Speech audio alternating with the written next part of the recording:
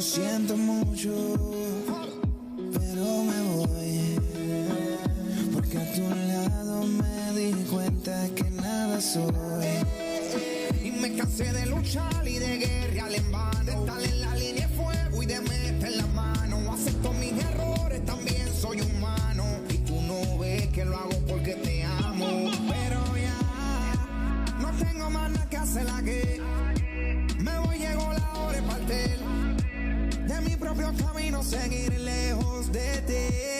So take aim and fly away. I've never been so wide awake. No, nobody but me can keep me safe, and I'm on my way. The blackbird is on the rise, the fire burning in my eyes. Nobody but me can keep me safe, and I'm on my way.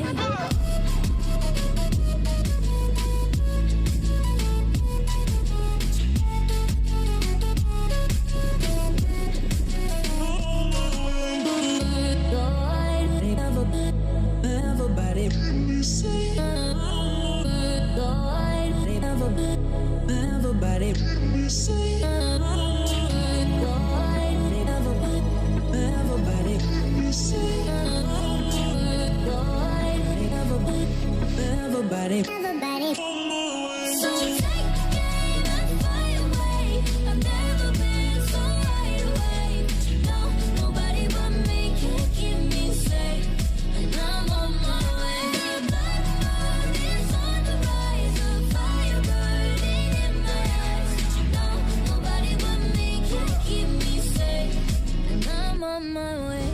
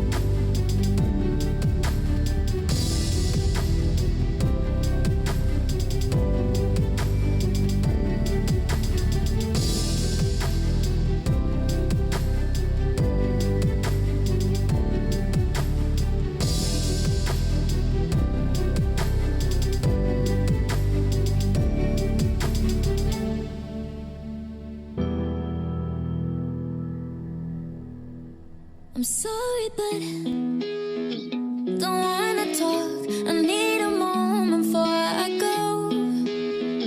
It's nothing perfect. draw the blinds. They don't need to see me cry. 'Cause even if they understand, they don't understand. So then when I'm finished, I'm all about my business and ready to save the world. I'm faking my misery, making my bitch can be everyone's favorite girl.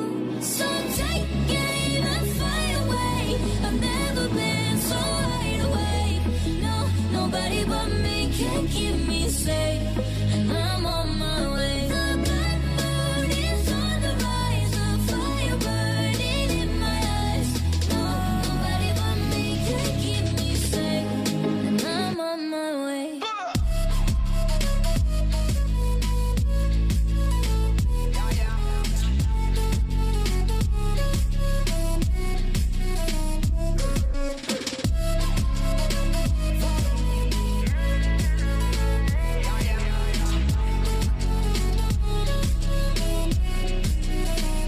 Lo siento mucho, pero me voy. Porque a tu lado me di cuenta que nada soy. Y me cansé de luchar y de guerrear en vano. De estar en la línea de fuego y de meter la mano. Acepto mis errores, también soy humano. Y tú no ves que lo hago porque te amo. Pero ya, no tengo más nada que hacer aquí. Me voy, llegó la hora de partir. De mi propio camino, seguir lejos de ti. So take aim and fly away. I've never been so wide awake. No, nobody but me can keep me safe. And I'm on my way. The black moon is on the rise, a fire burning in my eyes.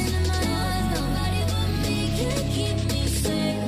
And I'm on my way.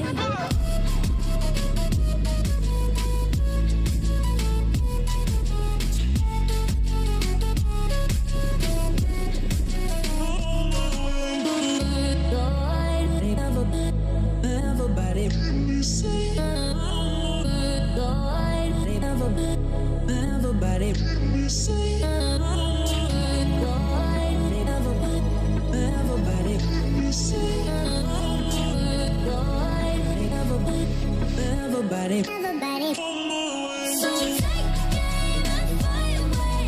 I've never been so wide awake. No, nobody but me can keep me safe. And I'm on my way. The black moon is on the rise, a fire burning in my eyes. No, nobody but me can keep me safe. And I'm on my way.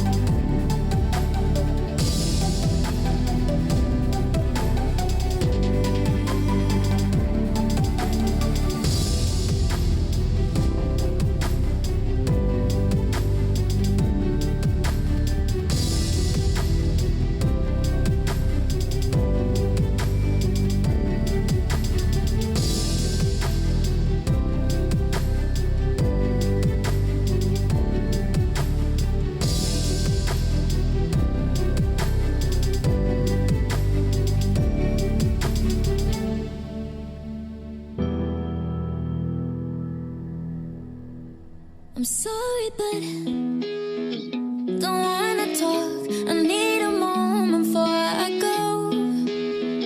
It's nothing personal. I draw the blinds. They don't need to see me cry. 'Cause even if they understand, they don't understand. So then when I'm finished, I'm all about my business and ready to save the world. I'm faking my misery, making my bitch can be everyone's favorite girl. So take aim and fly away. I've never been so wide awake. No, nobody but me can keep me safe. And I'm on my way. The black moon is on the rise. The fire burning in my eyes. No, nobody but me can keep me safe. And I'm on my way.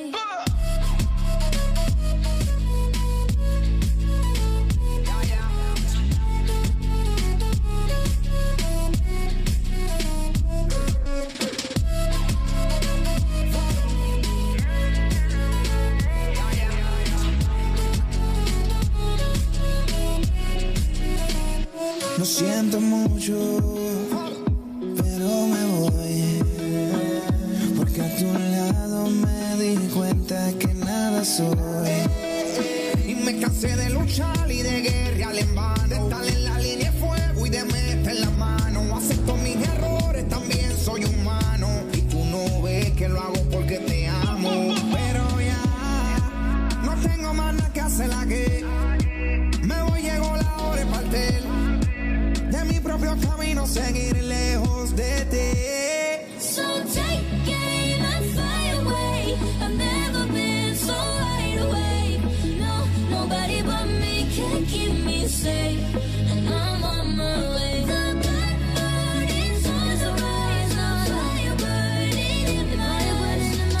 Nobody but me can keep me safe. And I'm on my way.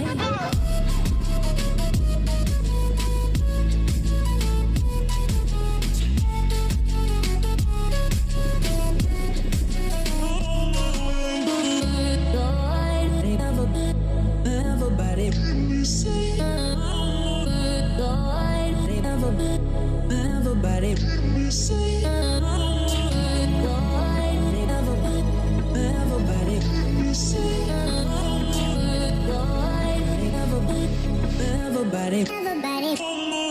So take aim and fly away. I've never been so wide awake. No, nobody but me can keep me safe. And I'm on my way. The black moon is on the rise. The fire burning in my eyes. No,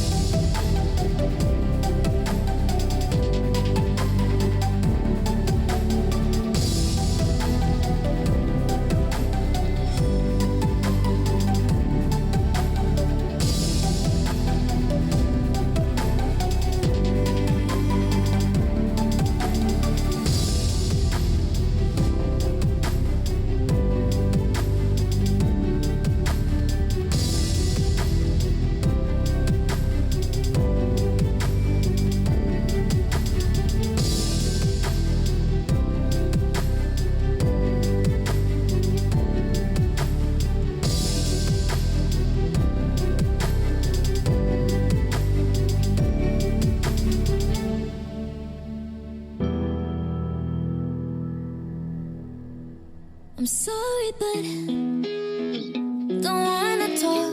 I need a moment before I go. It's nothing personal. I draw the blinds. They don't need to see me cry. 'Cause even if they understand, they don't understand.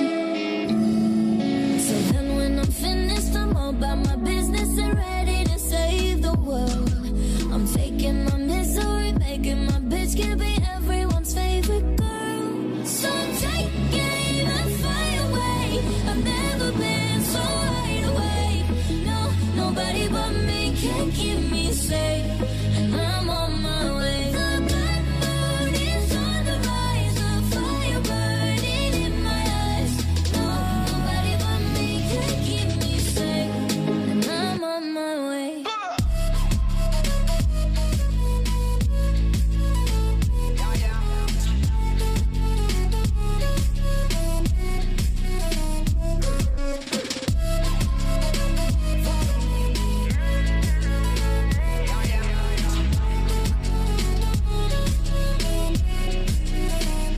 Lo siento mucho, pero me voy.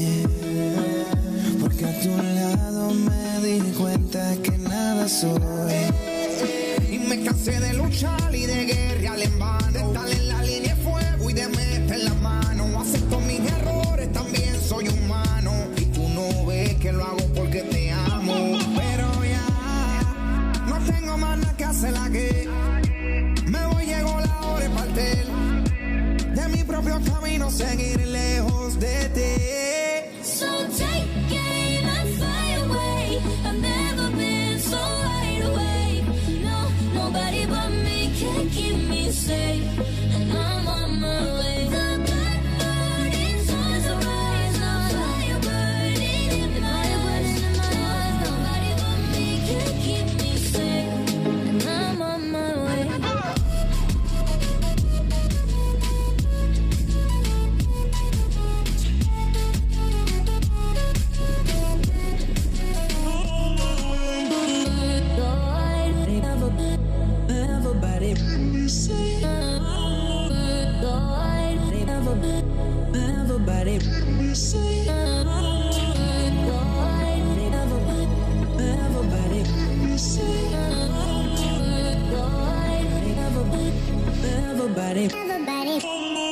So take aim and fly away. I've never been so wide awake. No, nobody but me can keep me safe. And I'm on my way. The black moon is on the rise, a fire burning in my eyes. No, nobody but me can keep me safe. And I'm on my way.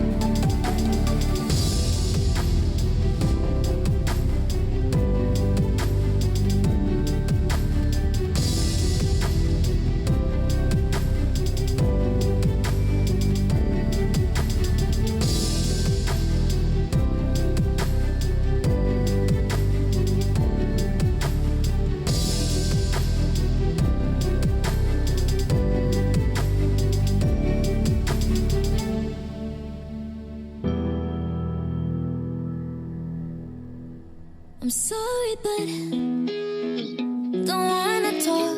I need a moment before I go. It's nothing personal.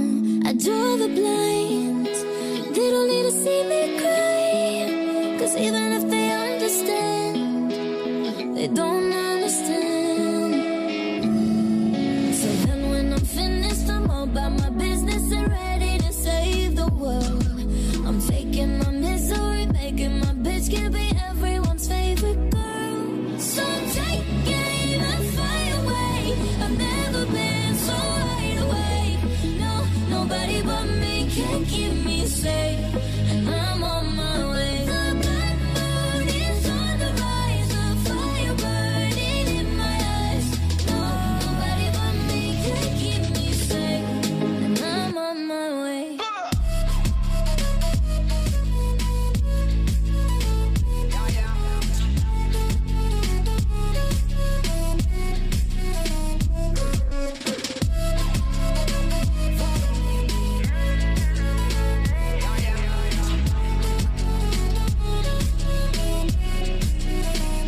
Lo siento mucho, pero me voy.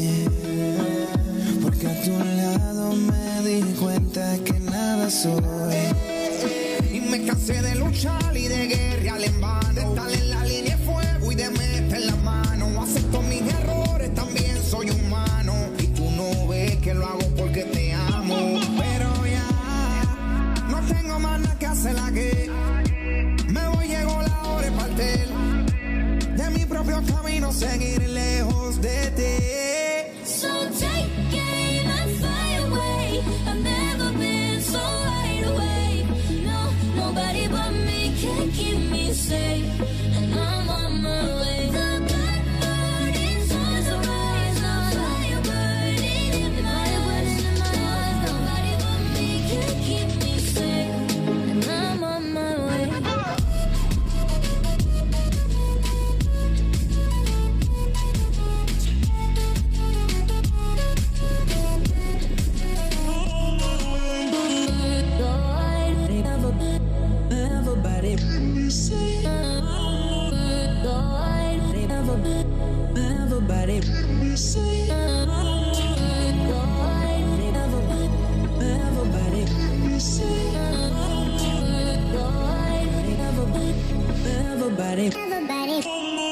So take aim and fly away. I've never been so wide awake. No, nobody but me can keep me safe. And I'm on my way. The black moon is on the rise. The fire burning in my eyes. No, nobody but me can keep me safe. And I'm on my way.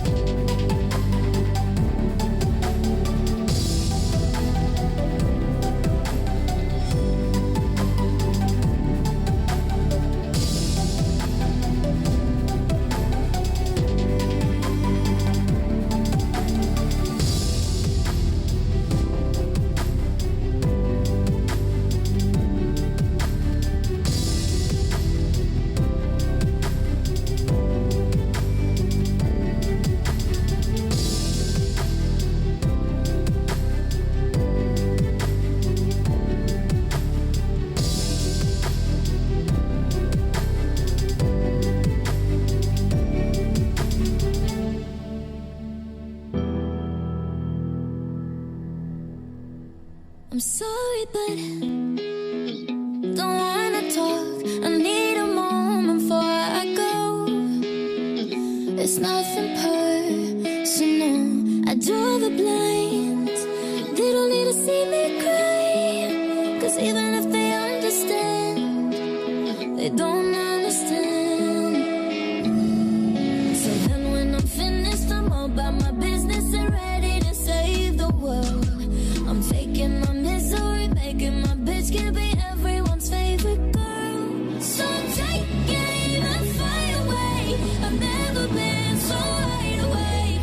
No, nobody but me can keep me safe. And I'm on my way. The black moon is on the rise, a fire burning in my eyes. No, nobody but me can keep me safe. And I'm on my way.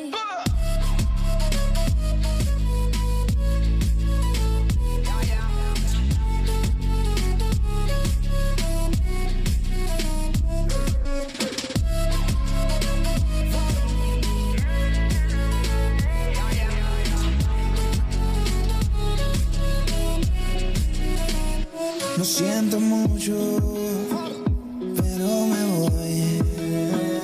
Porque a tu lado me di cuenta que nada soy. Y me cansé de luchar y de guerrear en vano. De estar en la línea de fuego y de meter la mano. Acepto mis errores, también soy humano. Y tú no ves que lo hago porque te amo. Pero ya, no tengo más nada que hacer aquí. Me voy, llegó la hora de partir. De mi propio camino, seguir lejos de ti. So take aim and fly away. I've never been so wide awake. No, nobody but me can keep me safe. And I'm on my way. The black moon is on the rise, a fire burning in my eyes. Nobody but me can keep me safe. And I'm on my way.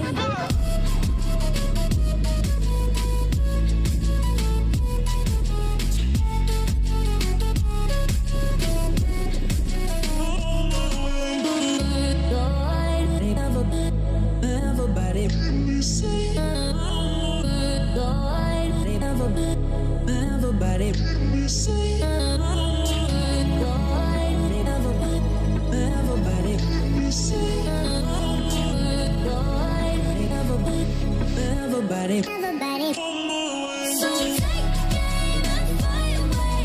I've never been so wide awake. No, nobody but me can keep me safe. And I'm on my way. The black moon is on the rise, a fire burning in my eyes. No, nobody but me can keep me safe. And I'm on my way.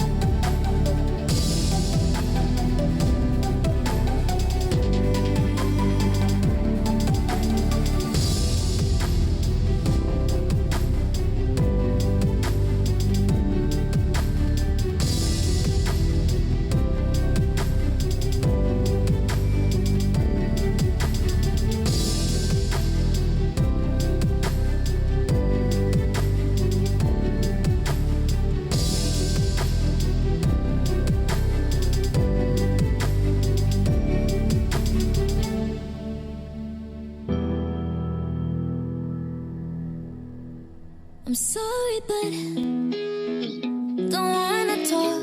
I need a moment before I go. It's nothing personal. I draw the blinds. They don't need to see me cry. 'Cause even if they understand, they don't understand. So then when I'm finished, I'm all about my business and ready to save the world.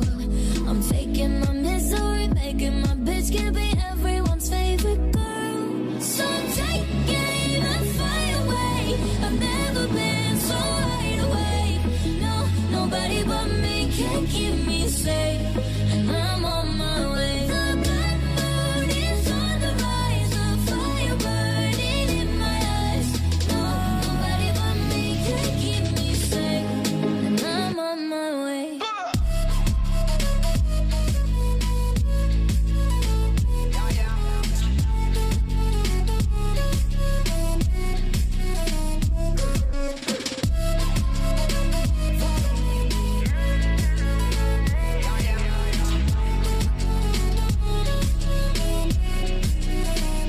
Lo siento mucho, pero me voy. Porque a tu lado me di cuenta que nada soy.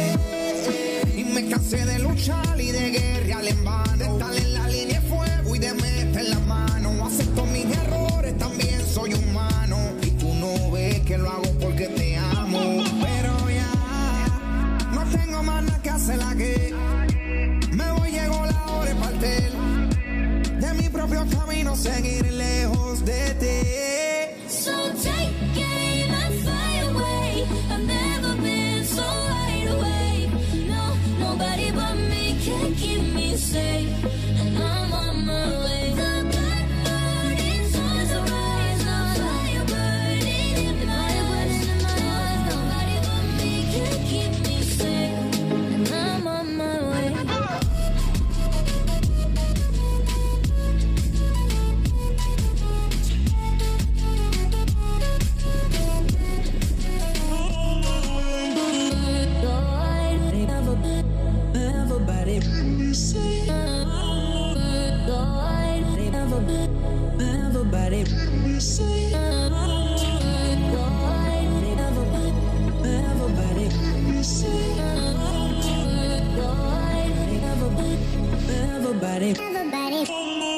So take aim and fly away.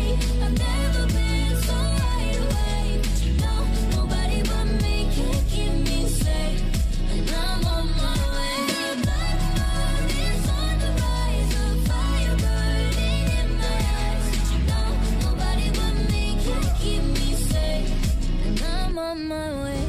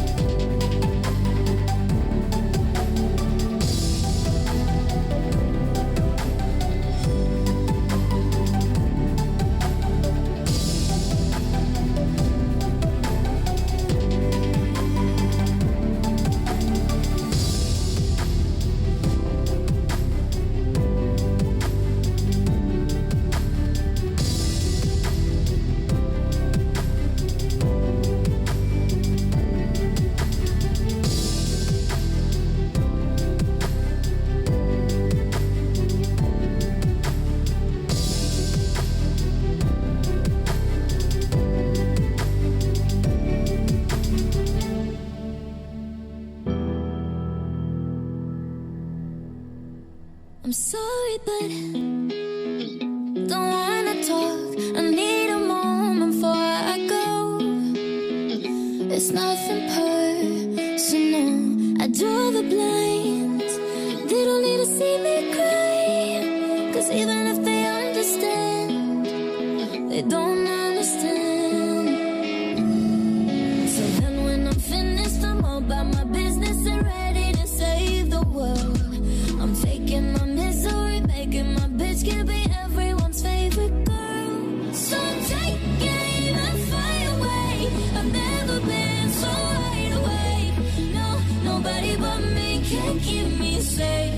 And I'm on my way. The black moon is on the rise, a fire burning in my eyes. No, nobody but me can keep me safe. And I'm on my way.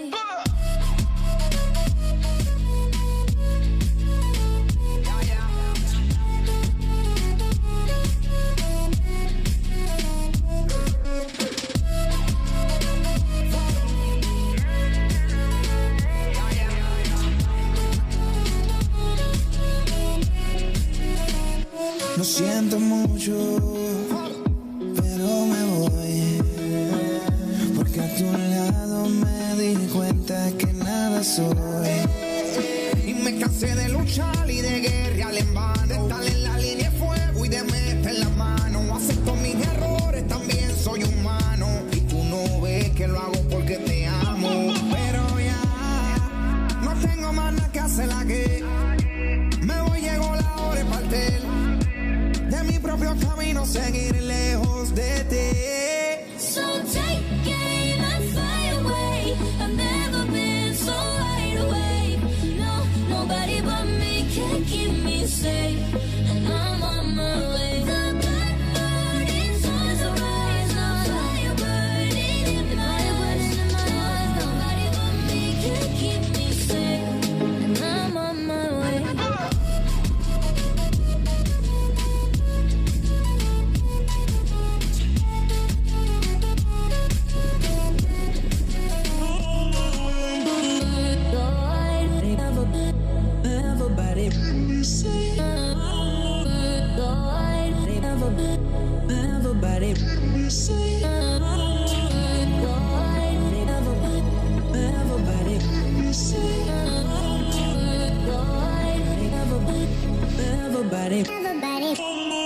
So take aim and fly away.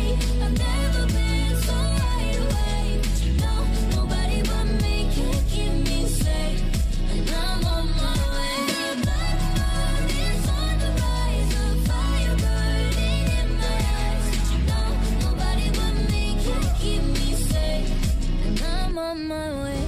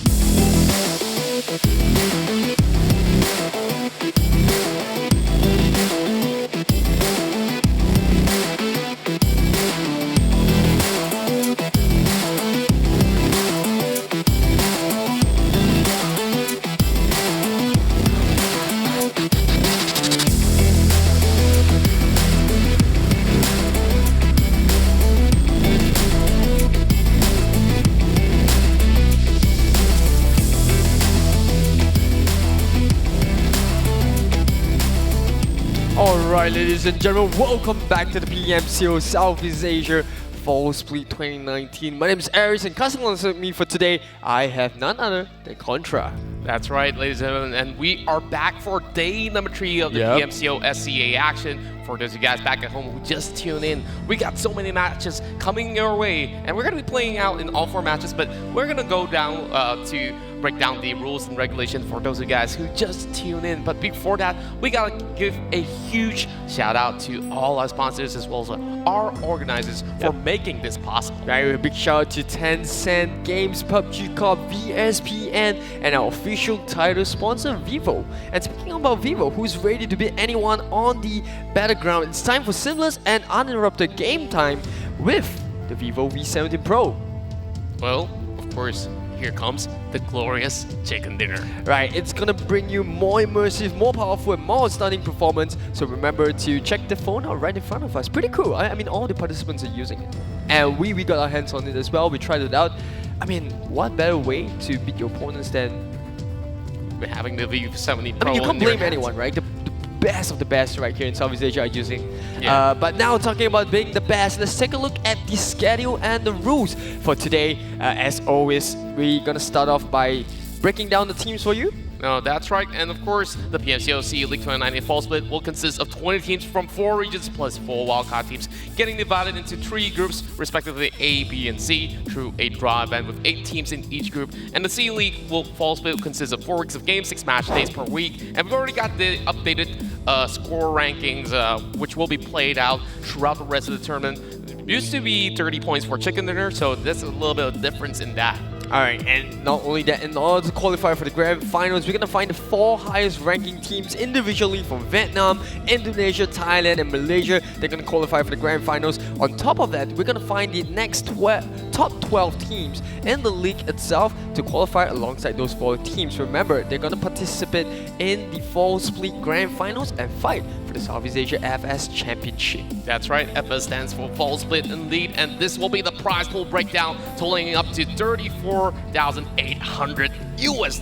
Woo, that's a lot of money. And of course, the champion of each week walks away with $2 grand, followed by second place with 1.7, 1.5, 1.2K, and overall 5th place 800, dwindling down about 200 as well as 100, all the way up to 8th place. So all these teams are just buying out to make sure that they grab some cash back at home to just keep themselves afloat. Not only that, we also give them a whole lot of other rewards as well. Yeah, on top of that, we have the Gunslingers of the Week reward for the team with the highest Q-related points calculated weekly, and that's gonna be $1,500 per week.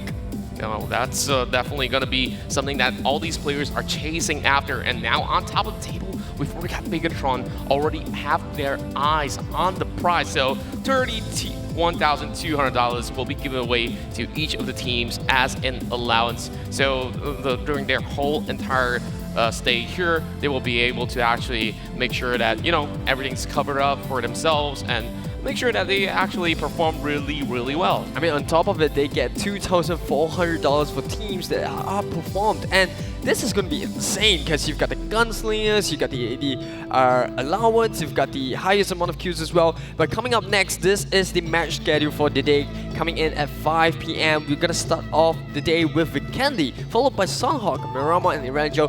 As always, remember, they are going to be playing 4 matches on weekdays and 6 on weekends. That's right, and this is the very first time that Group A versus Group B will be meeting up, but we're going to have a look into the total rankings. Starting from the bottom, we have members from the side of Team AMPLFY Pure Skills on 24th place. Just to correct myself, it's A versus C. Oh, so we're going to see a lot of those actions go down. Bapak on 33rd place, followed by CG, Superstars, NFT Esports, EVOS Esport over 19th place, Freaking Zoo on 18, AROV Esports on 17, Team Secret 16th place, Box Gaming 15, Yoodo Gank, as well as PLM will make up 13th as well as 14 respectively. And then onto the upper half of the table, coming from yesterday, we're gonna have XForce all the way at 12th place alongside LYNX, both with 37 points. We have Ryu with 40, Boom ID with 44, RRQ and FFQ both from Vietnam with 52 and 46 points respectively. We have Orange, RRQ with 57 and 54, and then making the top 4 here, we have VIP MVP squad with 72 points. And then going over to the big boys from Thailand and Indonesia, we have MGC Mega Conqueror with 93 points, just above them by 3 points with Illuminate the Murder with 96, and none other than Bigetron. Look at the amount of kill points they managed to secure. That's really huge. Not only that, 3 chicken dinners. Can any of these teams top them off? By the end of today, it's about time that we find out. And a lot of teams from Thailand, Malaysia, as well as Vietnam will be battling it off to make sure that they get themselves that head start coming into play. And first time meeting each other, it seems like a reunion for some teams such as Illuminate the Murder to meet up against teams like Team Secret. So I'm pretty sure there's a whole lot of high expectation, but Arjun's pretty much resting for now, having a slow start to the day. They might be finding it too easy. Obviously, we saw yesterday coming in from day 2, Bigetron and Illuminate the Murder both sharing the highlights of the day. You know, Bigetron taking the first half of the day with total of 24 kills, both in Vikendi and Sanhok. And then we have Illuminate the Murder coming in with 26 kills on Miramar and Erangel. I mean, these two are the giants to look out for today. But now, with Bigetron out of the way, can Illuminate the Murder take over then? Well, perhaps so, and we have Yoodo Gank, also one of the top guns hailing from Malaysia. They were the direct invite seats from the country to represent Malaysia, and now we're also having Bapak Esports having members from the previous team of Junior Talent coming into play. They're currently sitting at 23rd spot, having some decent kill average as well, and there were moments that they really popped off. There was one time that they almost took down RRQ.ATHENA. Yeah, I mean, they found themselves in a lot of team fights. And speaking of team fights, coming up on your screen, we have Crucial Gaming from Philippines, currently at 22nd place. They have 25 points. I mean, they are not doing too badly. They've shown a moment of brilliance. Yeah, definitely having a lot of great plays. I think that they're really good in terms of long-range trade-offs. And another team that has finding themselves in towards the PMCO C League hailing from Indonesia will be NFT Esports. Now, Rio is one of them to join along the sides, and of course, all eyes are locked over to RRQ.ATHENA because they have yet to actually secure the chicken dinner yet, but they still have pretty decent performance yesterday, and now maybe day 1 was just a warm-up for themselves. I mean, now on your screen, we see the boys from Mega Conqueror for the first time. This is the only Thai team that's outside of Group C, and they are going to go against Group C for today for the very first time. So we're going to see how they fare against most of, the teams coming from the same nation. We have Team Secret as well. They've yet to pop off, but I'm pretty sure they will be getting ready. Remember, this is day number 3, match 1, and it's going to be Vikendi. That's right, we're going to take flight into Vikendi for Group A versus Group C, as we'll see our flight path coming up really shortly. Now to break it down for those of you guys back at home, well, of course you guys might have played inside of Vikendi, looking at Dino Park here on map size 6x6. Well, it is the second smallest map that we have with land area coverage of 40.29%. And the Mount Towns is one of the best, I would say, because you have 27 cities to actually choose from, and now having Mega Conquerors floating above Stone definitely shown quite a number of insane kills, especially with that 1 versus 4 performance against Yoodo Gank. Yeah, I mean, coming in from day 1, remember, it closed out not to Kentra. We're discussing about all these couple of teams coming in from Castle as well. And then on the second day, it was on to the coal mine. And this is going to be a really tough flag. Like, it's always easy when it's from north to south, because you kind of get this map between Peshkova. You've got a little bit of Goroka to play with as well. But this means that a lot of these teams will be looking at Winery, we're looking at Dino Park as well. This flag path is going to be harder for these teams, especially for Illuminate the Murder, who might not just have an easy time compared to day 2. Well, knowing Illuminate the Murder, back in the previous season, they always opt to drop into coal mine, and for RRQ.ATHENA, they're just pretty nearby as well, Goroka. So these are one of those death trap regions coming from those Thai squads, which possibly will have a really difficult situation as they need to hit on down towards the south side. So over on the south side, we've already seen FFQ, SnowLynx, Superstars, as well as Yoodo Gang down below. Yeah. Now, over on the east side, though, what do you feel is going to be the option for teams like, Mega Conquerors right there? I mean, honestly, these boys, they've been dominating Group A so far. And coming into the number 3, obviously we mentioned about them facing up the other Thai teams. I'm not too sure if they might want to change their strategies up a bit. Obviously, a lot of the Thai teams are more familiar with how Mega Conqueror has played, especially in the qualifiers. We spoke to a couple of players, a couple of the Thai fans as well. They know that Mega is a household name. Yeah, definitely a household name. They are around for quite a number of years, and having this PUBG Mobile division playing for them, there's so many of the other fans really rooting out for them. And in the previous sort of the national qualifiers, they did not manage to come in Season 1, but Season 2 coming back with Fury form, and they definitely look unstoppable on day 1. I mean, honestly, we spoke about whether or not it's easy to be in Group A, B, C. At the end of the day, remember, this is a league, right? You're going to have so many games played over the weekdays and weekends that honestly, the grouping, it doesn't really matter. It all comes down to consistency, which teams are able to capitalize on consistency and able to capitalize on the score system. That's right, and we're talking about consistency here. I do see quite a number of the teams that used to play in the previous season opting for the same sort of drop point, which is their hometown. Just like we see AROV, they might have a new lineup, but they still have the same old game plan where they drop into double Mistro. So they should be able to actually find themselves a couple of vehicles to actually rotate down south. Same goes to Bapak Esports, which is currently loitering around the Cosmodrome area, but that sort of a rotation is definitely going to be a pretty difficult one, as we see them being one of the furthest teams away in towards this circle. Yeah, ILLUMINATE, you mentioned about them dropping the coal mines, and true enough, as always, sticking to their comfortable rotation, looks like none of them are going to get contested. We are looking at Superstar as well. What do you think about this team performance? I think they are an interesting team. Yeah, definitely an interesting team. I feel like Superstars, they just haven't found their form to actually get themselves in towards the top 5 situation. And they managed to pick up battles after battles after battles. I mean, we all know that the new point system is going to affect when it comes to all that sort of survivability as well as team fights. So you really need to focus on either one. All right, let me ask you a question, Contra, right? We talked about Group A, Group B, Group C. Do you think it's good for you to play out both the matches like Group B and Group C can? Or do you think it's actually better for Group A to have a rest in between before facing Group C? Because you got to take into consideration about breaking of momentum with the day in between, and then versus having a little bit of a rest before playing 4 to 6 matches immediately on the next day.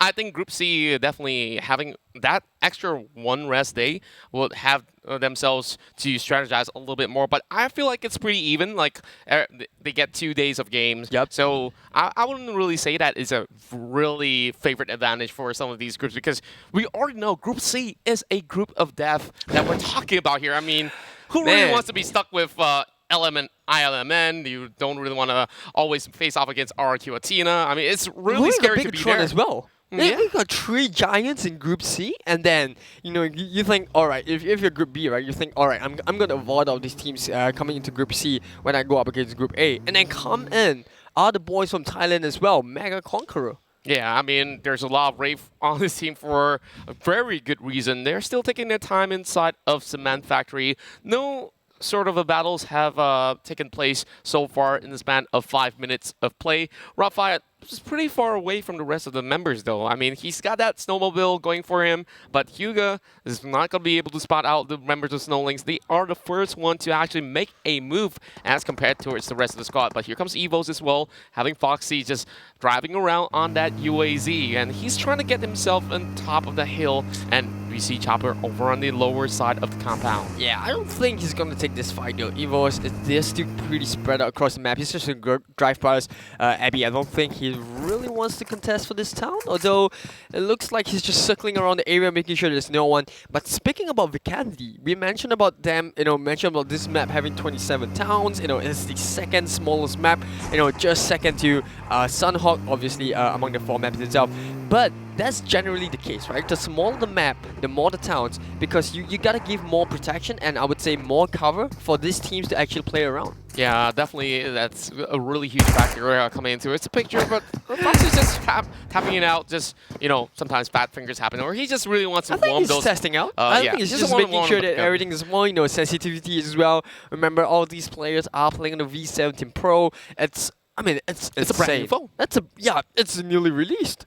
Yeah, I'm pretty sure that it's a huge privilege to be able to play on those brand new spanking, it's like a great horsepower engine for you to just You were eager to rev get up. your hands on it as well. Like you were touching the ones in front of us, and I mean honestly, it feels so good to have one in your hand. Yeah. But enough about the phone itself. Let's talk more about the plays. We have already one member getting knocked down somewhere across the map. I think we should be able to catch up on it soon.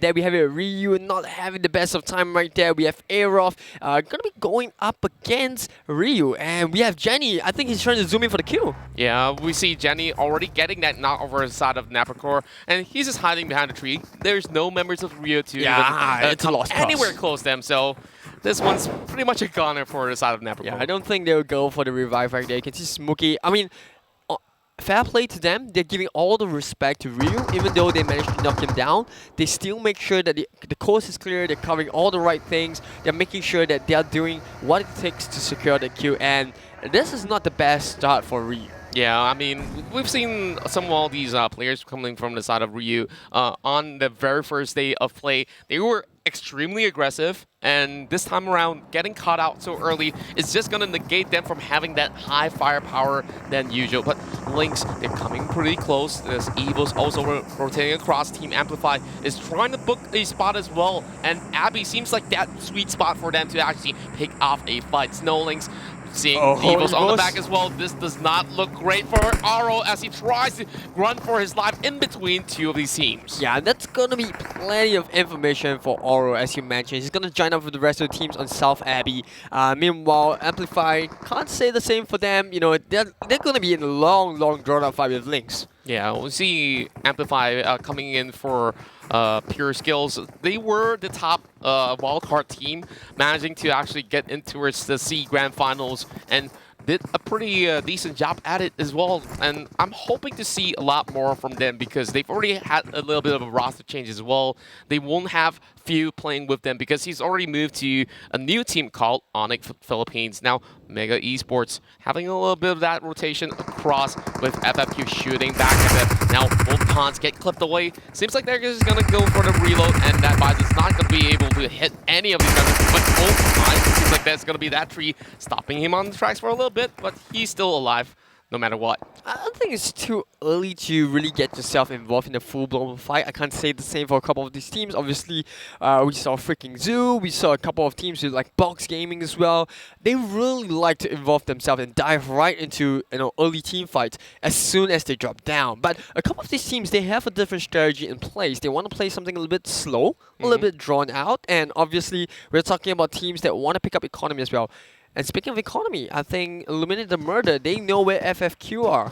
Yeah, I mean, for the side of Illuminate the Murder, not all their members have all the best of gears. They're still holding some level 1, level 2s. But, oh my, a little bit of taps coming from the side of Martin. Spots out F1 inside of the warehouse. And there's going to be a little bit of trade back coming in. And Martin taking 50% health, getting chunked out. Yeah, I mean, he was trying to pop the tires of the vehicle and the barn right there, and I think that's a really good strategy. Like, you want to reduce the amount of escape mechanism that FFQ have available to them. Meanwhile, we do see EVOS right there with the snipe coming in, really good shot, but FFQ still, they are not in the clear, but they're taking the fight to eliminate the murder. Wow, we see them actually having the better of traits. Matai also getting clipped as well, so that's a little bit of damage being done towards their armor, and I'm really surprised that the side of EVOS Esports, they managed to secure that AWM much earlier on. Yesterday, they went straight in and, well, let's just talk about Dixie right there, and he gets another one getting knocked out. Yeah, I mean, the thing about AWM is, right, no one kind of expects it in the first 5 minutes of the game. Generally, you're going to see an AWM in the second or third phase of the circle when, more crates start to drop. But here we see FFQ taking so much damage, and I'm not sure if Illuminate the Murder play the way they played yesterday, they might just go in for the kill. Oh my, seems like he actually took the favorite spot of Bigetron Esports because they usually take the shack and just try to snipe across the region. This has a bird's eye view over everyone from this point. He sees a vehicle coming towards him, and you mentioned about having a bird's eye view of the entire south of the map of Vanova, and I think they're trying to do just that. They're trying to make sure that every single one of them that wants to go past this crossroad has to go past EVOS. That's right, and he's already unloading 2 bullets straight towards the side of FFQ, and each of those bullets connected. So some of these guys, they're already not having that sort of a helmet to work with. And one more member cut across is Viker of Team AMPLFY as he tries to dock himself right in towards the middle of those rocks. I feel like this is not the best of situations for the side of AMPLFY as well, as Viker is now all alone. But remember, Jaxi sooner or later is gonna run out AW and bullets. But I tell you what's gonna happen. Team B gonna be firing straight onto AROV, but I don't think he's able to get any of the sprays out. But he has just announced his position to the rest of RRQ. Wow, you see snipes after snipes after snipes. EVOS. Also joining into it, picking up that sniper. So we understood that there's so many of these open fields of Vikendi, and now NFT trying to book a spot, but they're getting chased away by FFQ. And over and back, we have Illuminate the Murderer as well. I mean, Cole was separated from the rest of our NFT. They tried to go around a couple of these vehicles and compounds, but FFQ, they managed to separate NFT. If they can find 1 kill, this could be a really bad turn for the new team. Yeah, I mean, look at them go. They seem like some sort of a hitless chicken, like, oh, I really want to get to this compound, but it's like, nope, sorry, all these rooms are fully booked. Go ahead, find somewhere else. So we see really high population over on the side of Abby because this is one of the central zones, NFT. and they crash straight towards the compounds of Mega Esports, trying to book the hill, but Rotfire says, no, I'm just going to be here to actually hold this one for the meantime. But Mega Esports, they are kind of separated 3-1. I like this. I'm not sure how they're going to deal with this, though. I mean, I like this coming up from Mega Conqueror, right? Because you've got Rotfire that's on the right side. He's going to make sure that anyone who wants to come right around to flank Mega Conqueror, they're going to get spotted by Rotfire. The thing is, NFT have no idea that he's there. So if NFT go for the push, especially onto Online 24 and Pawns, as well as Stone, you're going to have Rotfire that's going to pick up all these easy kills. Yeah, if he gets those angles right, definitely he will be able to do so. And he just have to climb all the way up, and then they will be able to actually pick them off one by one. And there's not many angles for NFT to actually work with because all they could possibly do right now is just to defend, but he managed to spot out Online 24, trading it all the way back. But all of these bullets are just heading towards the walls, not doing all too much. Pawns, he's just making sure that he tries to get those angles right, but there's a lot of all these trees blocking the vision.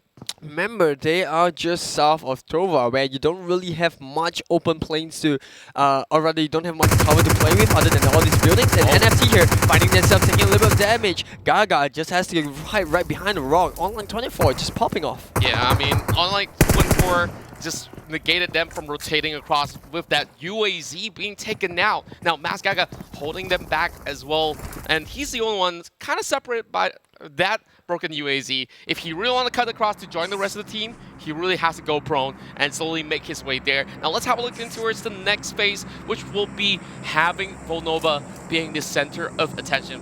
There's still some sort of coverage over the other side of the land. Yeah, it's I'm all, not sure it's all whether it west. will end All there. the action is going to happen in the west. If you look at the east side, you've only got Crucial Gaming just chilling on the north side of Volnova, but none of these teams are going to come from Hot Spring. So I think most of the teams did a pretty good job at anticipating the circle. The only issue is when you have so many of these teams doing the same thing, that's where we're going to see most of the firefights happen. Yeah, I definitely would agree to that. Now, we're only seeing members of Illuminate the Murder having Arm Jonah getting sniped away. So this is going to be a little bit of that tricky situation for the side of Illuminate the Murder because we understood that they were nearby the compounds of Abbey, which is flocked with about 2 to 3 other teams. So if they were to go in for the save, it's a little bit more dangerous for that. Now, let's have a look into the side of SS as well as Bapak. Yeah, I mean, all 16 teams still alive. You have Bapak and Superstar playing here, Hyuga, just making sure they spot out. And Winery is going to be a really hot zone, right? You see like 4 to 5 teams playing around it.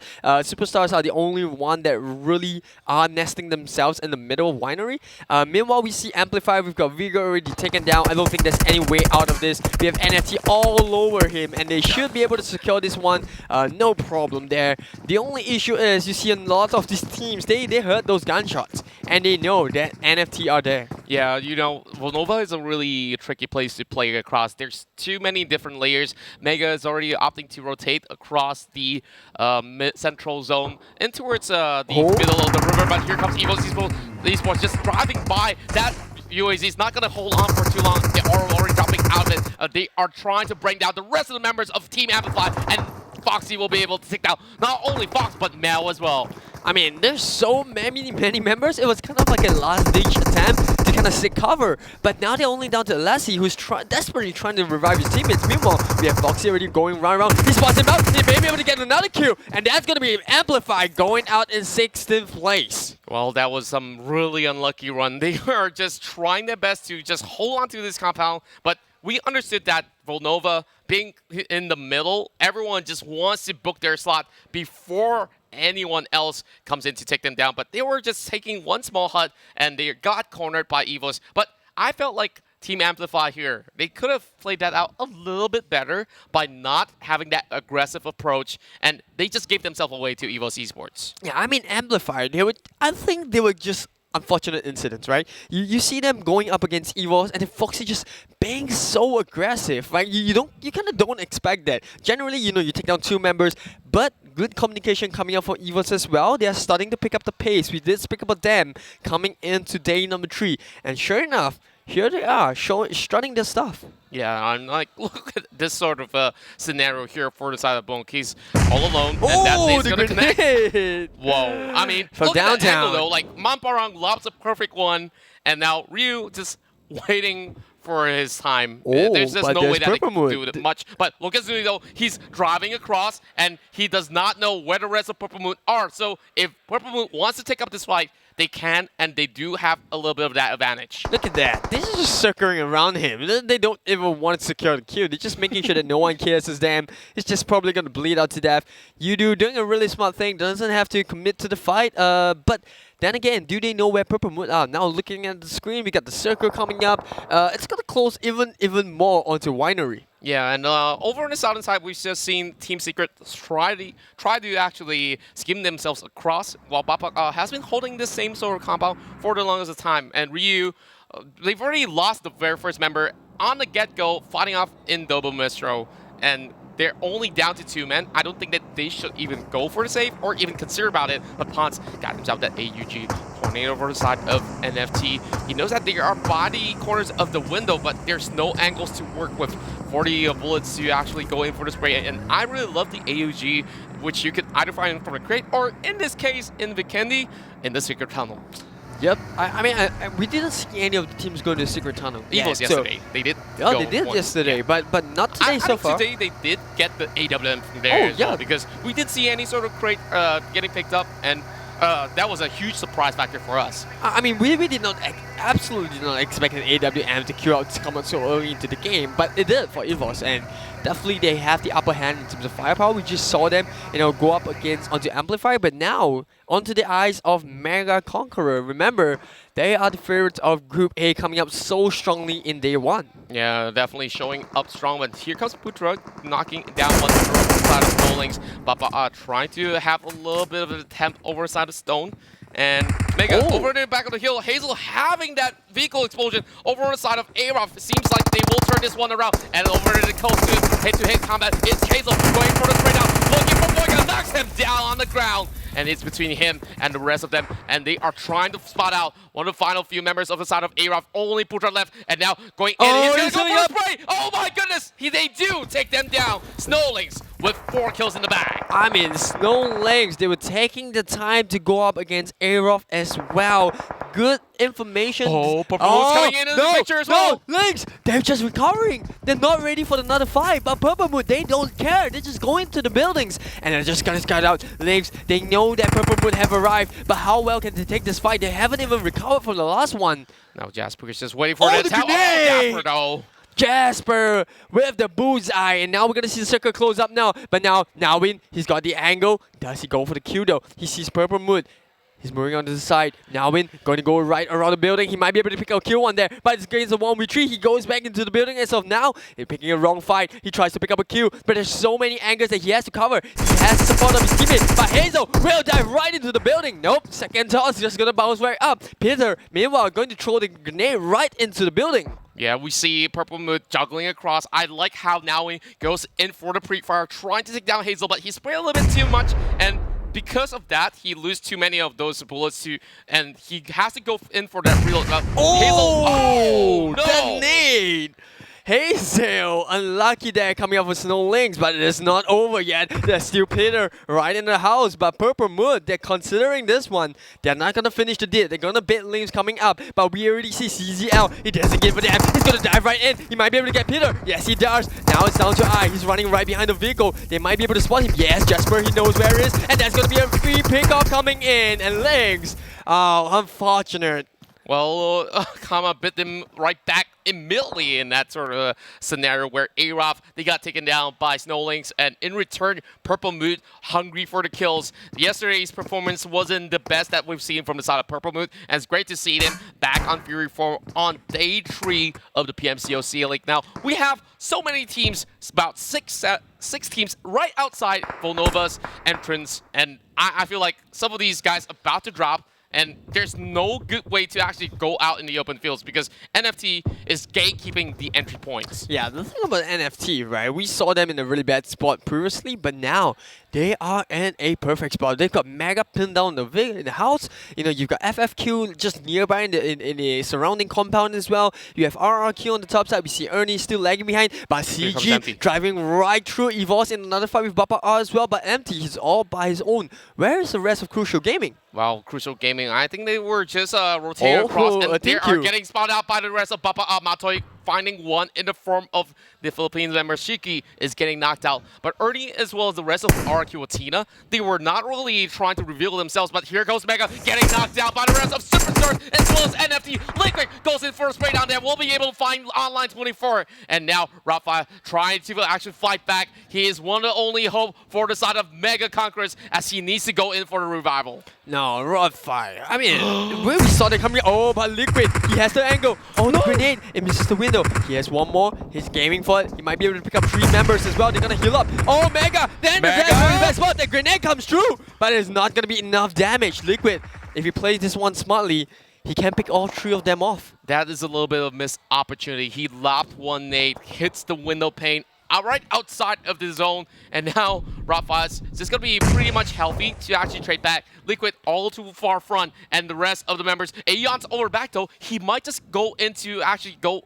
take down NFT with a surprise attack. Yeah, look at that. The compound which NFT are so much smoke playing in. And Rafi does manage to pick up 1 kill onto Cole. And this is the breakdown on NFT. They are going up against Masgaga in a 1v2. They managed to pick up Aeons. And CG is going to bow out. But it's not over for NFT yet. They are still in the fight. Oh, the grenade comes in. And that's the confirmation. CG knocked out in certain place. Wow. I feel like CG, they didn't really have a battle plan. We saw them cutting across. Papa takes a really huge U-turn to actually fend off against NFT, and they were just depleted by the time that they arrived on the scene. But here comes Mega dealing with another sort of a pressure coming from the side of FFQ as well as EVOS Esports, while Yoodo Gang is just rotating across the corners here. And there will be Rafa getting taken down by Foxy with that spinning coming from the M4. Oh, Rafa, he managed to climb into the building just in time. I thought Foxy had it.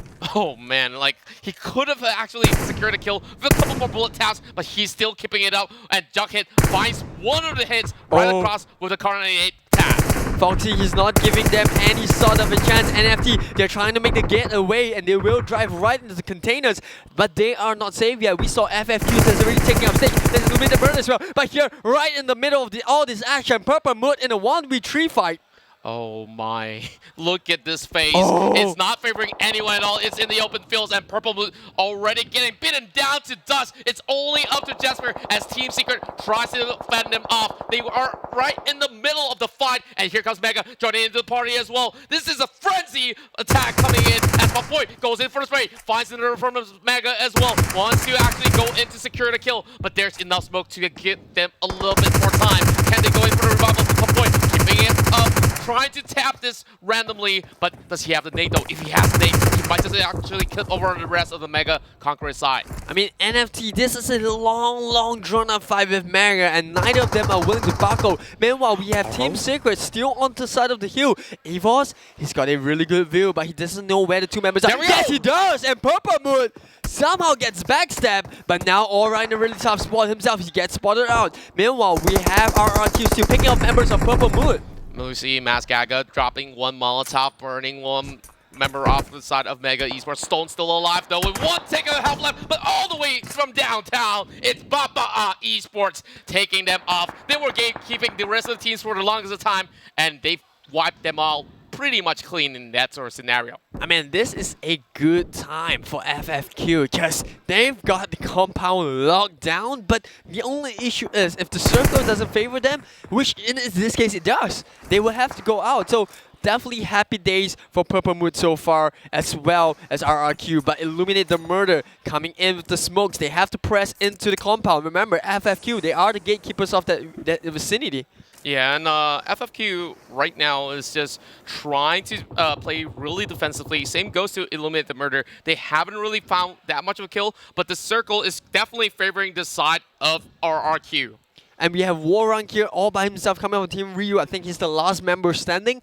Meanwhile, we have Bapak R pushing in from the side. And that's going to be a really tough area because there's so much ground that they have to cover. Yeah, I mean, how could they possibly go in without taking any sort of damage at all? Because that circle is definitely rotating towards the side of RRQ as well as Illuminate the Murder. So that team really has to go to defend them off, and tricks will be actually picked up by Illuminate the Murder from quite a far, and that's going to be another huge problem for themselves. I mean, Illuminate the Murder, they're waiting for the perfect opportunity to actually push into that, that small little house that our FFQ are sitting themselves in.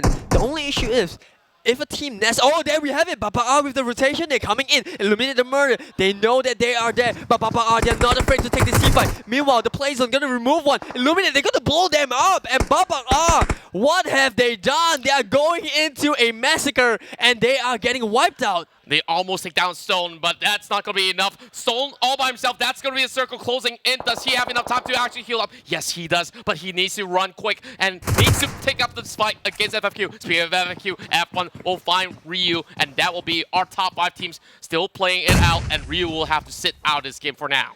I mean, FFQ, this is the perfect spot that they want to be in. The circle playing their favorite time and time again. They've got Illuminate outside, they've got RRQ that has to push within the zone, but now the new circle, look at where it is. RRQ somehow, I don't know, fortune favors the brave?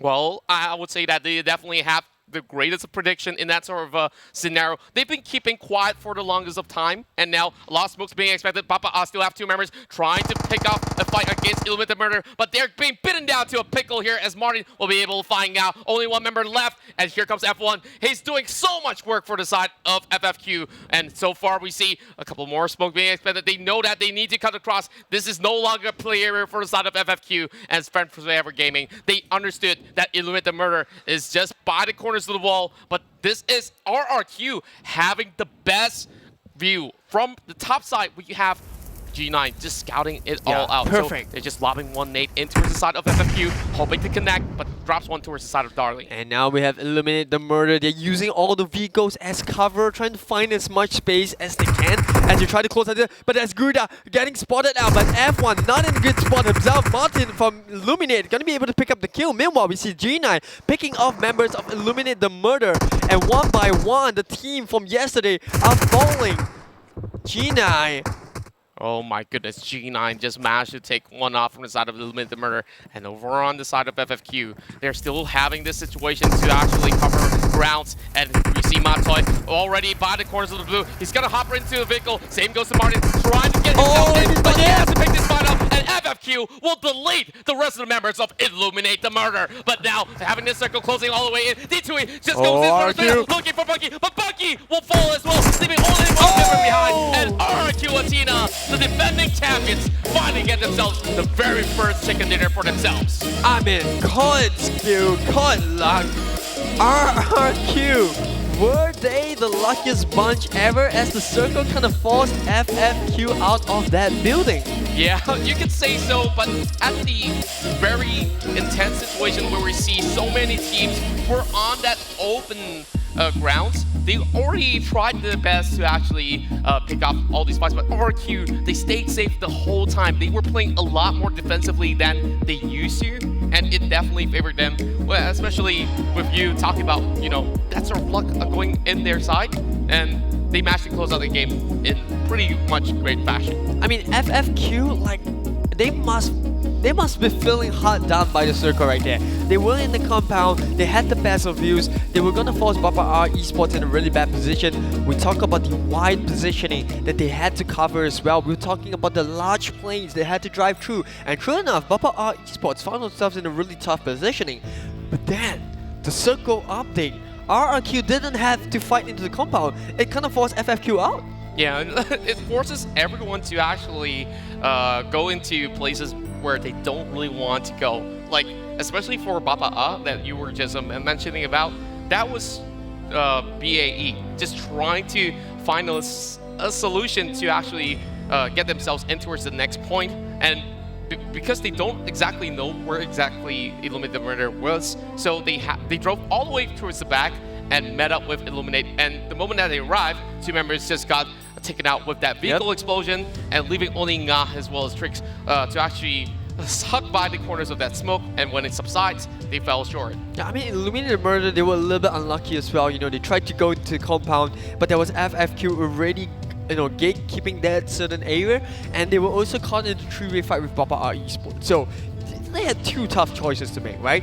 Do you actually go for the kill on Bapak Esports because they're driving towards you, or do you actually take the compound against FFQ? In this case, they went for the easy choice first. You know, you remove the obvious opposition that's driving towards you, that was Bapak Esports, and then kind of just revealed themselves to FFQ, and then RRQ just call them the masterminds of, or rather the best opportunities in this game. Yeah, they I mean, found you the really have to perfect give spot. credit to the other teams as well. Right. Like RRQ, Absolutely. they understood what's really going on across the fields, and they chose not to fire back until necessary.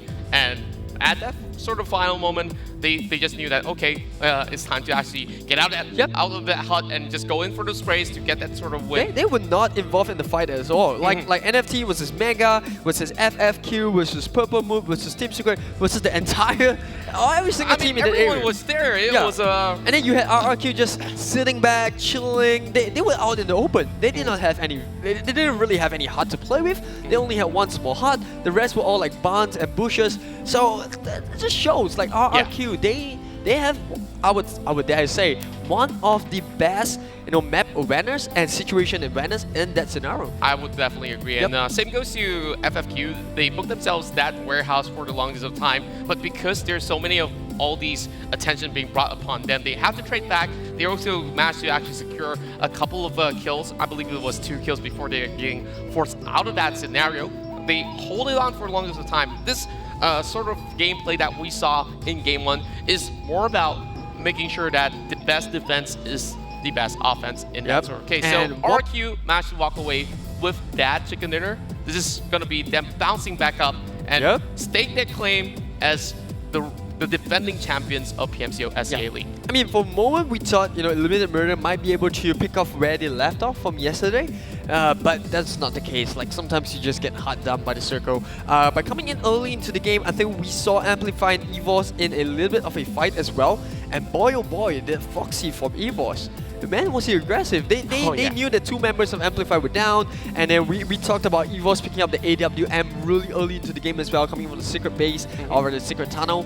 And then Foxy, like, with the information he had, he only knew that 1 member from AMPLFY was upstanding, and he was kind of healing himself with the bandage.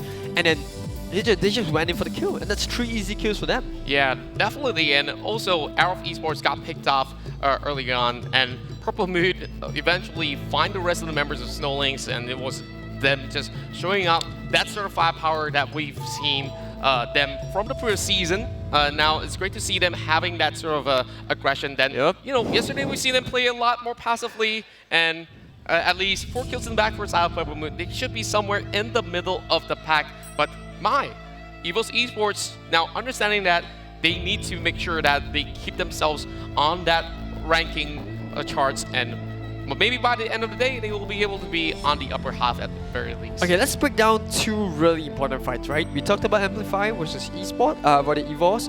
We talked about, we haven't mentioned about LYNX versus AROV as well. LYNX coming to AROV, but let's leave that for later, right? We'll let Terrence break that down. But coming up on the screen right now, we're gonna see the scoreboard for match number 1 of day 3. Right at the bottom, we have AMPLFY, like we mentioned, in a really tough spot, or a tough fight against EVOS. Coming in with only 1 point, Crucial Gaming as well, 1 point only. We have Team Secret, AROV, SS, and Yoodo Gank, all with 2 points, sharing from 11th to 14th place. And in 9th and 10th, we have Ryu and LYNX with 8 and 5 points respectively. Yeah, you see, LYNX might have dropped out early, but because they got that 4 kills, they are ahead of a couple of those teams. Now, over on the top 8, we have NFT, the gatekeepers of Volnova, falling short, but they still managed to rake up 9 points in total. Same goes to Pubg coming into 7th place, EVOS Esports 6th place, and 1 point above them is Mega Conquerors in that top 5. Bapak on 4th place has raked up a total of 14 points and 6 kills. I think that's pretty huge for the Malaysian team. And on our top 3, look at what we have right here. Yeah, we have ILLUMINATE the Murder, the champions, or rather sharing the stage with Bigetron yesterday. Coming in 3rd place with 15 points, we have FFQ with 18 points, not too bad for themselves. But in 1st place, none other than RRQ, 33 points with the chicken dinner in the bag. Well, you see that 13 point on their hands is definitely those pickoffs coming from the man of the match himself. It'll be RRQ's D2E, getting so much information, and you see the damage output may not be too high because he goes in for that sort of a kill secure attempt, and he managed to rake in a total of 5 and surviving all the way up to the very final moment. Now let's hop into the highlights of our very first game of the day inside of Vikendi. Yeah, straight off we see EVOS. We talked about this one as well. Foxy going in for the kill. Meanwhile, we have LYNX. They're not finishing too highly on the table, but doing a little quite well themselves as well. You know, they spotted members of AROV coming in. They managed to get at Putra there, knock down Peter, but unfortunately wasn't able to close this one out. Hazel in a couple of a really good fight. Look at that. They go in to close this one, and there was just nothing that AROV could have done. Yeah, I mean, we see Hazel just getting that micro Uzi sprayed down onto every single one of them, and we see other teams also capitalizing on that situation, especially NFT as well as Mega here. They were having the longest of fights and they were all across, but Mega had their last laugh as they managed to pick off not only them, Bapak Esports face off against ILLUMINATE the Murder, and that goes our top 3. And by the end of it all, it was RRQ.ATHENA to take the win. Now let's see what Terrence have to say on the table alongside with RRQ.ATHENA, the champions of Game 1. Thank you so much, Contra and Aris on the casting table. Amazing match here on the first day, day number 3, first match of the day in the map of Vikendi. I have here from RRQ.ATHENA, D2E himself, the man of the hour, the best player in this game itself here. But before we get a little bit of question here, you know, I got a couple of questions to ask D2E here. D2E, first things first, you and G9, who's the better player? I think G9. Really? Yeah. Oh, the big brother gets it, huh? Okay, next one here. Let's go a little bit more serious into the question, okay? How's your feeling? You know, you got your finally RRQ.ATHENA getting their chicken dinner in the PMCO force feed. What do you think? I think โอเคผมคิดว่ามันเพิ่งเริ่มการแข่งขันครับมันต้องดูระยะยาวครับเพราะว่ามันวัดอะไรไม่ได้ครับชนะแค่เกมเดียวก็ต้องดูไปยาวๆครับอีกประมาณ 50-60 กว่าเกม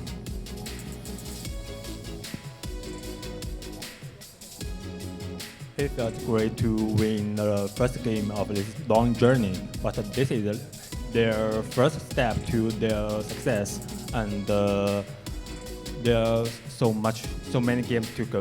Yeah, great positive attitude. I like that. You're very humble. There's a lot more matches come here, but I gotta ask this as well, okay? Yesterday, you know, we talked about how Group C is really tough, and then you guys had a really tough struggle, and today finally getting chicken dinner. What's the difference between today and yesterday? น่าจะเป็นเรื่องการสื่อสารครับเพราะว่าก่อนหน้านี้ไม่ได้เล่นด้วยกันครับก็เลยยังคอนโทรลกันไม่ติดนะครับ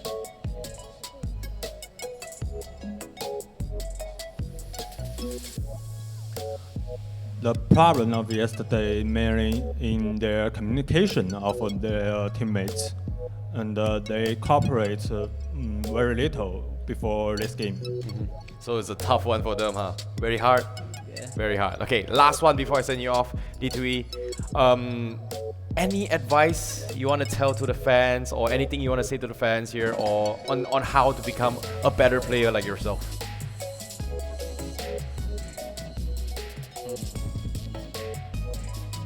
ก็สำหรับใครที่อยากเล่นเกมนี้ครับ ก็ฝึกซ้อมเยอะๆครับ แล้วก็หาใครเป็นไอดอลก็ได้ครับ เพื่อจะได้ทำตามความฝัน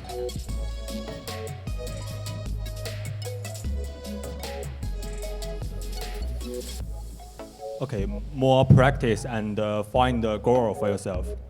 Okay, okay, I like that. Okay, last things to say. Anything to say to the camera? D2E? Anything you want to say? No? No? No? You want to focus on your next game, huh? Alright. Thank you so much, D2E. I'll send you off here. And of course, next up, let's take a look at what the weather channel has to say for you. You know, I like how I like to mention it, weather channel, because, you know, we have this dashboard to just talk about the weather and stuff like that. However, let's talk about the first match of Vikendi itself. Okay, it all started on the map here, heading towards the east side, traversing into the western side of the map, Dobro Mesto, and Circle somehow ended in towards the southern section of the map. And most of the teams had to travel from the northern side heading to the south side here. What was really interesting was that FFQ, one of the top trees here, was dead smack in the middle and center of the map near the vicinities of Winery. For them to actually rotate to Winery is super easy for them. And as the game progresses as well, you can see a lot of teams were prioritizing on towards the center of the circle just because it's easier to rotate towards the next following circle, and there was not much engagement throughout the entire match. And this was a couple really nice plays here where EVOS started to pick up their steam, where they actually went on a full head-on engagement to multiple teams, which proved to be a little bit problematic to most of the teams, especially from side of FFQ, where Jaxi landed that AWM shot and taking out a couple helmets with the FFQ. But the circle somehow favored them from the side of FFQ. But as the game progresses, well, you can see all the teams were trying to rotate into the circle and trying to find the best spots. And somehow, Illuminate the Murder and FFQ, they had this compound and they played it as long as they could within the vicinities of the circle and dragged on out the entire fight. But if you pay attention properly towards the teams here, you can see all the players were on the corner steps of the circle, and because of that, they were bound, like, they were kind of tough for them to get that information that they needed to kind of plan ahead the next step, because they were just like smack middle center, where are the enemies? Front, back, center, front, or behind in this case. But there were just so many angles that they had to mark. It's so hard to keep track in terms of the players itself, whereas you can see the top three teams, they just take a chill pill, relax, and they didn't want to be trapped in between multiple third parties in these kind of reactions here. And as the game progresses as well, you can see, you know, there's a couple nice interesting plays here from LYNX going up against Mega, I believe. Sorry, it was from the side of Purple Mood, you know, after LYNX finished off their fight against AROV, they took them down. Purple Moon took that opportunity, went in for the kill, and they actually took down LYNX here, which was really, really nice, because, you know, you kind of need to beat the Wooden Dog here. But yeah, this is the point I was talking about. All the teams, they're kind of stuck here in between multiple teams here. Mega, they had a little bit of small hiccup, but they were pincered between NFT, EVOS, and also FFQ suppressing fire from multiple angles. So that was a tough match for them to actually contest those fights here. You can see here, and also potentially Bapak as well. So it was super tough for them to actually exit the compound itself.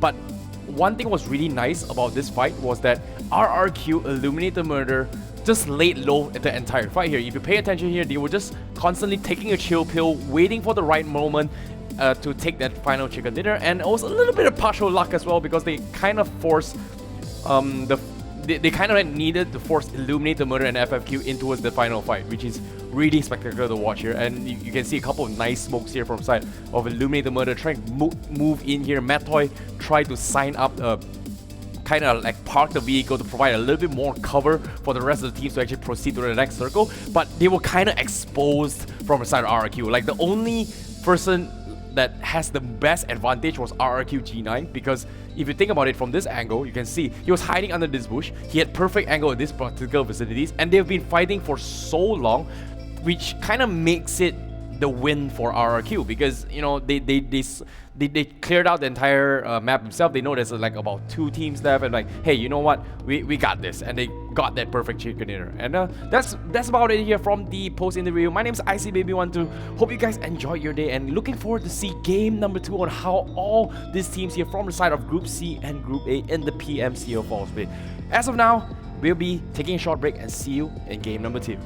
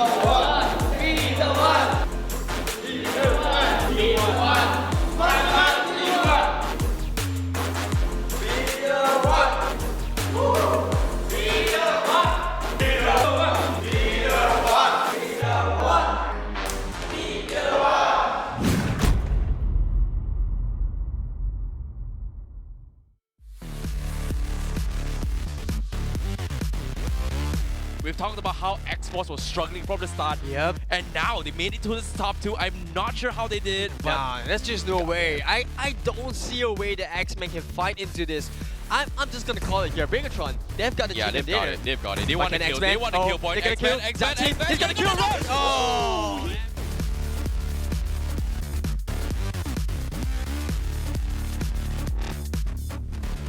Members. Oh, no, the circle, they're pretty much BTR. pinned down. They're pretty much pinned down. They're gonna run as well. They've got them all pinned down. Snowlings in some trouble. Mattoy trying to make a rush for it here, but Ryzen won't go for the wrap round. But Mattoy gets taken down eventually here. Oh, as the zone. Going The to go zone. for the healing game on BTR. They want to finish up BTR. Oh yeah, They're no. doing it. Peter still hiding right by the rock. Oh.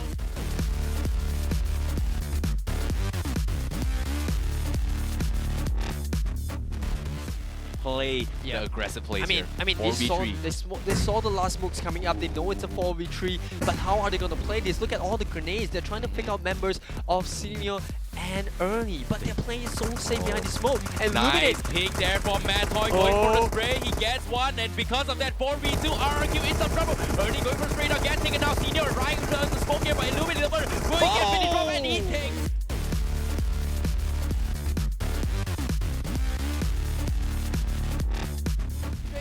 These two members, we do see Navin who's inside, but Purple Moon. Oh my goodness, Oh they're no. playing on this. They're counting on luck. Look at this. They're all snaking their way through, but hey! Oh, what are you Navin! doing? What are you doing? Hello! Now I'm it's still inside. now it's coming into it as well. He's trying to survive all on his own, but we have Marco getting knocked out. Now it's somehow in second place, but this is Oh, over. no.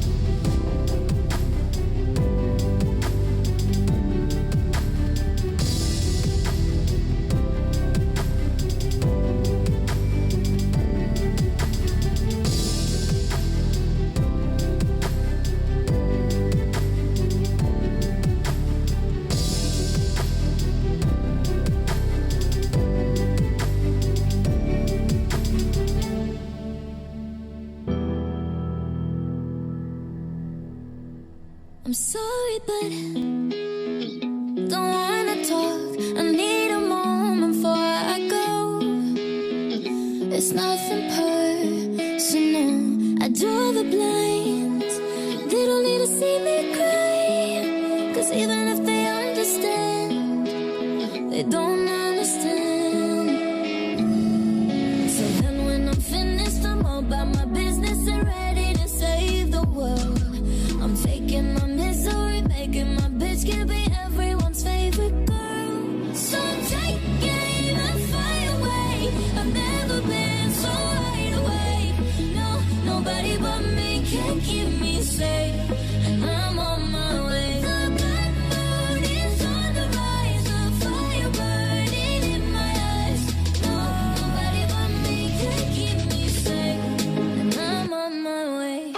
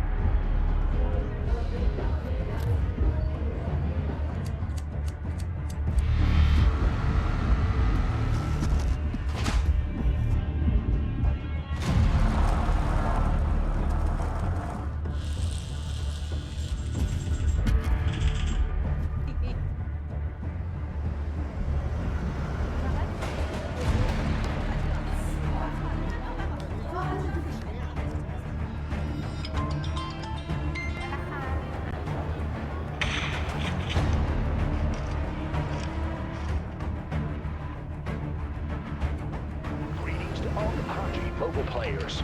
Welcome to PUBG Mobile Club Open 2019 Southeast Asia. The stage has been set and the battles have begun. Now, the stage is yours.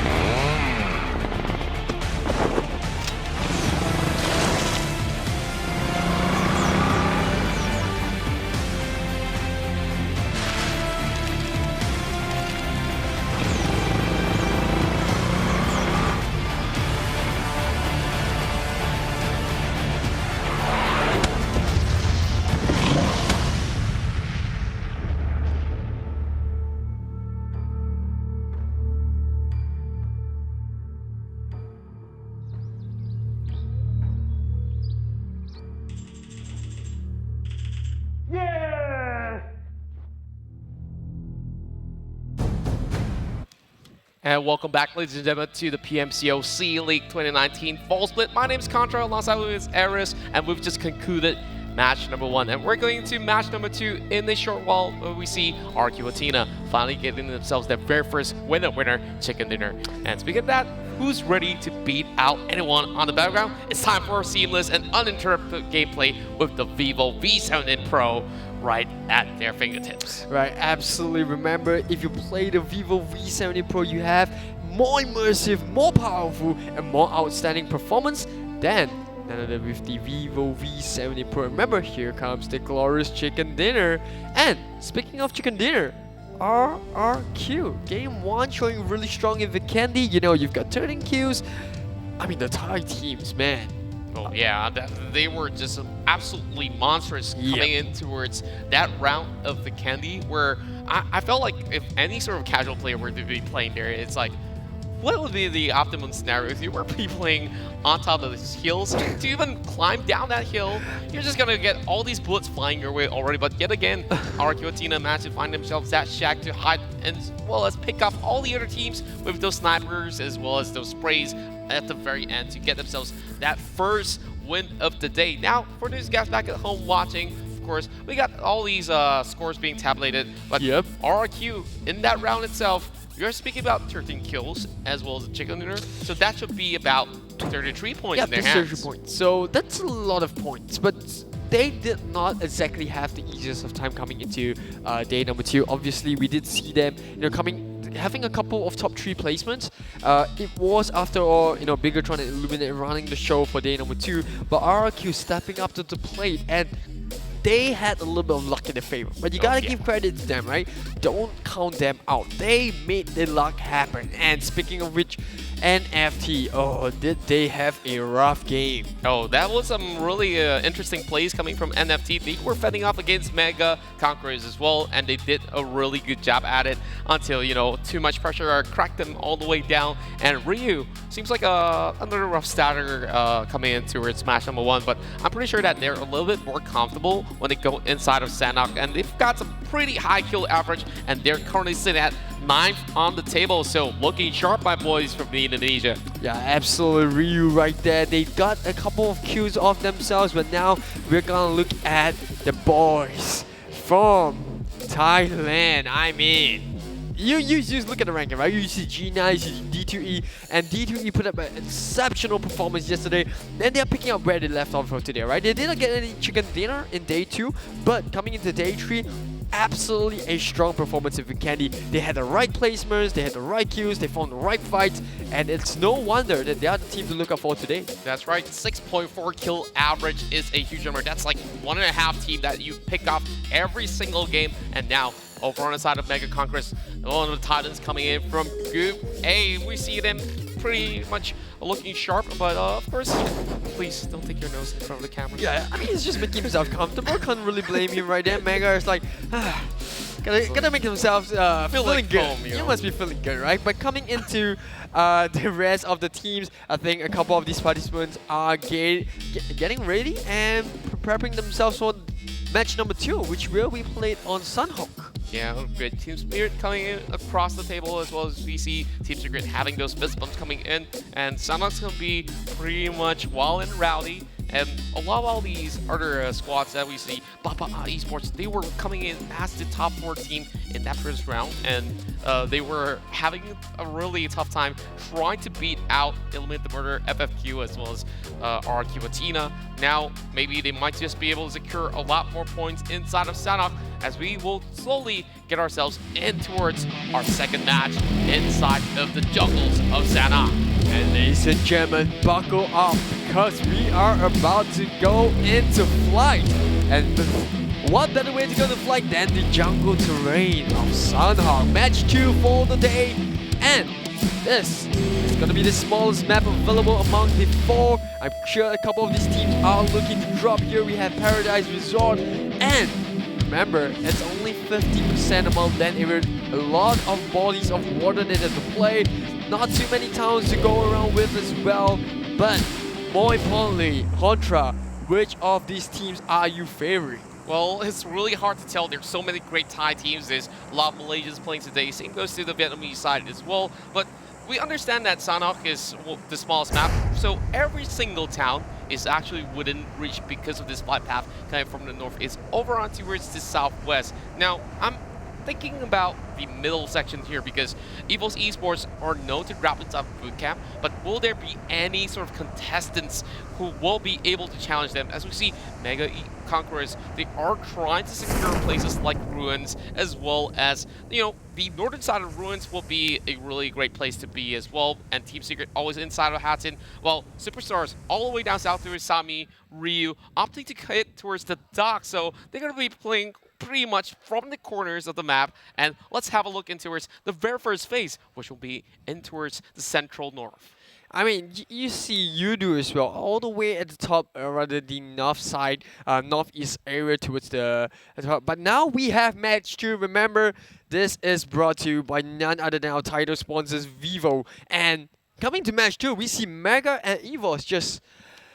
this is going to be 2 giants coming head to head earlier into match number 2 itself. Yeah, we've already seen them going blow for blow against other teams, and I believe that in those sort of episodes, EVOS had the rougher traits as compared to Mega, but Mega didn't really have a solid run in the previous round itself. Couldn't really say too much. I think by the end, if they were to commit that sort of early skirmish, I feel like it's just going to have a really huge stand to either side to drop out at 16 spot. But we've already seen Putra here struggling to actually get himself across, not having any weapons, only a helmet. well, he says safety first. I'm just gonna back away. And Jenny's also trying to get himself on towards the rest of the members who are already inside the village. Yeah, on top of it, we're gonna see EVOS. We talked about them not having a really good run-in, but boy oh boy, were they a little bit lucky in the previous game? They found easy kills onto AMPLFY as well. They found a couple of AWMs. They found Car 98s with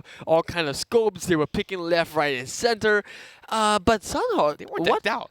yeah, they somehow managed to find themselves in the right place, right time. And yeah, they did not finish in the top 3. But it doesn't matter because remember, with the new format and the new scoring system, all you have to do is just get as much kills as possible and those points will start to add up. That's right, and we're seeing across the map as well, like all these teams who used to play in the previous split, they have that sort of same formula, same sort of drop points, same team members, and EVOS alongside ILLUMINATE, they have exactly that going on for them. Well, Team Secret as well as FFQ have a little bit of changes there. For Team Secret, it's only one member coming into the picture. Well, of course, you yourself as a fellow Singaporean, what do you think about Potato so far? I think it's a really great addition to the team, but they haven't really found a way to gel it together yet. We do see them playing that 2-2 formation, which I do like in the previous patches, but coming into this new scoring system and the way that the new circles are starting to play out, especially in day 1 and 2, I think it's better for them to actually stick together because they actually have the capability to take team fights. Yeah. We've seen them done that in the previous season, and coming into this one, I mean, with Potato coming in as a new addition, they should be, and I don't know, like day 1, day 2, we haven't seen too much of them yet. It could be still a new area for them to explore, try to figure out what works for them. Obviously, they have a really good analyst, I shall not name who as well, but they've got it. They absolutely can take the competition by storm. Yeah, that's right. I mean, it's really great to see them also investing into it so much effort, like Yep. the analysts being brought on top of that. And I guess like we just have to give them a little bit of time to actually adjust Absolutely. towards all these new teams who are coming in, such as NFT, who I feel they are just that sort of a diamond in the rough, waiting to be discovered. Like they didn't really show too much on day number 1. Day 2, they were just taking a little bit of rest, but coming back into day 3 here, they got themselves a couple of kills in that game of Vikendi. Now, we understand that Sanhok is a sort of map where a lot of them will be going on foot. So if they were to actually pick up those sort of DMRs or snipers on some sort of points, they can actually go in with those early trades. And we see the side of EVOS might just want to commit over on the side of Mega Conquerors. Yeah, speaking of Mega Conquerors, you mentioned that they did not have the best of runs in game number 1 of day 3, but I'm pretty sure they've got a plan in their head. They were dominant in day 1 as well. So we're gonna see how they play this one out in Sanhok. But coming into this game, remember, Mega Conquerors actually won one of the 2 games on Sanhok itself. So they must be feeling pretty familiar about how a couple of these teams are going about their business. But with Group C coming in as a new addition, or rather for the first time ever in the competition in week number 1, it could provide a little bit of spice, if I dare say, into the way these teams might play out. I mean, Southeast Asia definitely is full of flavors as well as spices, but what's about to go down is just gonna be dropping out hot as we see ILLUMINATE chasing up against another Thai comrade right across. It's gonna be SnowLynx. We've seen SnowLynx taking down the members of AROV really well, but right after that, we see Purple Book storming their way in, and immediately we see Peter already getting chunked down in terms of health. Oh, he had to throw the grenade right on the spot, and I mean, quick reactions there coming from Peter, but that's not exactly what you want to do early into the game. Meanwhile, we have ILLUMINATE closing in onto SnowLynx, and they are ready for the run of it. Hazel, he's in a really good position as well. He's got the bird's eye view. He's going to get the kill onto Matoy. Oh, Martin, he saw the links coming in from I, and he will pick him off. Meanwhile, Peter still hiding behind the door. They're just gonna miss on this one. Peter trying to take him down over on the corner of the tree, but we see Martin is just being aggressive as he is. The captain of ILLUMINATE says that they need to fall back a little bit longer because that's a really bad thing. No, what have you done? Peter, I think TK himself. I mean, he definitely did, but he was meant to lob that nade straight towards the side of Martin. Oh, and no, he misjudged that Martin. timing. And also, he allowed it towards the corners of the door, but here comes Martin as well as the rest of ELYMINATE, trying to capitalize on that mistake. As this is 6 running for his life, he knows that this is a lost cause, and they are trying to run all the way towards the northern side. I mean, SnowLynx, how have the tables turned in a couple of seconds? The grenade coming from Peter just gave ILLUMINATE the murder, the information that they need. Meanwhile, you see Hazel just running across the plains. It might not be over for Lynx yet, but if they take this fight for too long, ILLUMINATE might just group up and outpower them. Yeah, the moment that they just secured a kill over the side of Peter, they understood that it's just going to be a 1 versus 2 versus 3. So ILLUMINATE the Murder walking out with that 2 kills is definitely good, but they lost their main support, taking down this early trade-off.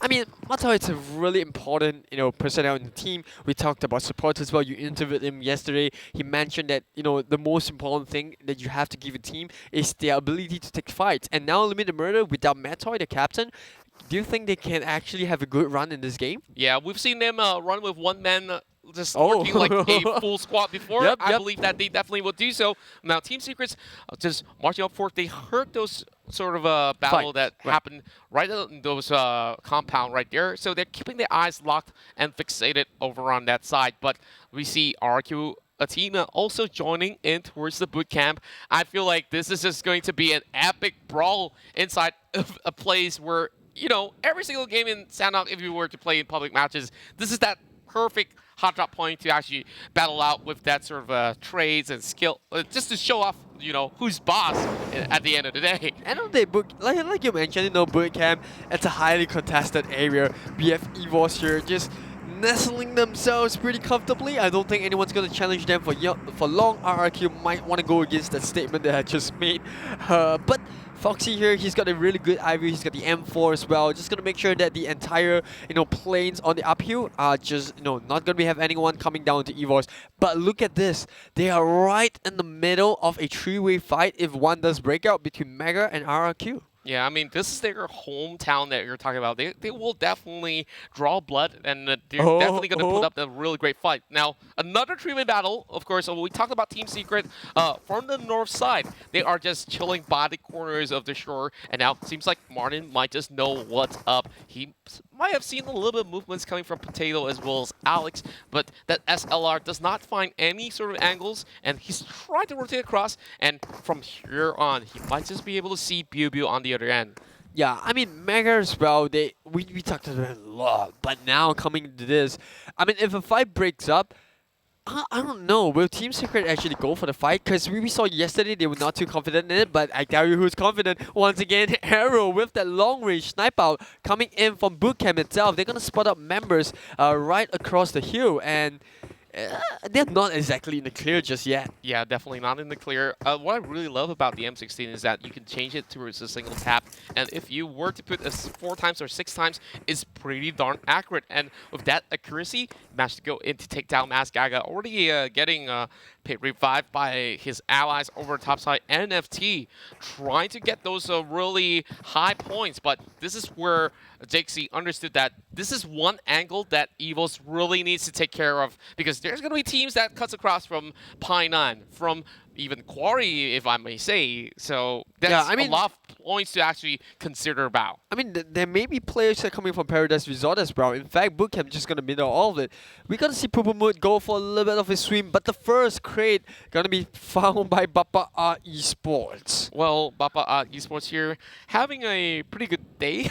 Not only in terms of luck, that's definitely going to give them a lot more firepower on their arsenal, and we're seeing this one zoom in towards the south, which means Team Secret, Yoodo Gank, they need to find their way in towards bootcamp. And for Yoodo Gank, if they were to cut in towards the eastern side, maybe a little safer for themselves. Yeah, I mean, Purple Moon's going to be joining the gang. It's all in bootcamp as well. And we talked about EVOS making it their home ground. Meanwhile, we see Bappa out with the AWM. He's got I think that's a 6-time scope as well. Must be feeling good. Yeah, definitely a feel-good factor. As we see these early game, we've only got about 3 kills so far. and now having of course, every single one of them still playing out, but we hear a little bit of taps coming across. FFQ wants to be playing inside of this cove that we have right across the boot camp. Yeah, meanwhile, we're going to see a lot more team fights happening on the north side. You know, Bapak, FFQ, MT, as part of CG as well. Crucial Gaming, we haven't talked too much about them. They kind of like a hit and miss team so far. Yeah, I mean, CG hasn't really showing too much of their trump card as of yet, but they do have a little bit of advantage trying to take down FFQ. Bucky, Captain Bucky, is known as the one-man army of the previous season.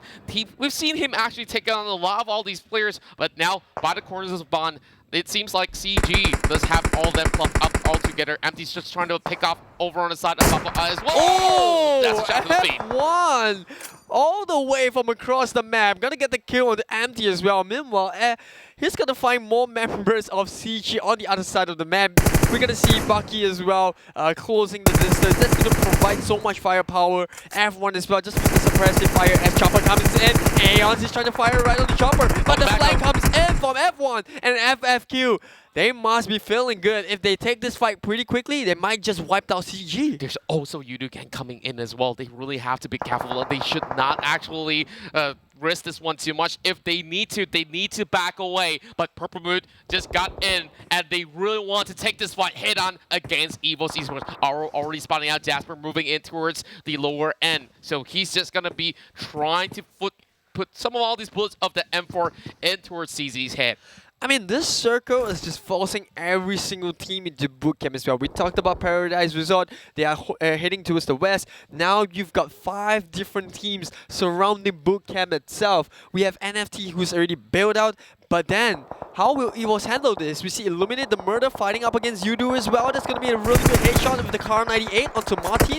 That's right, and now FFQ also trying to trade against Illuminate the Murder, so they kind of stuck in that sort of difficult situation. Armstrong lobbing that frag in towards that house, and such a little bit of damage as he has that QBZ ready to blow. Now, my question is, if that circle does not end up in boot camp, what is really going to happen in that sort of area? Because there's too many teams invested over on that side, and if they were to exit, all of them are just going to be taken down one by one. Now, over on the kill side, we see Empty just unloading a lot of all these clips, and he's already getting his helmet as well as his vest depleted, and later on, it's not going to be ending well for him towards the late game. Oh, Illuminated Murder coming right behind of FFQ, and this is not a good spot. They haven't really found themselves any sort of space to breathe. And we're going to see this. Yeah, the circle. It's going to be directly beneath bootcamp, and FFQ, although they are in the safe zone,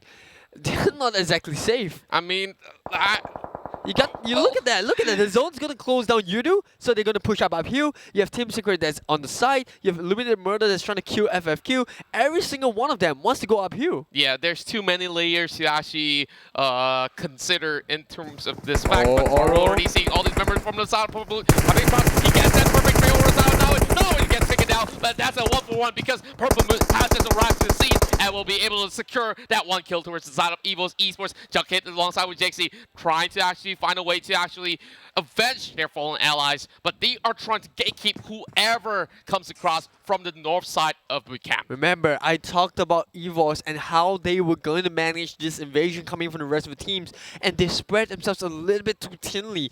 They have too much area to cover in boot camp, and now they already got one member down. Meanwhile, on the other side, or the west side rather, they're going to have a little bit of fight here now, going head to head with the Murder. Bapak Esports coming in a little bit hard, but they've already got a member down. That grenade, it might be good. It might just wipe out that team. Colby getting charged up outside of Bapak. He's going to find Senor. Oh, the grenade! Gets Armstrong, and Senor will be eliminated by the side of Yoodo Gang. But here comes Marty, trying to march forward, trying to secure a kill over the side of Illuminated Murder. They are beaten down to dust, but RRQ, they're having the time of their life, just sniping from those smaller corners of the map. Yeah, I mean, Martin is still up and standing. Meanwhile, Bart going to help Na right there. But Yoodo, that's the confirmation coming in. They're going to be the first team knocked out of Sanhok. But that doesn't matter though. Look at Papa R. They are playing their angles right. Meanwhile, we're going to see F1 gets the easy snipe on the rods as well. CG, they're coming a little bit late to the battle. But FFQ, they've got eyes on Crucial Gaming. That's right, and RRQ.ATHENA has got a lot going on that kill fit, keeping themselves busy while the Murderer just hiding inside the smoke. They try to get themselves back into a healthy scene, but Arthur gets taken out for the second time coming because FFQ over on the top side of the hill has F1 locking them in, and early wants to close this one out. I mean, FFQ, we talked about them being a bad team, or rather a bad circle, not a bad team. Excuse my language, but Darlene are here. Gonna pick up Martin as well on the other side of the map. ILLUMINATE getting picked up. Meanwhile, we're gonna see Gouda with the grenade. It might be good, it might be not, but that's gonna be Bapak in a really tough spot. But they're caught in the between of every single crossfire available. Just in the eye of the storm, we see FFQ already taking them down, sandwiching them alongside with RQ over on the bottom side. They're like, you know, sliced bun, just wrapping things up. And looking at the next phase, it's actually favoring all these teams. So they're really, really lucky in that sense, but not so much for the side of the boot campers, as we see Spartan trying to pick up against the Murder, and they get that team wide in their way. I mean, Bapak, they are fighting back. They're not willing to go down without a fight. Meanwhile, bootcamp, we talked about the fight happening now. Team Secret joining in the fray. We have EVOS now coming out of all these vehicles, and they may be able to get a vehicle. Oh, down to one last dot. He might be able to survive this. No, Jaxi will be able to secure that one. He's getting knocked down, but PS, they have a couple of members still around. They have Potato that's right beside as well. Simbi joining into the fight. LYNX is going to join in. EVOS coming into the building, and Potato will wipe them out. EVOS, they managed to fight back, but Team Secret are popping off. Meanwhile, we've got 3 teams in the same building right here. Purple Moon, they go on to EVOS, and EVOS will go out in 14th place. Oh my goodness me. Team Secret takes out LYNX, and yet again, EVOS Esports, No, they have one member. Kings. Pubg all by himself will be taken out by Jexy. Now, it's all up to Jexy for this Indonesian side. But how can they actually fight off against Purple Moon? Because Purple Moon had the perfect position, and now it's all up to Sinbi, Neo, alongside with Potato to survive for Team Secret. Ryu already soaking too much of the damage. Will have to leave difficult behind, and Ryu finds all these members of AMPLFY trying to squeeze it all the way through. Ryu. Chasing the circle, and Vigor already knows where he is, so he's just gonna back up as well. He does not have that much mass. Only 1 pack of first aid, but they know they're outside of blue. They can actually win them out to die. And Ryu, all of the members are in the blue like you mentioned. They're taking so much damage. So meanwhile, taking the perfect opportunity to close out NFT. Liquid gets knocked down as well. We have Papa who's right beside them, but there's nowhere. Look at that circle once again, closing on the RRQ. They have the perfect circle in their favor. Now Stone climbing around this tree, going to be able to find one more kill. But Mega, they are not in a healthy spot to that as well. Remember, they still have NFT to deal with. We're seeing this fight coming out of the side of NFT and Mega Conquerors. They're already struggling, and 1 dot of health left. It's just going to be Online 24 surviving for now, but Mega Esports have to run through the members of AROV. He has AROV no is more still 4 man medkits. strong. I mean, Online 24 has no more medkits. It might be a really bad spot. So I'm sorry to EVOS fans, right? I thought they were out. They still had Jaxi, but that's the confirmation coming in. They go off in 11th place. Meanwhile, we have FFQ on top of the queue. Bapak Esports, they're coming in really hot. FFQ fighting back. Dolly still up and running. They want to get the angle onto Nar as well. They're rotating right around this rock. Good positioning coming off of Bapak Esports. They play onto the side. Bapak coming in hot. And now will not let go of this one. F1 still coming in, but there is a fight coming in from the west. They are being surrounded. G9 takes down Bapak Asnga as he tries to secure the kill, but here comes Park, the only member still standing. He cannot go in for revivals yet, but he will try his best by hiding behind this rock. And this is an intense situation as we see Mega also trying to survive. We talk about Online 24. He does not have any sort of packs left, only those boosters, but there's no time to even boost up. You see him trying to scrap his way across, but there's still AROV trying to secure this one. Jenny, Monkey side over inside, trying to spray him down, but look at the damage go. Both of them 1 pack, and they're running right in. Oh, he gets a headshot on the Online 24. Jenny, AROV somehow get out there alive. Remember, they not only have to fight one another, they have to fight the circle as well. Jenny coming in from north side of the hill. We have Kong getting knocked out by the zone. We have RRQ right in the middle of all of it. But AROV, Jenny, unfortunate moment there. D2E, eyes as sharp as an eagle. Gonna spot him from the distance. That's right, AROV securing 4th place, but it's RRQ. Just big dominant players that they are. Hugo's gonna be taken out by Bapak versus RRQ. They've been here for the longest of time, and now in this 3v3 situation, it seems like we'll be able to spot out D2 D2E right down to 50%, but over on the side of Bapak, they still have all these firepower that they can work with. And RRQ.ATHENA, they've already got themselves inside the zone. D2E lobbing one frag. It might just connect to one more coming in, and it might just be able to actually one on the thing. That's 50% over all these members, and one great nade may be able to take them all down. G9 going in for the flank as well. They're trying to get all those nades being loud towards the back. The circle is not in the favor of Bapak, as we see is closing all the way in. Here comes D2E for the double kill! G9! That's 2 men down for Bapak, and they are starting to bleed out. Meanwhile, we have RRQ surrounding them. It could be a second chicken dinner in a row, and yes, it will be RRQ! RRQ.ATHENA, this is just some insane sort of a team fight as we see them picking off all the other members. And ILLUMINATE Murder, we thought that, you know, they will be able to hold on for the longest time, but they were one of the first few teams to fall. And Bapak Esports, they were fighting blow for blow, trading out with RRQ.ATHENA for the longest of time since the time that they booked themselves in towards that very final spot. And RRQ.ATHENA, with 2 chicken dinners in a row, is it safe to say that the defending champions are in that perfect shape? I don't know. They were warming up on day 1, and sure enough, here they come. They are coming in hot and hard. I mean, Bapak they only had 1 rock to play with, and RRQ knew that. They knew that all 3 members were there, and grenades after grenades and after grenades.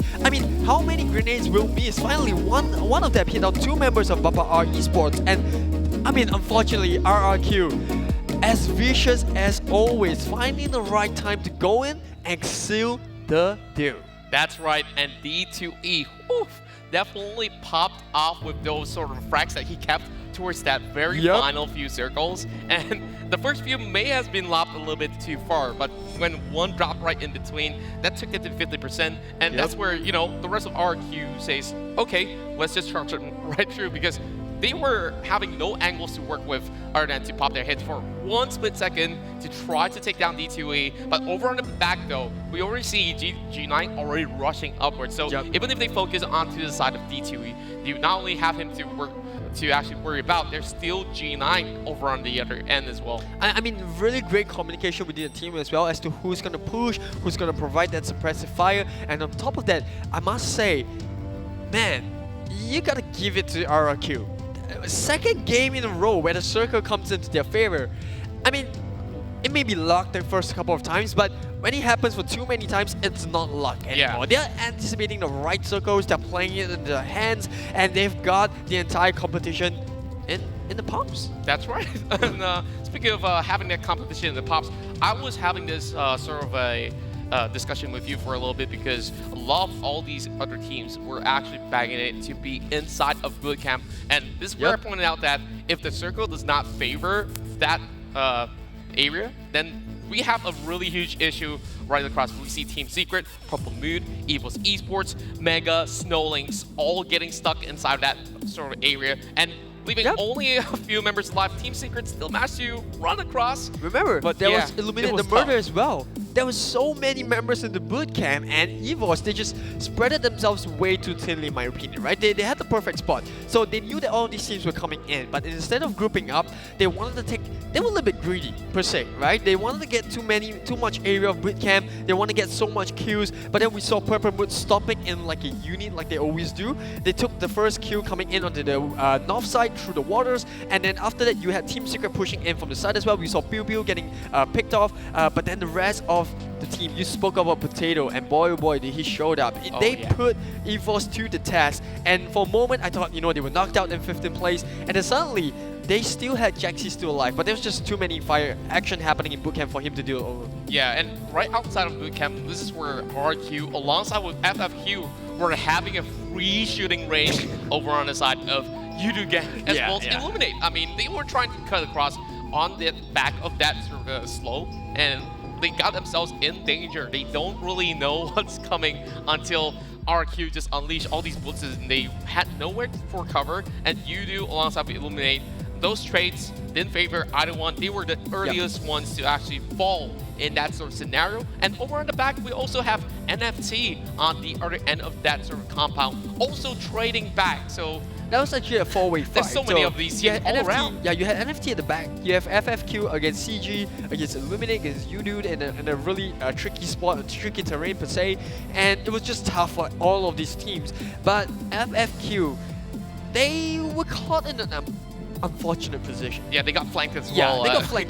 There were too many fights happening in too many fronts to take note of every single thing. But RRQ, they came in the right time, and those grenades coming in one after another. Bapak Esports, they tried to play their cards right, but unfortunately, it was RRQ that came away with the chicken. That's right. And now, speaking of that, we're going to tabulate the scores here by bringing up match number 2's ranking on our table. Here we have LYNX falling short with only 2 points, followed by Ryu on 15th place. Yoodo Gank gets themselves 2 points as well. And 13th place, we have CG coming in with a total of 3. And sharing the 5-point mark is just going to be EVOS Esports, ILLUMINATE Murder, NFT Esports, as well as FFQ, sharing that 9th spot all the way to 12th place. And what we have here on the top 8, I gotta say that Mega Conquerors, they managed to escape from boot camp, but they bumped into AROV Esports. Yeah, and we're gonna see Purple Mood coming in at 7th place with 9 points. Team Secret doing way better than expected. 11 points right there.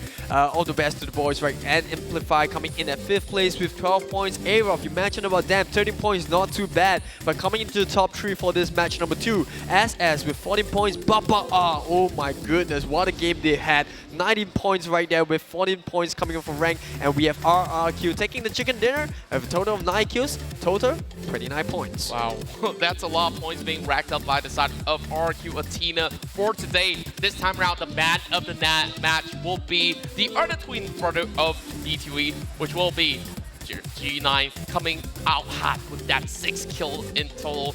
700 as well as 27 points. So now we're going to be having an interview with our man later on. But before that, let's have a look into today's ranking, because after that sort of score tabulation, I'm pretty sure RRQ.ATHENA is going to be skyrocketing up on that board. Yeah, straight off, we're going to have Yoodo still at the bottom alongside Crucial Gaming, both with 4 points. LYNX coming in with 7 points. On top of that, we have Ryu in 13th place.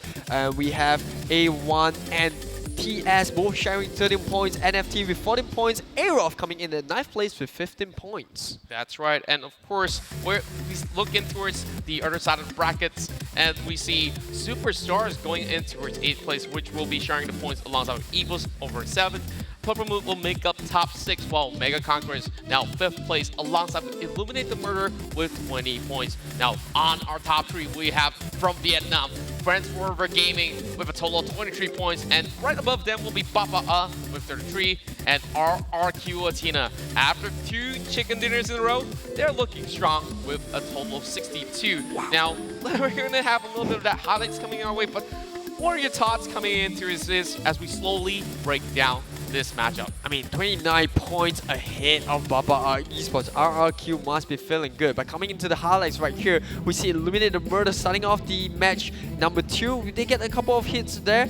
Aero as well. We talked about EVOS having those marksmen. And man, was he unlucky. Purple Moon Esports, they came in like animals. And they managed to backstab Aero even though he managed to pick up 1 kill. Purple Moon here, we're just running rampage in bootcamp. We have FFQ as well with Dali picking up all those members of ILLUMINATE the Murder. And of course, EVOS tried to actually gatekeep all these members of Team Secret right down below, and they managed to still try their best to secure all these kills in their hands. And Team Secret, boy, they just took out LYNX right there, and Bapak Esports was in that very final moment. And now we have RRQ getting that chicken dinner in their way. So let's see what Terrence have to say to Senior, who's already getting themselves ready, and mine. That was some great highlights of this match. So, Terrence, go ahead, take it away. Thank you so much, Contra and Aries, and welcome back to the post-interview. And I've got myself, Senior. How are you, Senior? RRQ, Senior? Good. Good. I gotta ask this. You sure you didn't do a? Sure. Did you pray to the Circle God yesterday, and you get 2 chicken dinner today? ก็เมื่อคืนก็เน้นวิเคราะห์เกม Sanhok กับ Vikendi เพราะว่าอัตราการชนะพวกผมน้อยมากก็เลยเน้นดูการดูวงแล้วก็เล่นเซฟตามวงครับผม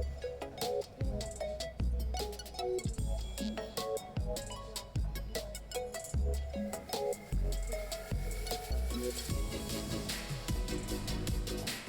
because we didn't win many games these days. So we reviewed yesterday games and analyzed the position of the safety zone, so we can win the 2 games of today.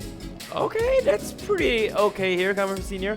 But before we talk a little bit more on Sanhok's map here, I want to talk towards the game number 1 in that final matchup against ILLUMINATE the Murder. You know, in the final top 3 here. Did you see Matt Toy run over his teammate in that final circle? ก็ผมกำลังยิงอิลูมิเนตแมตติงครับ โอเค แมตตอยทำให้ผมอดได้คิวครับผมแมตตอยครับผม I was shooting the car, illuminated car, and he knocked out his teammates. So, is that luck, or you know, you just laughing him off? You know, anything you want to say to him, trash talk or anything? You know, because he's noob or something like that? Because he ran over his teammate? No? Yes?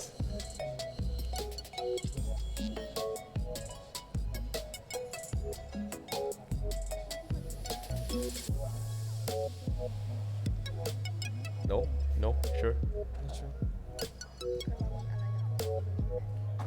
ก็เกมหน้าระวังเจอพวกผมอีกนะ ผมยิงไม่เลี้ยงแน่นอนครับ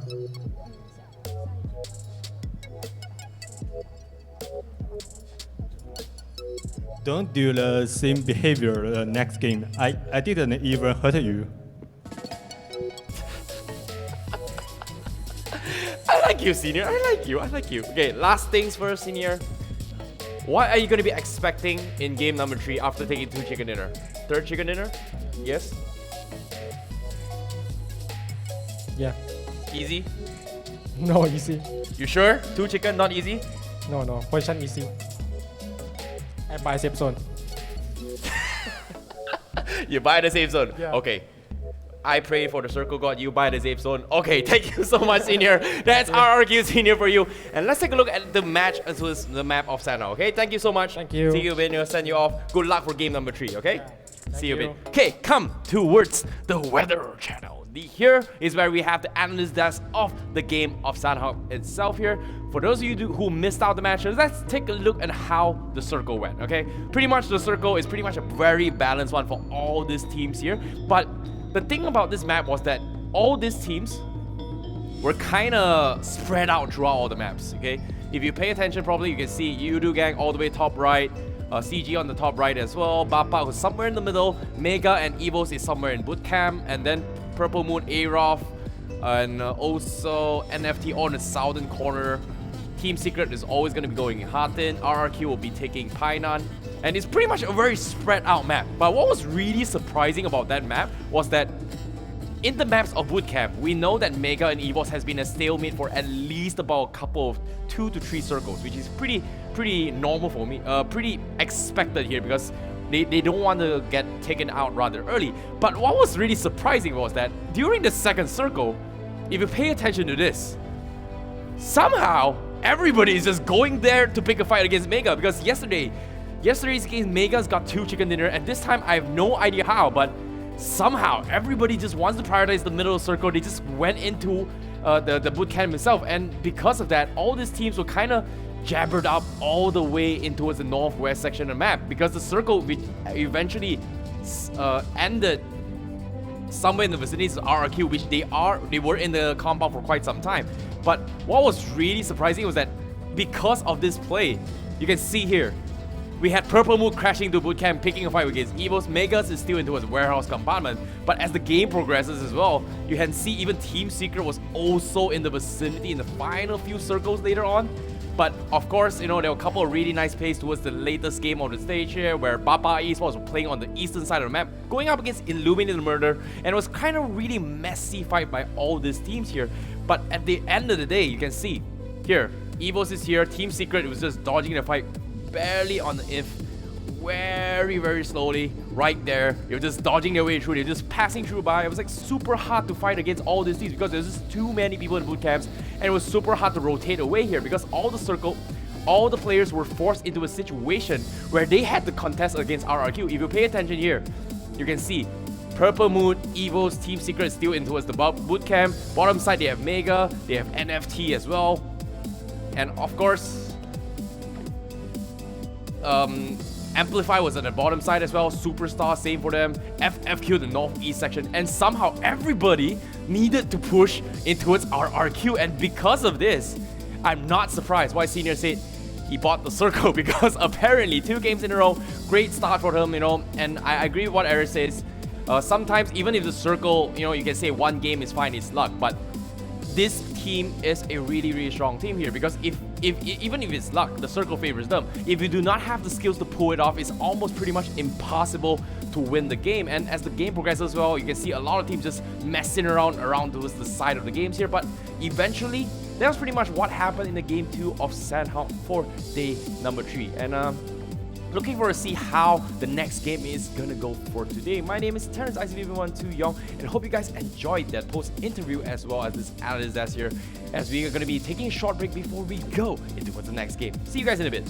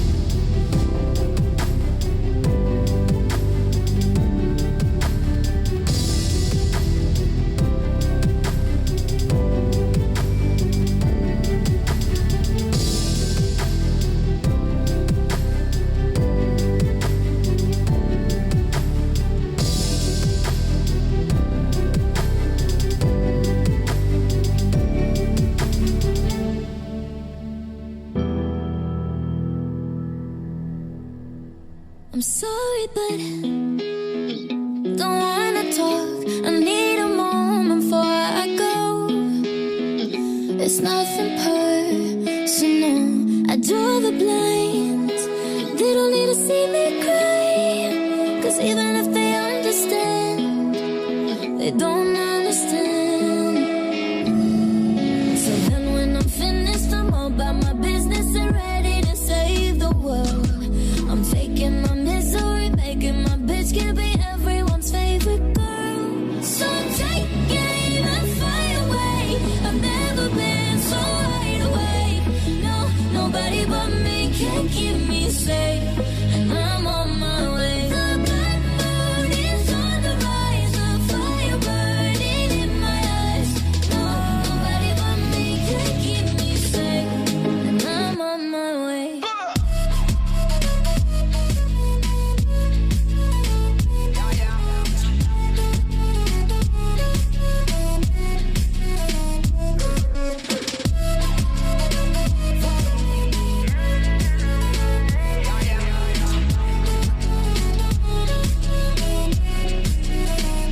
Lo siento mucho, pero me voy.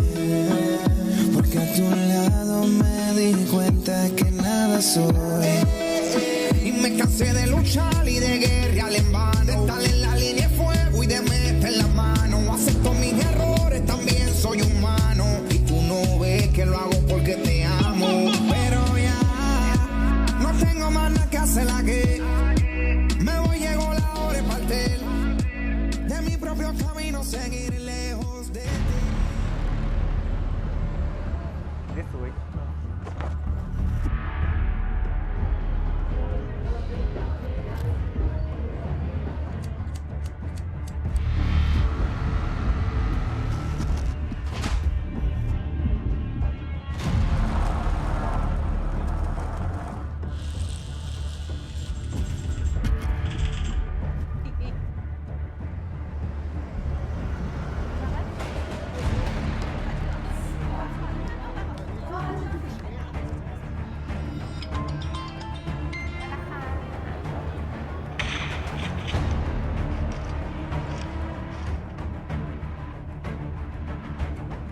Greetings to all the PUBG Mobile players.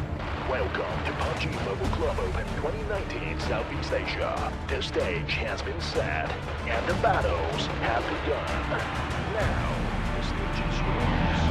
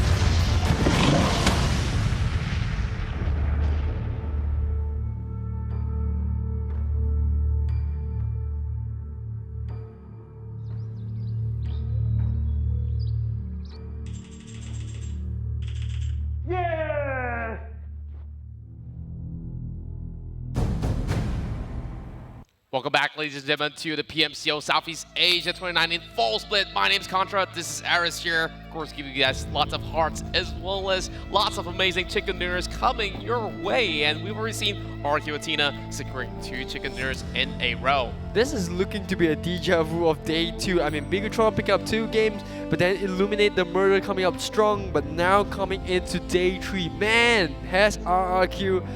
We spoke about luck, and boy are they lucky. 2 games in a row, has the circle gone in their favor? Well, definitely there's a little bit of that luck involved, just like what ILLUMINATE the Murder's Matt Toy told us yesterday. Yeah. Like 20% you gotta favor it to luck a little bit. Yep. Others is all about skills and how you play the game. And of course, we're ready to find out who's the next one to take that chicken dinner and who's ready to beat out anyone on the battleground. It's time for seamless and uninterrupted gameplay with Vivo V17 Pro. And remember, you can actually play the PUBG Mobile with the Vivo V17 Pro, bring you more immersive, more powerful, and more outstanding performance. And here comes the glorious chicken dinner. And speaking about chicken dinner, we are into match number 3. Miramar's the stage, and it's gonna be the Desert Plains. Yeah, I feel like this is the sort of a map that other teams will have a little bit of a solid chance as compared to the other two in the small maps where RRQ with that sort of heavy firepower rate as well as the control area that they've already got in that sort of that like in the biggest map of them all inside of Miramar, it's a little bit harder to predict. But if they were to get it again, man, I don't know what to say. It's just them knowing how to actually rotate across and understanding the sort of algorithm if they do have one in their back. It's gonna be Miramar, it's gonna be hot, it's gonna be huge, and we're talking about almost little to no cover in Miramar, right? We know it's something a little bit similar to Vikendi, which we saw in match number 1. You're not gonna have too much cover. You've only got the terrain and hills to play around with. Yeah, you're gonna see a couple of vehicles, a couple of huts that you can kind of nest yourself within. But more often than not, you're gonna find yourselves in that open field. That's right, and of course, that terrain is definitely gonna be giving them a little bit of a hard time. And Snowlinks here, currently sitting at 13 plays, has been doing pretty much okay. But in that first round, when they were playing inside Sanhok, they were stuck inside boot camp, and when they walked out of it, it was online 24, already struggling to even heal himself, bumped up with AROV Esports, and they dropped out later on, but still secure a whole lot of points. And here comes Team Secret. Coming up onto your screen, Team Secret from Malaysia, but you have a Singaporean player in Potato. On top of it, they are currently in 12th place with a total of 49 points. I love them. They are a colorful bunch behind the scenes as well. I love talking to them. And also, they were a little bit hard done by the circle right there. They came to bootcamp a little bit late. There were a lot of teams that were already in the vicinity, and they did the best they could in that situation. That's right, and we're seeing not only them having such a great run, Purple Moon as well invaded boot camp, the territories of EVOS Esports, and took down the homegrown Titans, and now sitting at 9th place. They're slowly getting back in towards their solid form that they had in the first seasons. And it's always great to actually see Zooms always giving us a really huge smile, and I mean, it's always nice to talk to a player like him, right? He's always happy looking. Look at that, playing with the camera there with those eyes. And speaking of eyes, they did really well in the first game. Yeah, they definitely did so well. Now, they stopped bootcamp. FFQ as well. They were playing such a solid game. They were the ones in charge of taking down ILLUMINATE Murder alongside with Bapak Esports as well as RRQ.ATHENA. I mean, honestly, talking about FFQ, it's pretty straightforward. They are a team that loves firefights. I mean, it's no surprise that they have a Q average of 3.67. Really cool hand movements there coming off a couple of members. Yeah, I really love those glasses as well, and rocking those aviators. Are they aviators or? Look at that. Oh, some hard work. Now you know the warm up of FFQ. You gotta do those hand moves. But speaking of hand moves, NFT. Man, do they look depressed. I mean, honestly, they are a happy bunch generally. And look at that, hand bumps, freeze bumps all across the maps. We all across the tables as well. Ryu preparing themselves. And remember, this is match number 3, or rather map number 3 of day 3 itself. It's gonna be Miramar and Contra. What are your predictions coming into this? Well, my prediction is there's just going to be a lot of fights from the early phase all the way towards the late game, where there's going to be those trade-offs across those regions. But I'm looking forward to see who's going to be dropping into its Los Leones, the biggest town that we have inside of Miramar. And now we're about to take this flight all the way across. This is match number 3. You guys are watching PUBG Mobile Club of 2019 Falls split Southeast Asia. Here we go. We're just gonna find out where this flight will take us. But before that, Justin, let's break this one down. Yeah, I mean, Miramar, we've seen it for 2 days straight already. It's the biggest map size available, 8 times 8 kilometers. But what makes it interesting is that close to 81% of land area. There's so much space that you can play with. Not too many towns though, only 80 towns. So you've got to make yourselves, you got to make sure that you are in a really good spot, or you could find yourself getting in the middle of crossfires without any sort of protection from buildings. Well, I believe that if they were to actually get themselves like those sort of hill covers, Yeah. as well as those ridges and ditch, there's just so many places that you could still try to Yeah. get yourself across, but I mean, I was kind of struggling to say hills or buildings because that shows how tricky Miramar is. Because I can't even find a word to talk about. Is it Oh, tricky? Is it challenging? Because you don't have you can't say the hills protect you as well. Because you know, if the circle kind of forces you to go downhill, then it could be bad. But talking about downhill, the plane is going to go exactly opposite of that. Starting from Los Higos, going to go up all the way to the north side. yeah, heading over inside of La Cabrera, I'm looking forward to see whether or not there's going to be any sort of teams to actually opt to CG. rotate towards the east side, but CG's heading towards the lower end and towards Minas de Sur, as well as Valdemar, as Eons possibly will be able to cut themselves across. EVOS having their home ground inside Chumaquera. Oh, I while love that Mega town. Esports trying to get themselves into Puerto Paraíso. I'm pretty surprised that no one is going to Valdemar. Because it's kind of like a gatekeep to prison. Woo. But speaking about gatekeeping, that circle all the way in the east side with Jungat and Al Zahar gonna be in the middle of that zone. And I don't know, are any of these teams actually going to Impala? Well, I'm not sure about Impala, but what I do know is that Team Secret loves to get themselves in towards El Azahar. So that will be them just getting that sweet spot over on the north side. But Bapak seems like they're going to secure Minas Generalis and maybe later on hit in towards Impala. Yeah, I think Bapak is in a pretty good spot, right? Because to nerf them, a lot of these teams are going to probably fight quite a bit early into the game. On to Los Learners, I think that's only FFQ and maybe a couple. I'm not sure. Yoodo Gang, do they actually travel a lot? Well, I think that Yoodo Gank this time around, they understood that they can't reach Porto Parso in time. And if they were to raise, then they will possibly bump against Mega Conquerors as well. Because there was that sort of day where they are technically in that same group, and they've already locked horns before. They don't really want to do that again. And Yoodo Gank possibly trying a lot of different strats, as we also saw them dropping in towards St. Martin in day number 1 once. So it's just going to be really tough for them to actually get themselves used to the rough terrains that we talked about inside of this map. But looking at to the side of AMPLFY, they are having Hacienda del Petron already secured. Sexy pronunciation coming in from Contra as well. And now we're going to see RRQ find themselves in the middle right there. I don't think there's anyone that's going to contest them in the vicinity. But yeah, I mean, we're talking about Chumachara as well, right? And we're going to see Purple Mood find themselves uncontested as well. I think, you know, the beauty about Miramar is that even though there's so much open space and very little towns, it's more than enough to actually go about the entire competition. Yeah, I would agree. But if we talk about, you know, certain teams, if they were going to rotate, Yep. I mean, vehicles definitely is going to be Limited.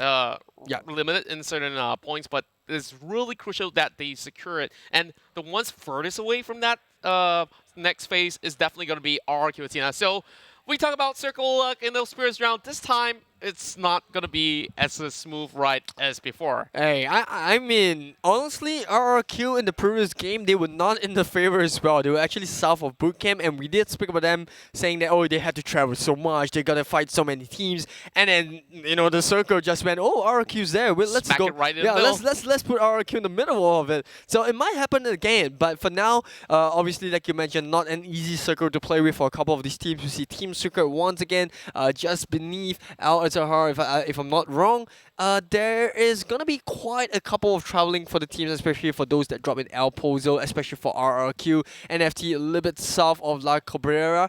And I think, in all honesty, this circle means that a lot of these teams will not be meeting in the opening 5 minutes of Miramar. That is true, but they really got to get themselves a couple of those compounds secured and maybe just get firefight? into its Bandita or so. But we see Mega Esports over on Porto Paris, so it's just going to have a smooth time over on the south side. And remember, this circle covers about, 30% of water, which is very unlikely in the usual circles inside Miramar, which means that there's going to be a lot of all these teams being on the central zone a whole lot more, especially over on towards the northern side of Power Grid. And honestly, if you look at Mega's positioning, Mega Conqueror in specific, they don't have to travel too much, right? Because you got the north side, a little bit south of LYNX, where it's all covered by rocky terrain. So there's absolutely no one that they have to be afraid of. Obviously, they don't know that, so they might take a little bit caution to the wind. But honestly, the only team that might go against them is Yoodo Gank, because they've already situated themselves smack in the middle of the circle. That's right. And of course,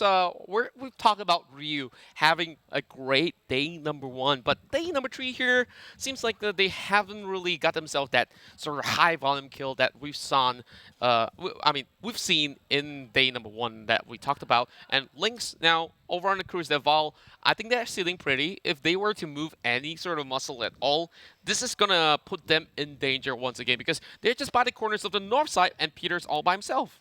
I mean, I don't want to take too much away from SnowLynx, but Peter, we saw the mistake coming in early game and the grenade as well, getting himself knocked up. That was rough. That was there's no better way to put it. That was just a pure honest mistake coming out, and I don't want to dwell on it, but EVOS just capitalized on that moment. Yeah, EVOS as well as Illuminate the Murder, that was pushing them on that sort of end. But it goes to show that even in professional play, mistakes do happen. Nobody is perfect. Nobody would opt to be having that greatest time in their life. There are times that they even get their vehicles exploded out of some sort of a minor accident, or just get that bike flipping on their way and it's like, team, help me. Help! But speaking of help, Ryu here gonna find the first action of the game with Point over there. Gonna be firing up on the hills. I think they spotted a couple of members just going through. Not too sure which team was that, but we're gonna close that pretty soon. Meanwhile, Ryu gonna make themselves a little bit comfortable, and looks like they are ready to travel out of their Patron. Yeah, then over on this warehouse here, we're just going to have those open field snipes, which is pretty interesting if they do secure those DMRs, those snipers that we talked about before we get into the game. It's just going to give them so much of benefit of picking off in this early trade-offs. Well, we see members of A1PS just climbing on top of that hill, which is by the corners of Picado, and that's just going to be them having some great views. Illuminate, of course, if you spell it backwards, it's Julie.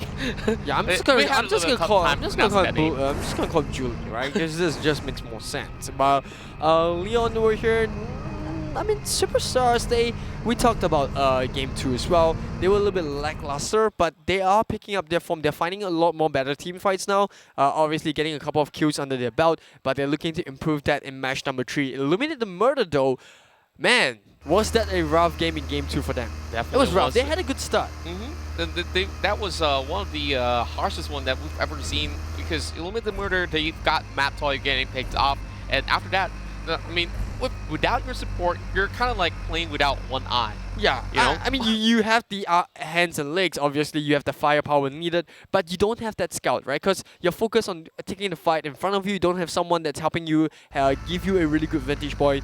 Meanwhile, we're going to see RRQ take a little bit of hit from the blue zone, but I mean, that's fine, it's still tier 1, but talking about tier 1, Purple Mood coming up, Jasper just unloading from that bang bus, and looks like he's going on to EVOS.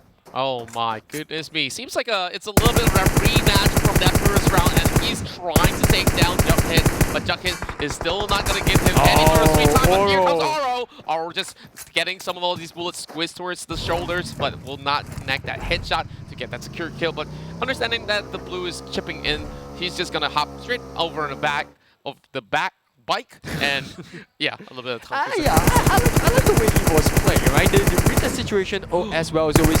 Zoom over here, gonna do a little bit of damage onto Oro, but this is the way EVOS play, right? They play really smartly to their advantage. They know that both teams are in the blue, and Oro right there, with that little bit of a damage onto the Purple Moon, that's gonna delay the thing. Now we're gonna see the update of the circle, gonna close slightly north of La Bendita with Al Azahar still there. So you mentioned about Team Secret being comfortable, man.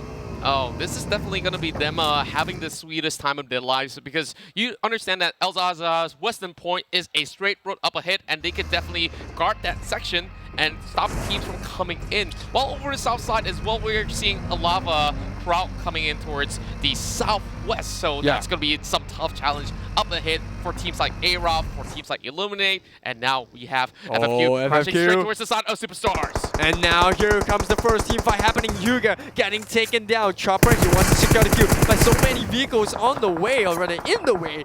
And now we do see Superstars. We talked about them not having a good run. They try to rotate around, but Chopper, I mean, it's a double ace sword, right? You can hide in the vehicles, but when your teammates try to get to you, they're not going to have the easiest of time. Yeah, I mean, that seems like a dumpster right there of vehicles. And speaking of dumpster, I think we're going to see a lot of team fights happen at Jungyard, over the south of Jungyard, because all these teams that are coming from Minas Generalist, we're going to see all those team fights happen there. Meanwhile, we're going to see Illuminate the Murder up against Bapak Esports. Round 2, here we go. Ding, ding, ding. Oh, ding, ding, ding. And it seems like Bart's just going to be coming from the back as well. Darley will knock out Hugh Mao on that ditch fight that we saw by the corners of Picado. But Papa, they want revenge. They understood that Illuminate the Murder have depleted some of their forces, but Illuminate, they were saying, you guys took us out early. We really want to bring the fight to you. And they're giving a really good chase, but Illuminate the Murder this time around soaking way too much that they should. Yeah, I mean, Bapak Esports did quite a number on the Illuminate, but they were not able to secure the fight. Meanwhile, we're going to see F1 from FFQ fire upon members of Mega Conqueror who are just going onto the east side. We did talk about them not having to face too many teams because of the rocky terrains, but it looks like they're going to go by road. Oh, Paul's dropping really low. F1, he might be able to find the first blood here. Whoa. Oh, not first blood. Hugo already fell, so I'm sorry about that. But, I mean, Pons is trying his best to run away into the distance. F1 though, with all those taps, those bullets are starting to weather down. And looks like he will give up the chase himself. Oh, that's a pretty interesting sort of reaction. But here comes Chopper all by himself, trying to deal with Rockfire. They know that he's playing across the rock, and here comes the spray coming in from the side of Rockfire. Maybe able to actually take it down, but it will be Chopper coming victorious by himself. But there's still more members from the side of Mega Conquerors to come in towards the picture, and they are crushing right in. And could this be a 1 versus 3? No, he will not get any sort of trades after that. So it's going to be a 1-for-1 for both Mega Conqueror, and I think that was...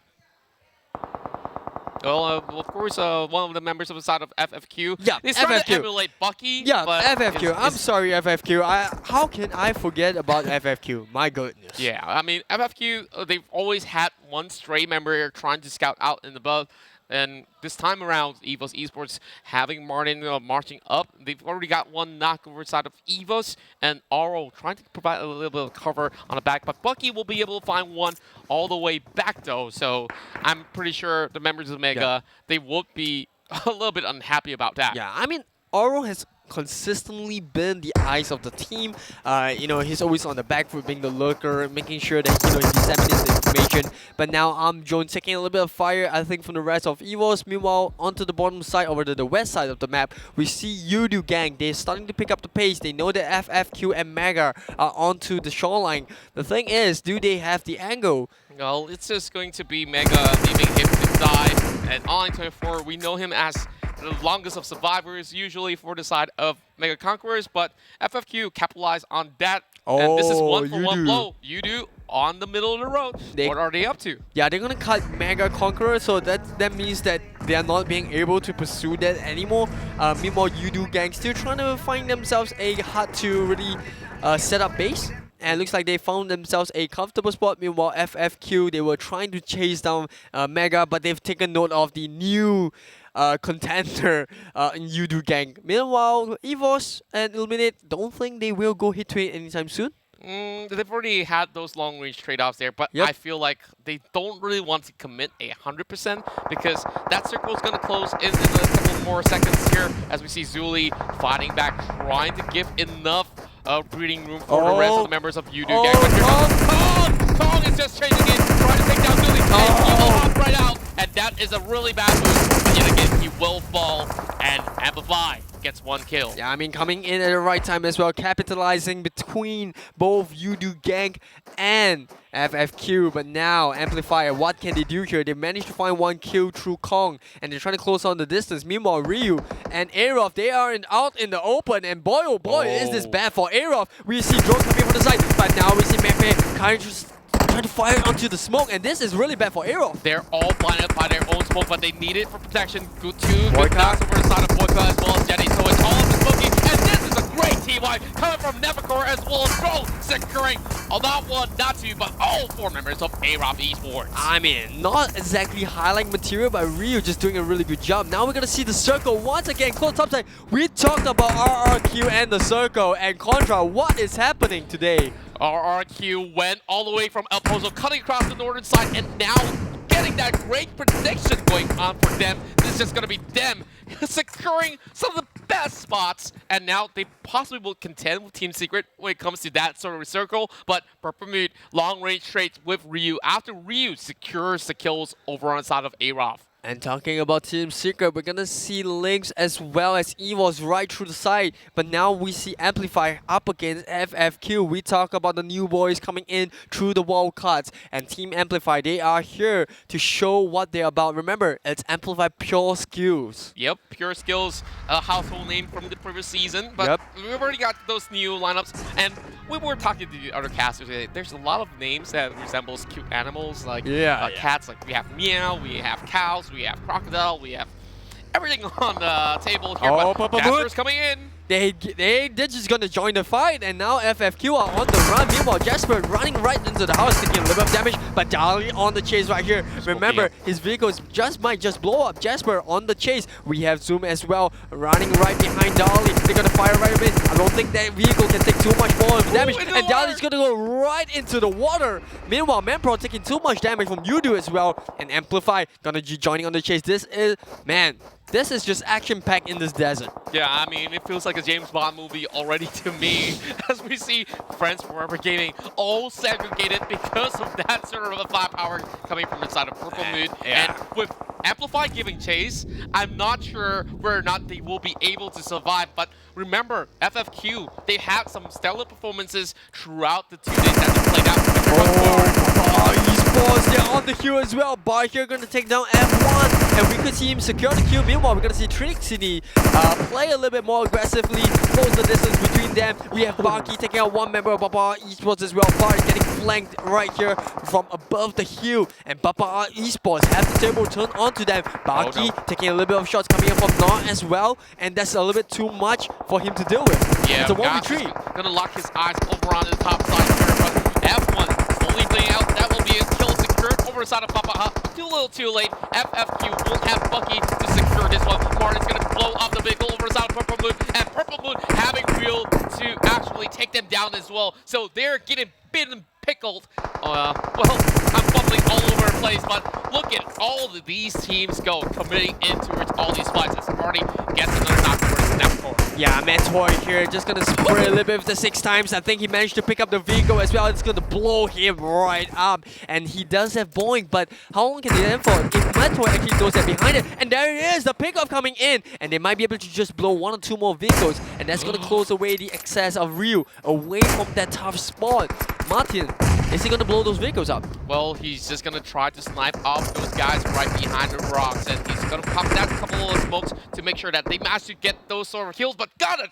Won't blow it up like you said, and this is the second time that Ryu got those damage because of those vehicles that just got blown up. Man, this is tough, right? We talked about early game as well. You know, not too much of a movement coming in from Ryu. I mean, they've traveled a long way, but Illuminated Murder looks like their journey might just end here. They have 1 more member still up and running, so we'll catch up with that. Meanwhile, we have Mega Stone here going for a little bit of a swim. I think Masgaga knows that he's right there, but how are they going to take this fight? Well, you know, the circle itself is one peculiar circle because it went all the way towards the corners of the northeast. We're looking at Masgaga with the M24 waiting to unload, and everyone's by the corners of the shore. And how are we supposed to play this one out? Look at RRQ.ATHENA. They got themselves at the corner, and Masgaga tapping in it.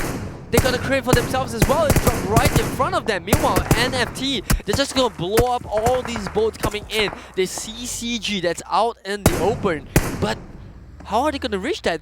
I mean, if you don't have the scopes. I'm not sure if it closes all the way in towards the center, then it does not favor anyone at all. Remember, the terrain in between is a hill as well as an open area, and NFT having Cole getting knocked out, Smokes having to be expended here. Stones just creeping in from the back as well, while over on the eastern side, there's going to be a little bit of that commotion because all these teams are just finding corners, and Cheeky from Crucial Gaming trying to look for Mascara. Mascara gets knocked away, robbed with that mini 14. 3Q as well. Remember, they have the shoreline in their favor, and Rod's gonna get that kill with the mini 14, getting one shot onto NFT as well. Meanwhile, CG, how are they gonna play this one out? They have to get into the zone sooner or later, and that is gonna push them out of the safety of the hut. This is 15 teams Look by at Stone. this corner of the He's still map. swimming. Yeah, and they really have to find a way to survive. And speaking of that, Napacore trying to deal with Amplify. Alas, as well as Kong as getting knocked out. Vigor as well as Miao will try to back themselves up. But can they actually trade against Napacore? It's one member versus three. And there we go. Alas is the one left bleeding out. And Kong was the first one to fall in that sort of skirmish. And here comes Napacore. Still committing into this one. But where's the rest of the members of Rio? Because Napacore just got knocked out. Yeah, he was just in a tight angle, and somehow Matoy just rotated around. But enough about Matoy. It's all about Ryu right here. Up against Amplify. Vigor coming in really close. Alasi as well. And Meow, he's just too far away from the rest of the teammates to help. But Drone, he's popping down smokes left, right, and center, making sure that Bong can get there, can get to Nepakoi.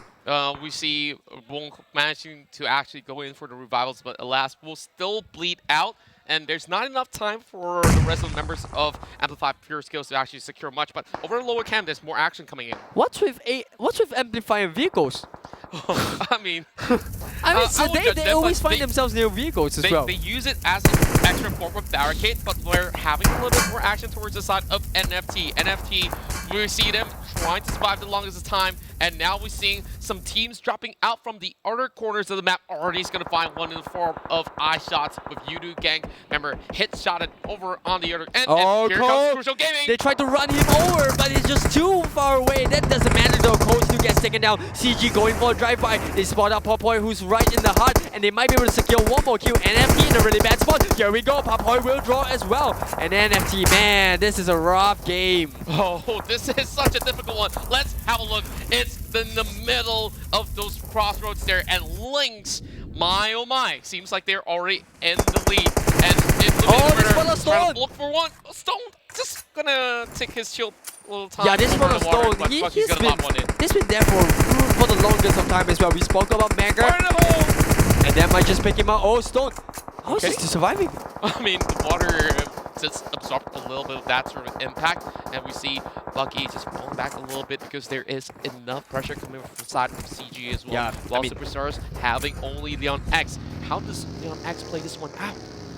He's gonna drive right out there, but if he has to be careful about how he's gonna travel this terrain, because he's gonna run into members of ILLUMINATE Murder. You know, remember on the north side you have RRQ as well. You've got AROV that's already in the circle, and they are kind of like the gatekeepers. Meanwhile, Baki, he doesn't want to let this kill go. Oh, there we go. And from 3-point shot. Yeah, that's a 3-point shot. He must be an NBA player. You gotta give it to It doesn't get Bucky. better than that. Like, he starts in the Avengers, and he can go into NBA. This guy's multi-talented, but look at 6 though. SnowLynx, we talked about them having the circle, and now turning off against RRQ. Gets one bullet to the head, but they have the level 3 headwear, so he can actually soak a little bit of damage. But the open field, it's Ernie! Ooh. RRQ onto the downside. They are in the open, but LYNX Peter with that M4 spray not being able to pick up the kill. Meanwhile, LYNX here gonna have a little bit of a utility pop down. They are in the middle of EVOS, TS, and Yoodo as well. Oh, but TS, what can they do here? Elixir is providing a little bit of support, but he's all by himself. And once again, he's gonna be the first one to fall from Team Secret. Hazel here being able to secure the KS. Ernie on the downside though. Baki up against Aeon. And Aeon's almost one more hit. But Baki, he's coming up on the side. He might be able to pick him. Yes, Crucial Gaming. One member is down. But now coming back to here. Look at Amplify and Ryu. They are just side by side in the heart. That's a really hot soup for some of all these players, but Ryu's pretty much safe as they do have the numbers advantage against AMPLFY. But right outside the zone, we see Zooms going in towards that ditch, and it's going to be alongside with the rest of the members of EVOS Esports. They did not take him down as of yet, but yet again, just waiting by the church, praying for their lives, hoping to not get spotted off by the rest of Ryu. But Zooms still survives out of that drive-by. Oh, it's alive, but no. He gets spotted by Erangel. That's gonna be a shot coming off from the back. Purple Moon, yeah, they tried their best, but that was just brave driving decisions coming up from Zooms. Yeah, I mean, he really had no other ideas coming in towards this next phase, and I guess this is pretty much fair. It's going to force a lot of all these teams, but over on Northern end, this is just going to look pretty bad. I mean, EVOS Esports is just going to have to find a way to squeeze and snug tight because all these members from the side of Ryu only need to actually move across that church. Now, over on the lower end, we still see XR surviving for a little bit longer, but ILLUMINATE the Murder from the south side, I think they do have a lot of cover as well as advantage coming into this top 8 situation. Yeah, I mean, Ryu and AMPLFY, boy, man, they've been staying there for quite some time now. Sooner or later, one of them has to buckle. Meanwhile, we see Team Secret, Elixir gonna fall as well. We see the Q ball coming out. I mean, Baki all alone by himself. 7 kills as of now. FFQ, man. I mean, they might not be the favorites coming into this game, but they are finding a lot of kills. Yeah, Captain Bucky Barnes of FFQ. We've already called him the Winter Soldier. We've already called him the NBA player. Well, this guy is just having the time of his life, and all eyes are locked onto him, whether or not he can pull this miraculous game over onto FFQ's hand to walk away with that fair first dinner from FFQ. But Senior here unloading that clip of M4 on the side of LYNX. I feel like this is going to be really hard for them to actually get much. I mean, Senior is not exactly by himself. He has Ernie as backup as well. They're going to find someone there. FFQ on the fire now. They're going up against ILLUMINATE Murder. They managed to get down Martin, but there's still 3 members that's on top. There's Matoy, there's Amjon, there's Gudar as well. He's going to spot him right through the smoke. Amjon, he's in a 1v3. Bucky, can he actually survive this? The Winter Soldier will fall, and ILLUMINATE Murder pick up one more squad. This is a brave man. He still managed to pull 1 knock. So that's going to be a little bit of resources being deployed from the side of ILLUMINATE. But look at the church though. Everyone's forced to retreat. And EVOS Esports getting AROV knocked out. They're going to soak in a little bit of damage. But Jexy will be the next one to fall. RRQ.ATHENA finds Armjung as we see both Titans collide. The Titans clash. And now Ryu will be able to actually take down some of these members from EVOS Esports. EVOS is now just out in the open, and we do see Foul play a little bit more aggressively, but he's gonna bleed out. Vigor, he's got bird's eye view of Boeing. Sooner or later, he has to come on the zone. He's gonna fall. No fall damage taken, but he's so low, and he's going for the kill. Boy! He had the grenade in his hand, but he wasn't able to unleash just in time, and Vigor will get that kill. But Ryu is coming in from the side. Can he get the kill though? Yes, he can. LYNX will fall, but Ryu, they're just down to 1 member.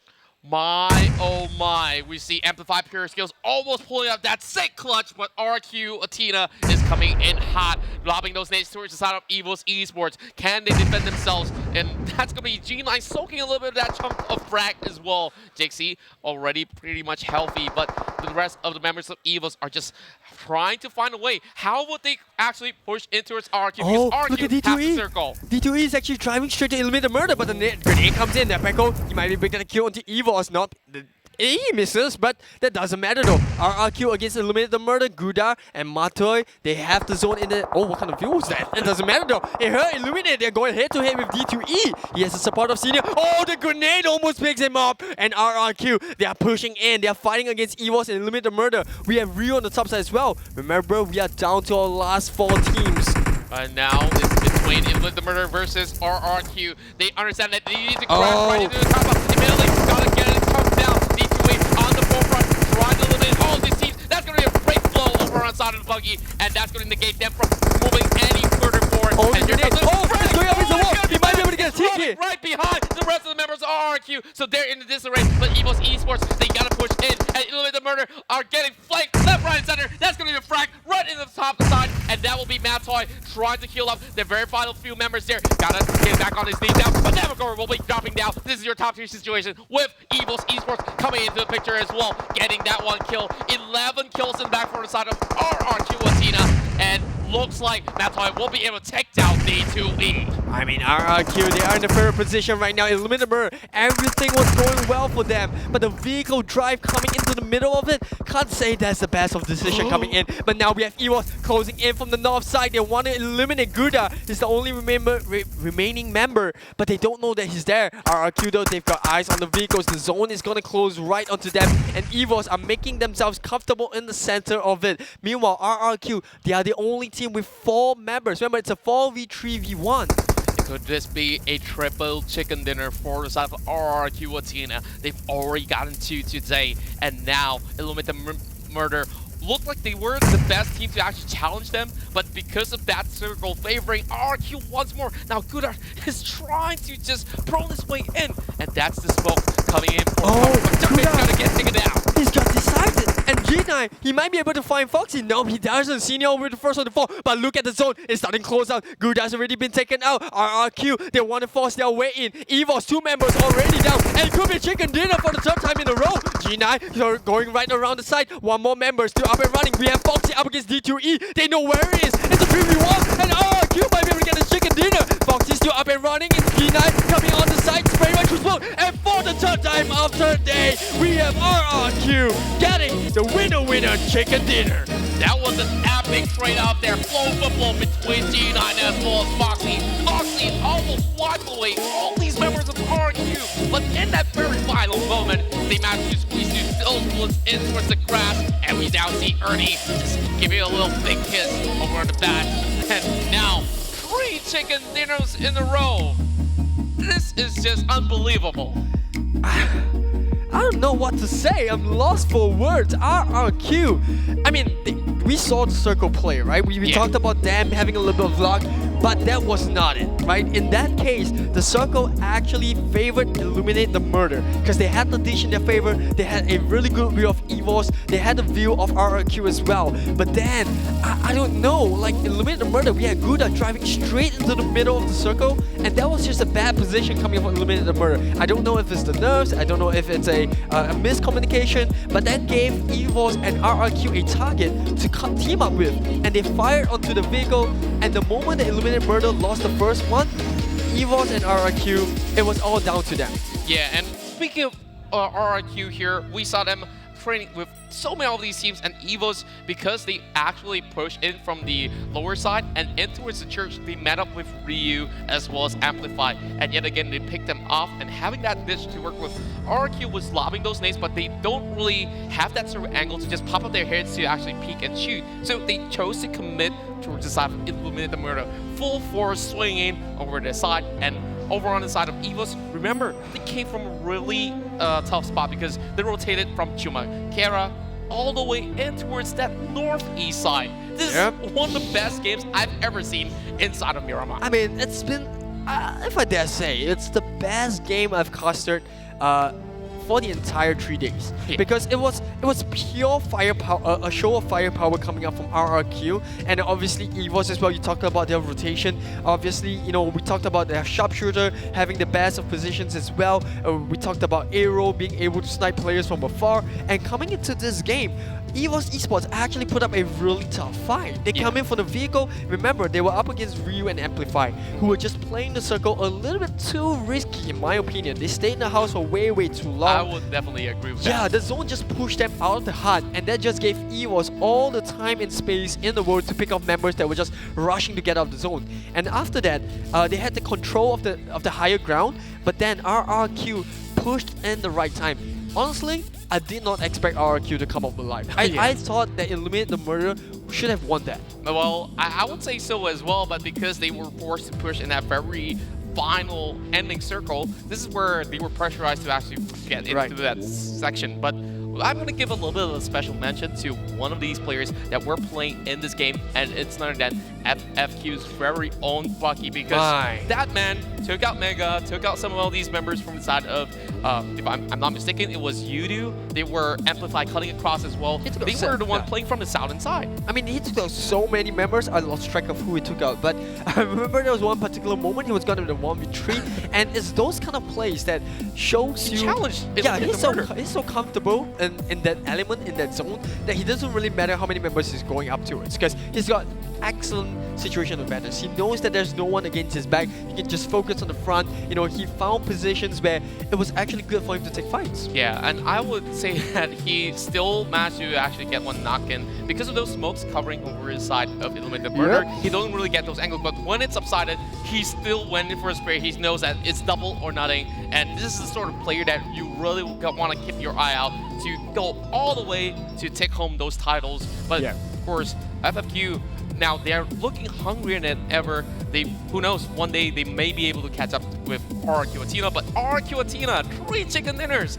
We're talking about not like 60 points. Wow. Solid. Like in terms of ranking, just 60 points. We're not even taking into account the number of kills they have throughout 3 games. They had 13 kills in game 1. In second game, they've got 9 kills. When that scoreboard shows up, I'm pretty sure that it's a double-digit amount of kills. Yeah. They took out Illuminate the Murder. They fought against EVOS. I think they took out a couple of members coming up from RRQ as well. There was also CG by the Shorelines. That's there right. was NFT. There's Mega as well. That's so right. a lot of members, they were actually involved in taking a lot of these members. So we're gonna see what happens, but now we have the scoreboard ready for you. Remember, this is match number 3 ranking, and at the bottom of it, we're gonna see AROV with only 1 point, Purple Moon, NFT, and Mega both sharing 2 points, Yoodo and SS, as well as Bapak Esports with 3 points, and just completing the lower half, Team Secret with 4 points. Seems like a lot of these Malaysian teams have been knocked out rather early, but we really don't blame them because of that nature of the circle. It was really tough. But let's have a look at Crucial Gaming. 3 kills will give them 4 points, followed by SnowLynx on 7th place, having some massive stellar performance, but they got taken down by Illuminate Murder, who's currently sitting at 5th place with a total of 5 kills and 15 points. Pure Skills on 6th place, but look at the top 4 here. We have Ryu squeezing in 9 kills. Woo! I mean, they were smurfing all the way through. Ooh, yeah, I mean, cruising is a understatement for them, but now FFQ, the top 3 guns of Miramar, 17 points, EVOS with 21 points, and sitting comfortably right at the top, we have RRQ with 15 kills, getting themselves 35 points in match 3 alone. Yeah, and now we're looking at the man of the match, and I've raved about him. I talked about the Winter Soldier. I talked about the NBA superstar, but this guy is definitely making his own name visible all across the map. It's FFQ Bucky. 7 kills in total with a 1.2k damage in total, and he survived all the way and just pulled up a massive game. And he really carried it all the way for the side of members of FFQ. And now we have today's ranking so far. At the end of match 3, we have Yoodo and CG still struggling at the bottom with 7 and 8 points respectively. We have LYNX coming in with 14 points, NFT and AROV with 16 points each. We have Team Secret with 17 points. Superstars have 19 points, and we have Purple Moon with only 20 points. 20 points in total indeed, and now looking at the top 8. Sitting pretty will be Mega Conquerors over on 8th spot. AMPLFY over 7th place, a little bit better with only 1 point lead against MGC. Ryu coming in 6th place, while Illuminate the Murder over on the 5th place as well, 35 points, and Bapak just 1 point ahead. Now looking at the top 3 here, we have EVOS Esports 37 points, FFQ 40, and that gigantic lead is coming out from none other than RRQ.ATHENA. 57 points ahead of whoever is behind him. In this case, is FFQ. It's going to break the 100 mark by the end of the day. Yeah, I'm guaranteeing one day you itself. It's just okay. Just 3 kills. Script the day, right? Just 3 matches. Just 3 matches alone, they've got 97 points. I mean, how dominant can you be on a single day? They are just crowned the champions of the PMCO Southeast Asia for a very good reason, and now they're showing their stuff once again. Let's have a look into the highlights of match number 3 inside of Miramar, as we started off with Ryu going with some magnificent flank over side of AROV, and it all started off with this great nade over side of Boyka. Yeah, I mean, Nepeko here coming in for the kill, and Ryu just swept that one up. Meanwhile, we got LYNX fighting up against Yoodo as well. FFQ on the Hugh side play. So many Hugh plays throughout the entire match. We're gonna see so many of this. We have Papoy coming up against Empty from CG, and then this grenade coming in from Bucky. We were talking about the Winter Soldier. That was just 3-pointer shot. And then we have Aeons here with Bucky again. I think Bucky won this one out, and Aeons was, I don't know, considered himself unlucky. He single-handedly took out CG. Yeah, this is crazy clutch. We talk about him being the one-man army. He took out Bapak, he took an FNT, and in this final moment, Bigger looked like he's about to wipe out the rest of Ryu, but look at them go, hopping out, managing to survive, and it was between Nepicor as well as him, but he goes in with the pre-fire, swimming in and out, and Nepicor will still take him down, and EVOS here takes out RRQ at the back, and having a murder getting wiped away. It was between Foxy and G9 at the very end, but let's have a look at our champions of this round and see what Terrence have to say. Thank you, Contra, and thank you, Aris here. Viva RRQ. RRQ, 3 chicken dinners in a row. This time, I've got Ernie with me, all the way from RRQ.ATHENA. How are you doing, RRQ? How are you doing, Ernie? nothing Nothing? You're not doing fine? Easy? not easy Not easy? Okay. Ernie, there's a couple of questions I gotta ask. Okay, first things first. During the interview with Senior previously, I asked him, did you buy the circle? He said yes. And now the third time, you got good circle now. What happened?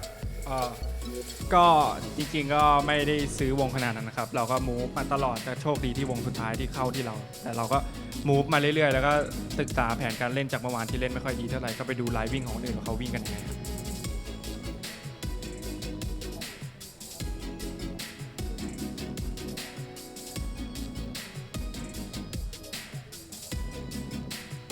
No, we didn't buy the circle. Just because we are lucky enough. So the safety zone looks after us well today. So today's game is much easier than yesterday. So the circle gods is in your favor as of now. Okay, great stuff here, Ernie. Next one I gotta ask, Ernie.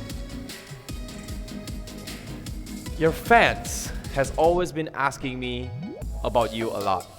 And they love you a lot. Is there anything you want to say to all the fans who's always wanting to see you up on stage here? ก็ขอบคุณแฟนๆทุกคนมากนะครับที่คอยเชียร์ทั้งไทยและต่างประเทศเมื่อวานอาจจะทำผลงานไม่ค่อยดีเท่าไหร่ก็กลับไปก็จะพยายามซ้อมให้หนักขึ้นครับจะทำให้ดีเรื่อยๆขอบคุณทุกคนที่คอยเชียร์มากครับ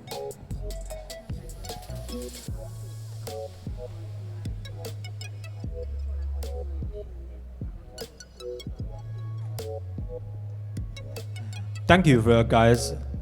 Thank you for your support, and we didn't work well yesterday, so we practiced a lot after yesterday's game, so we improved a lot in today's performance. Wow, great stuff here coming from Ernie. And next up, Ernie, let's talk a little bit more about the game here from the map Miramar, okay? I think before the camera, we talk a little bit here, and I was asking you, how did you know where to dodge all those players here? Like, if you notice here, for those of you who watch at home, the Miramar map was like, everyone was on the south side. How did you know that completely dodge and just go into a place where nobody is there? ก็ด้วยสังเกตจากลายที่เครื่องบินผ่านด้วยครับแล้วก็ดูจากลายวิ่งทีมที่เราต้องเจอในวันนี้ด้วยว่าทีมนี้ปกติเล่นเมืองไหนแล้วลายบินอย่างนี้ถ้าเขาบินไม่ถึงเขาจะไปเล่นตรงไหนแล้วพอถึงลายด้านบนคนเขากระโดดกันลงไปเยอะแล้วเหลืออยู่แค่10 กว่าคนอย่างมากก็แค่2ทีมที่เราเคลื่อนด้านบนได้ครับอย่างมากก็สู้แค่2ทีมเราเลยเลือกเคลื่อนที่ลายด้านบน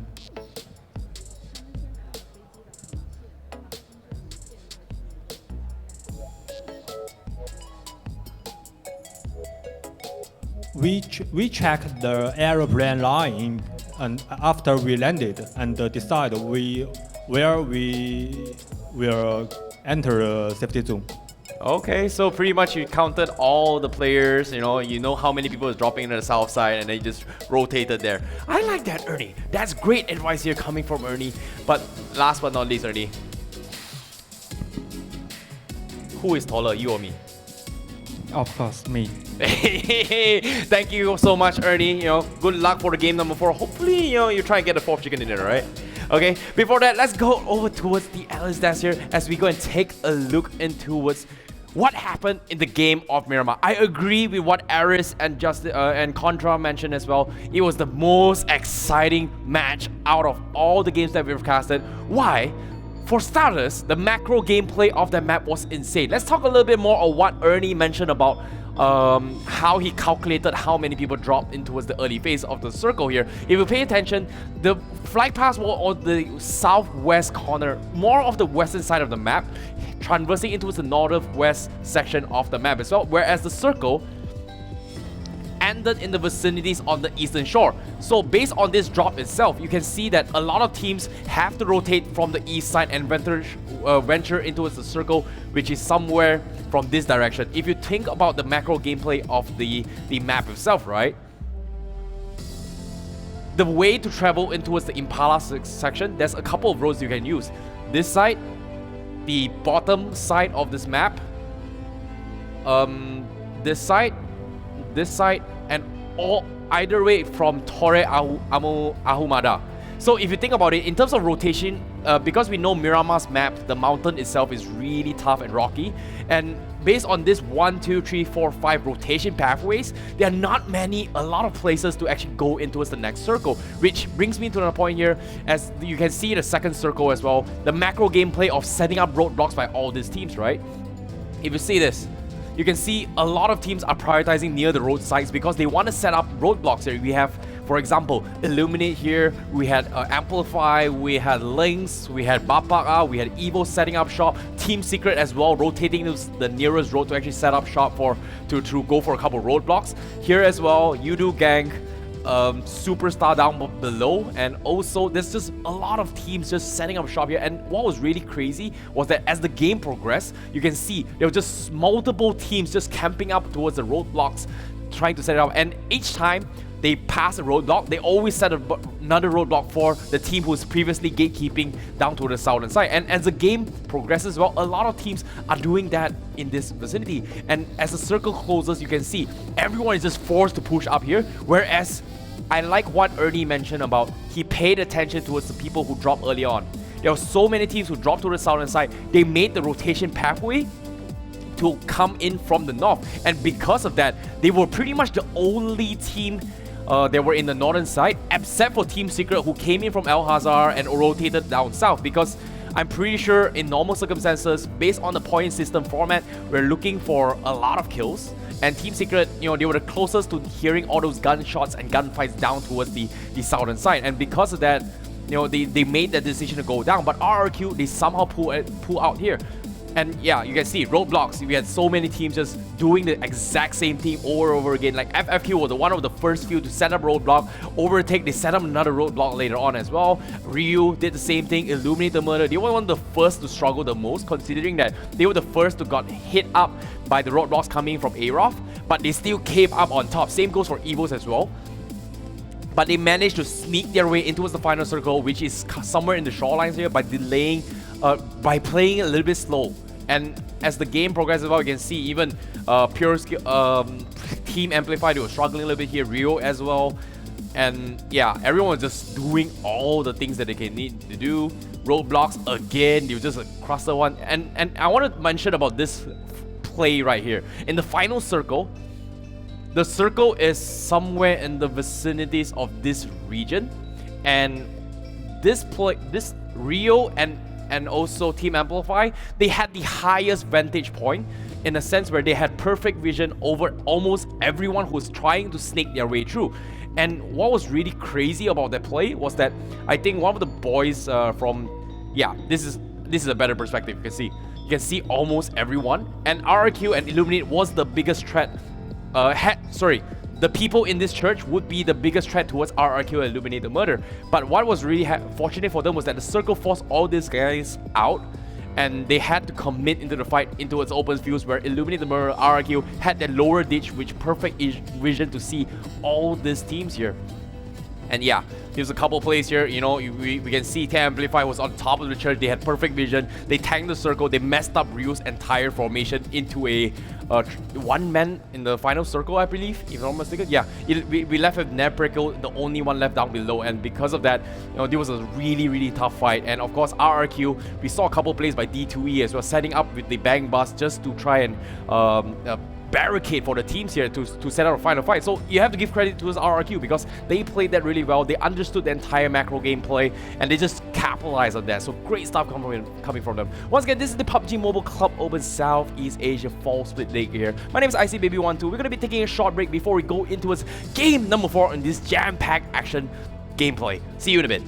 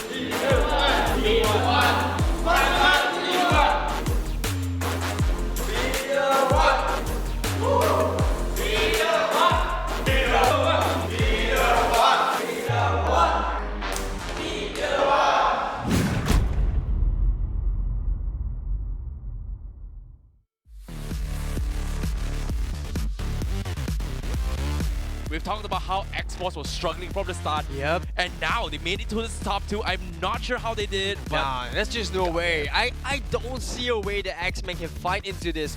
I'm just gonna call it here. Bigetron, they've got the yeah, chicken they've got dinner. it. They've got it. They But want to can kill. X-Men? They want to kill point. They're gonna kill. X-Men, He's gonna kill. X-Men. Oh!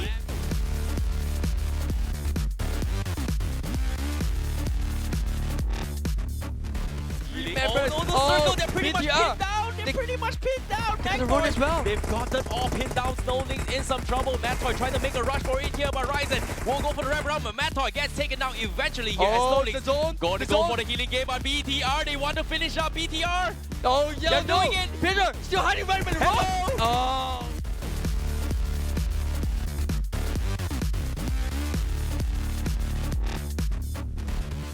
Play Yeah. the aggressive plays here. I mean, 4v3. they saw the last smokes coming up. They know it's a 4v3, but how are they gonna play this? Look at all the grenades. They're trying to pick out members of Senior and Ernie, but they're playing so safe behind the smoke. And Nice LYNX, pick there from Mattoy going for the spray. He gets one, and because of that 4v2, RRQ in some trouble. Ernie going for the spray now, get taken out. Senior right returns the smoke here by ILLUMINATE. Will he get finished off, and he takes.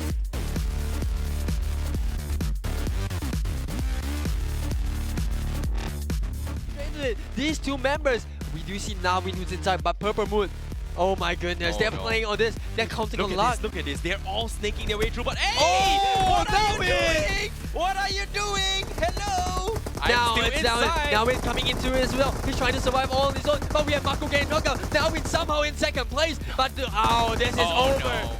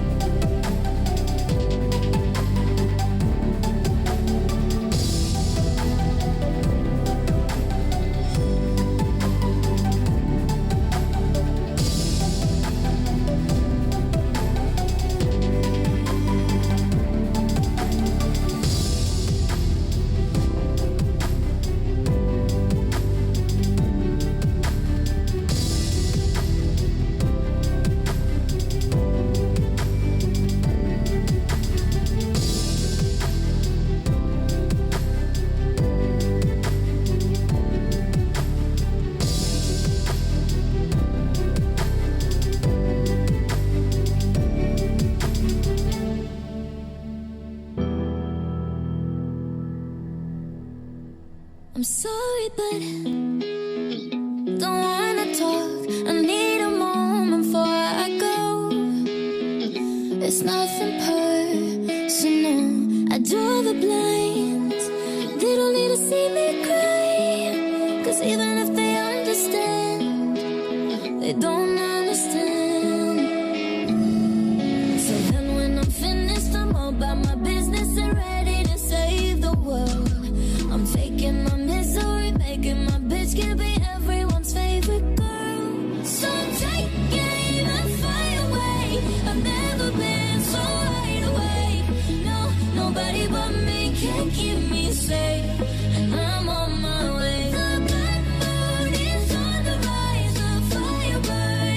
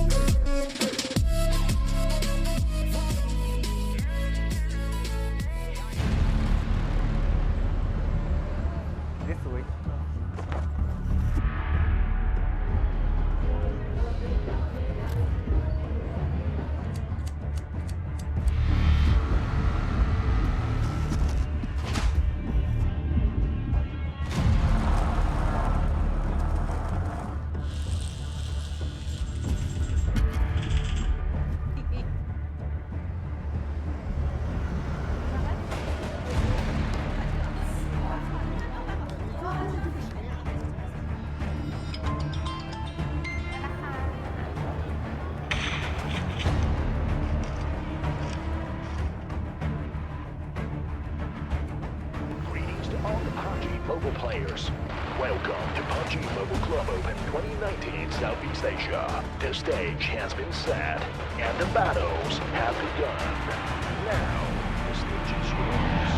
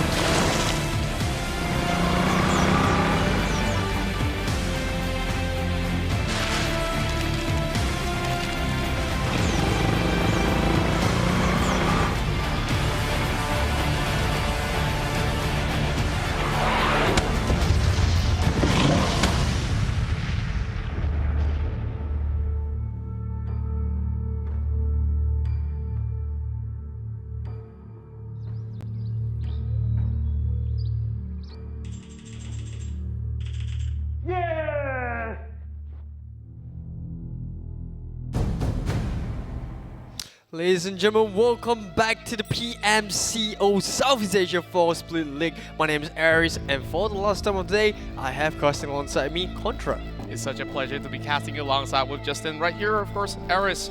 We've seen 3 chicken dinners in a row for RRQ.ATHENA. They are looking back in form, and they are just stating it out, say, we're the champions of PMCO Southeast Asia in the spring split. They want to be the champions of the fall split as well. And speaking of people who are ready to actually beat anyone out of Battleground, it's time for the seamless and uninterrupted gaming time with Vivo V17 Pro. Remember, you can play PUBG Mobile with the Vivo V17 Pro, bringing you more immersive, more powerful, and more outstanding performance. And talking about performance, here comes the glorious chicken dinner. And speaking of chicken dinner, 3 of them going to RRQ's way.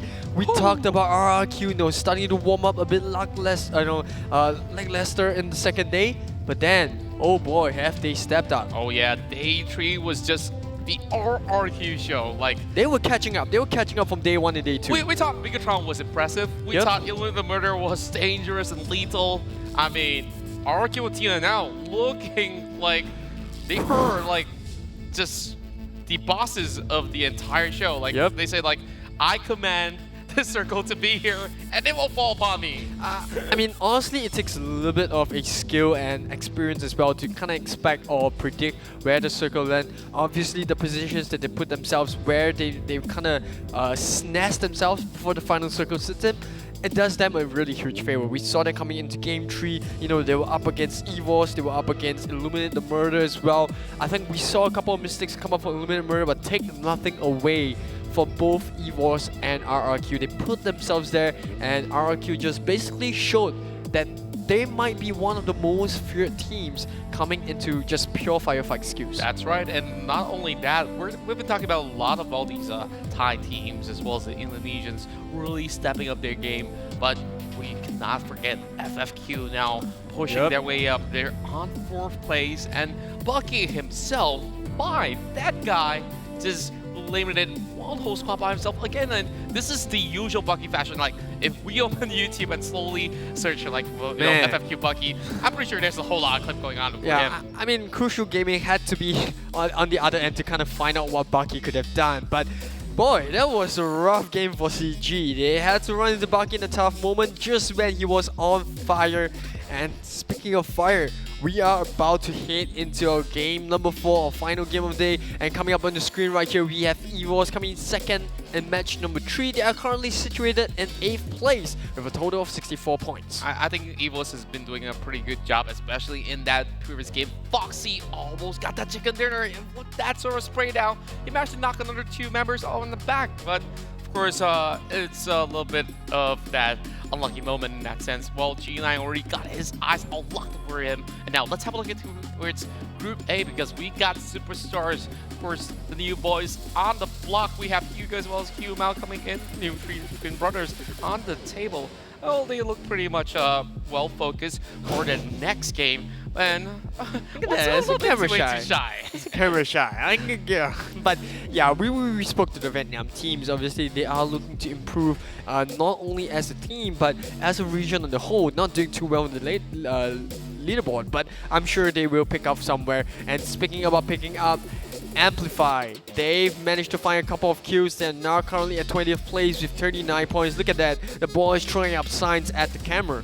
Yep, that's right. Of course, we have Alice, Kong, Mill, as well as Faker. Faker, that very final moment, he almost took down all these members of Ryu. And wow, if you were doing that play and you managed to take down Nepakor in that moment, I think that was definitely going to be the highlight of week number 1. Now, over on the side of AROV Esports, boys on the block from Malaysia has been doing really well, but that last game was really rough because they got spotted out by Ryu, as we were talking about Ryu. They got a lot of kills as well, but AROV, inside of the rounds of Sanhok, they were doing so well. Now, over the side of SnowLink. I mean, SnowLink, we know that they have been one of the teams to look out for, and honestly in the previous game, similarly like most of the Vietnam teams, they did not do too well, but it was really an unfortunate incident for them, right? They had to heal against them, they had so many of these members, they had to fight into the circle, so it can't really put too much of a pressure onto them. We see the team starting to ready up, and I'm pretty sure high fives all around, moods are lifted. Remember, match number 4 is going to be played on none other than Erangel. That's going to be a little bit of that sort of advantage for teams who've already known it so well. I mean, everyone starts off playing in this classic map. We've talked about it time and time again. And now that we have Group A versus Group C for the very first time, they might see a little bit of that clash early on for the contest of all these places. Question, Conqueror. Do you think it's possible that RRQ might just get 4 chicken dinners in a row? Well, there's definitely that really high possibility as we look in towards this flight, heading towards Erangel, as we'll see whether or not RRQ.ATHENA will be pulling off the impossible, pulling off that 4 chicken dinners in a row that was never before done by any teams, even back in towards the spring speed. This is your PMCO Southeast Asia Fall Split 2019, and we are about to take off. Now we are in the skies and looking at the map, we're going to see a very interesting flight pattern here, all the way from Primos, going to cut all the way north into Servany Mine. This drop is going to be good for RRQ because we know their nicknames. Kings of Pachinki. I mean, hit it at the right time. This is gonna be big because they don't have to travel too far. They can sit, they can nest themselves within, and I don't think any of these teams will be looking to challenge them.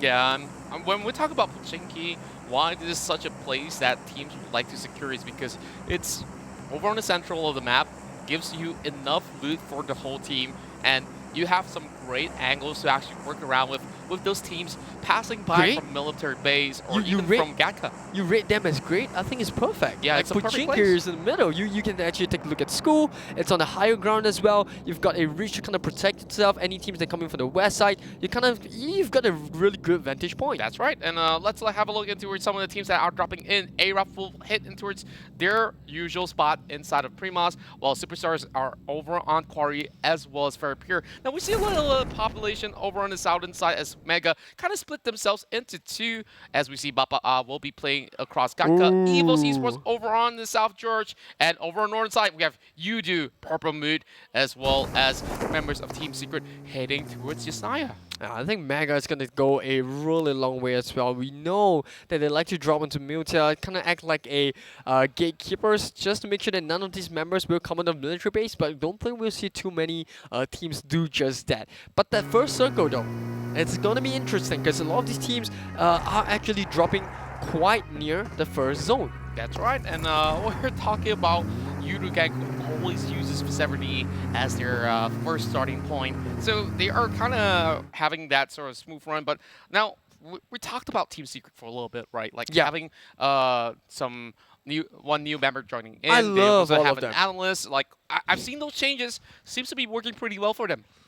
I mean, honestly, if they can find a couple more good positionings, especially in this match itself, we could find themselves, work themselves onto the upper half of the leaderboard. And talking about leaderboard, AMPLFY, I mean, I don't know. What do you think they can do to kind of improve their performance coming into PMCO? I feel like they are a little bit passive over on the early rounds, and Alright. we saw in that round of Miramar, they got caught out over on that hill on the north side of Picado, and that's where things get pretty rough. They had to rotate across, and we speak about those ditch that they fill up with those vehicles. It's like, Yeah. I Yeah. said, a vehicle dumpster. They were caught between Ryu and EVOS as well. Like the first member that they lost, and then you find yourselves in a three-way fight. It's gonna be tough. And then they played that really long, fought-out battle with Ryu in that house, and it was sooner or later as the zone started to push them out, EVOS just picked them off like vultures. Yeah, speaking of EVOS there, we have a little bit of a bird's eye view of them heading in towards South George, their usual home base, or they will be looting across Hospital as well, which is really nearby. RRQ, Kings of Pachinki will be in there alongside with Limited Murder, having the drop in towards Razok as per usual. Now, we're looking at the other teams. Some of these teams are all over the place, a little bit of a heavy population over on the western side. Now, do you feel like it's basically because of the flight path that doesn't really allow a lot of all these teams to hit towards the east side, or, maybe they're just trying something out? I mean, honestly, it doesn't matter because we all know, right? When it comes to competition, you've got your favorite spot. You're the most comfortable within that town itself. And fortunately for none of these teams, they aren't too close. One another. Can't say the same for those that drop in Georgiapool. We see NFT dropping near there as well. We see Bapak Esports going a really long drive.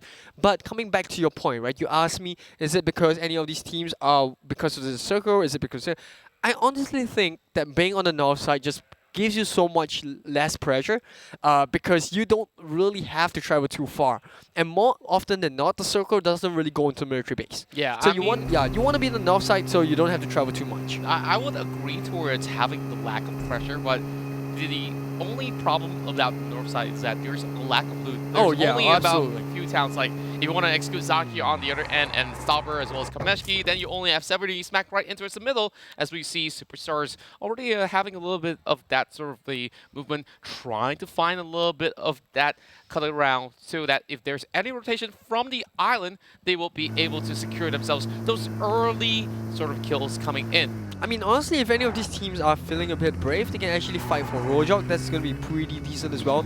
But if the circle is a little bit, if it feels funky like it does for the past 3 matches, it might just go all the way north into shooting range and sovereignty.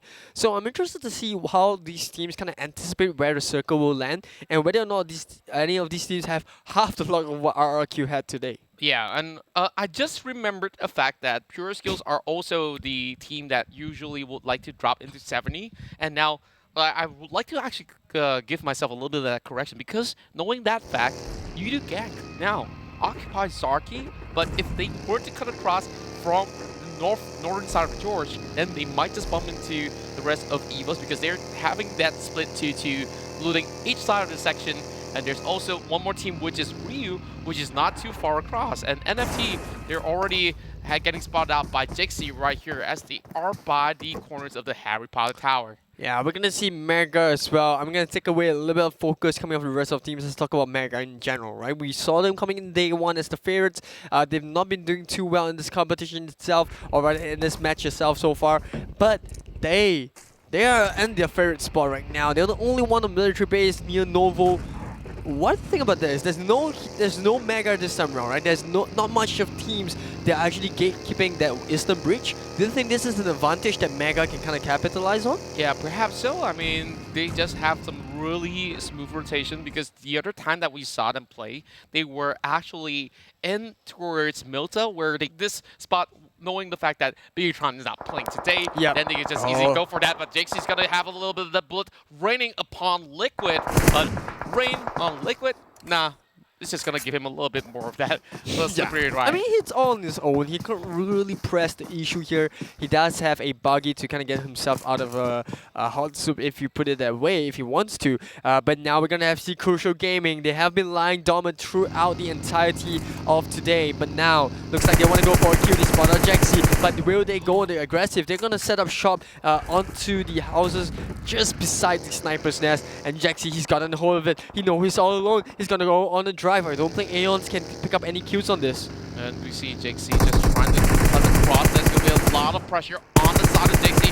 He is all by himself, but none of all these drop of bullets actually land towards him, so he's lucky enough to actually make it out alive. But now he's booking the top side of the hill. He's trying to peek back at them, and he's going to go on prone, and maybe this might just be a little bit advantageous for the side of Jaxi himself. Yeah, absolutely. End of the day, it all comes down to how comfortable EVOS is in taking this fight, because they've heard all those nice noises happen on the bottoms of the hill, right? They know the CG is there, but I don't know. Like EVOS today, they stepped up to the game. They're switching between early game pressure, late game pressure. They're taking all the right fights. They've just been a little bit unlucky because RRQ, man, they are on form. So if you take RRQ out of the picture, I think EVOS is the next best improved team. That's right, and not only EVOS, I would say Ryu is slowly getting themselves ahead as well. They're camping on this patrol station. We see a little bit of a long-range pickoffs there with those knockouts, but no kills being secured. But in the middle of the entrance of Severny is going to appear skills, trading off against Papoy. Papoy getting some bullets, hitting on his back. That Dacia is not going to hold on for too long. He's just going to lob one frag all down south and might just connect towards the side figure as well as Alas. Let's see if it's going to pop right now. Yeah, I mean, AMPLFY, they are taking the fight there. Oh, the grenade, a little bit too close for comfort, and Lassie looks like he's gonna reposition himself, but Purple Mood is in the distance. We're gonna see maybe a three-way fight once again with NFT caught in the middle. Yeah, perhaps so. Now Purple Mood slowly moving in on top of those hills as well. That's where coming in from Cole, almost getting zooms out of that vehicle. Oh, I don't like that. I don't like that coming up on NFT. They're drawing so much attention to them. And remember, they've only got this HUD to work with. And this HUD has so many windows that, both Purple, AMPLFY and kind of Purple Mood as well on the top side can actually capitalize on. Look at that, Maz Gaga. They're caught in such a small space. And now that we're seeing there's a little bit of that spray down coming from Maz Gaga again, they just try to actually keep the pressure from on towards the side of Purple Moon, hoping that they do not camp on the top side of Hill. But if they do camp, then NFT might just be wiped out because we've already seen the AMPLFY members already locking that side on that M24. I don't know. AMPLFY, they somehow Meow managed to rotate around and he's got the IQ now. He's taking one by one. Maz Gaga taken out by a headshot. And Meow is absolutely giving no chance to NFT here. I spoke about NFT and I said I did not like the way they took the fight to Purple Moon because now they are caught in such a tough spot. Definitely paying the price for doing so, my friend. And we see the members of CG just cutting across. Now, we have a little bit of glimpse of the map for a little bit. RQ has not made a move into phase 1 yet, so they're going to take a little bit of that late approach. But NFT right now, we know that this is only one house to work with, while the rest of AMPLFY all spread out, got a couple of angles to work with, and Vigor alongside with Last, they grouped up. But Meow, in the middle of it all, he's just going to go in for those crates. And Liquid has trying to get that hit off. Liquid! Boom! One shot to the head onto Olasi as well. That's gonna be a really good shot. And now AMPLFY having a taste of their own medicine. And we see Purple Moon actually, you guys can see, we see, right? Purple Moon is actually going out to Serenity. So it's gonna be a one-on-one, one team on one team. No unfair battles here for both of these two. But they can't fight for too long. The circle is starting close onto them. Yeah, I mean, if we give them enough time, I feel like there's still a little bit of chance that it will cover towards the side of NFT. All they have to do, hold on to this fort, but the rest of the teams who are contesting for a little bit of place to call home might just flush them off and say, hey, your tendency is over. I'm just going to be booking this place out. But Mega Esports, they're from the corners of Primos. I mean, well, it's not even Primos. I mean, that's all the way from the south side. They traveled so far, and they're taking quite a bit of damage from the zone, but that's fine. It's only a tier 1 zone. But now Purple Moon, like I said, traveling up north already, but they have left Servany, and now they're taking the fight all the way down to Snowlings. And Snowlings, they've taken quite a bit of damage. I mean, Purple Moon, I think they kind of fancy their chances here. Yeah, I mean, they take whatever they can get. They need all those points to end the day strong. We're talking about the very last game of day number 3, and we've already said Group C is a group of death. Purple Moon being stuck in the group with the rest of the Thai teams are trying to find LYNX. And LYNX, they were one of the champions of their local tournament. Yep. And coming into this tournament itself, there's so many other champions of different regions, all duking it all out. And yet again, LYNX haven't really had the best of games so far. Yeah, Bapak Esports starting off a fight with Crucial Gaming as well. Up onto the hill side, we see Bard, Na, and Trixinity just gonna be onto the hill. I think that's gonna be the first one down, and Rod's gonna be the first blood of the game. Yeah, Rots is not really getting all too much out of those trade-offs. Now they're gonna have to get themselves a different sort of way to work with. They're gonna stick by the western end instead, and I would say that it's not exactly all too safe as they try to get themselves over towards the shooting range. I mean, honestly, ShuQ here, they're gonna just drive right past shooting range like you mentioned. Should be pretty safe for now. Don't see too many teams over there. Meanwhile, RRQ onto the Hue side up against Superstars and RRQ. I mean, Yumio, he's gotten cold. He knows that there are 4 vehicles driving towards him. He's gonna travel away. And RRQ, interesting formation here. All 4 of them have individual vehicles. Yeah, I think that this is great for them to actually take across. And they Oh, they spot spot a out Yumio. now over on the top side. So, you know, each side have a twin brother on their team. But Yeah. we're gonna see whether or not can the Leon? rest of SS actually fend off against RRQ.ATHENA. Yeah, they spot out Julie is on a little bit of trouble. Gets knocked out as well. That's going to be a headshot coming out from Ernie. And this is bad. RRQ are hungry for that chicken. He's so accurate on that M16. You saw all the tabs actually connect and immediately drop Illuminate, or you can say Julie, like in reverse. I'm going to call him Julie. Yeah, I we're think gonna it call him sounds Julie. nicer, right? Luigi sounds like someone that you don't know. And I mean, I'm just calling Julie, that's for sure. But now Julie in a little bit of trouble here, gets taken out. Superstar, do they go for the rescue? G9 here, providing a little bit of cover onto the top side. They're rotating around. Hugo taking a bit of damage as well. Humao not doing too well himself. And Julie, they're just going to allow him to bleed to death. Maybe not. G9, he's got the upper hand. That's right, and I think this is definitely a lost cause for the side of Oh, they lost track of him. And They don't know where is he. they're still gonna get a kill no matter what, though, if they're not gonna go. Yeah, in he's for probably save, going to so- bleed out. I don't think Superstar should Oh, go for the we got revive. it. So there we have it. D2E going to get the last shot onto Julie. That's going to be the first one down coming from Superstar. But RRQ, good stuff for them. Yeah, RRQ starting off slowly and got himself that 1 kill advantage is definitely going to be doing them pretty good.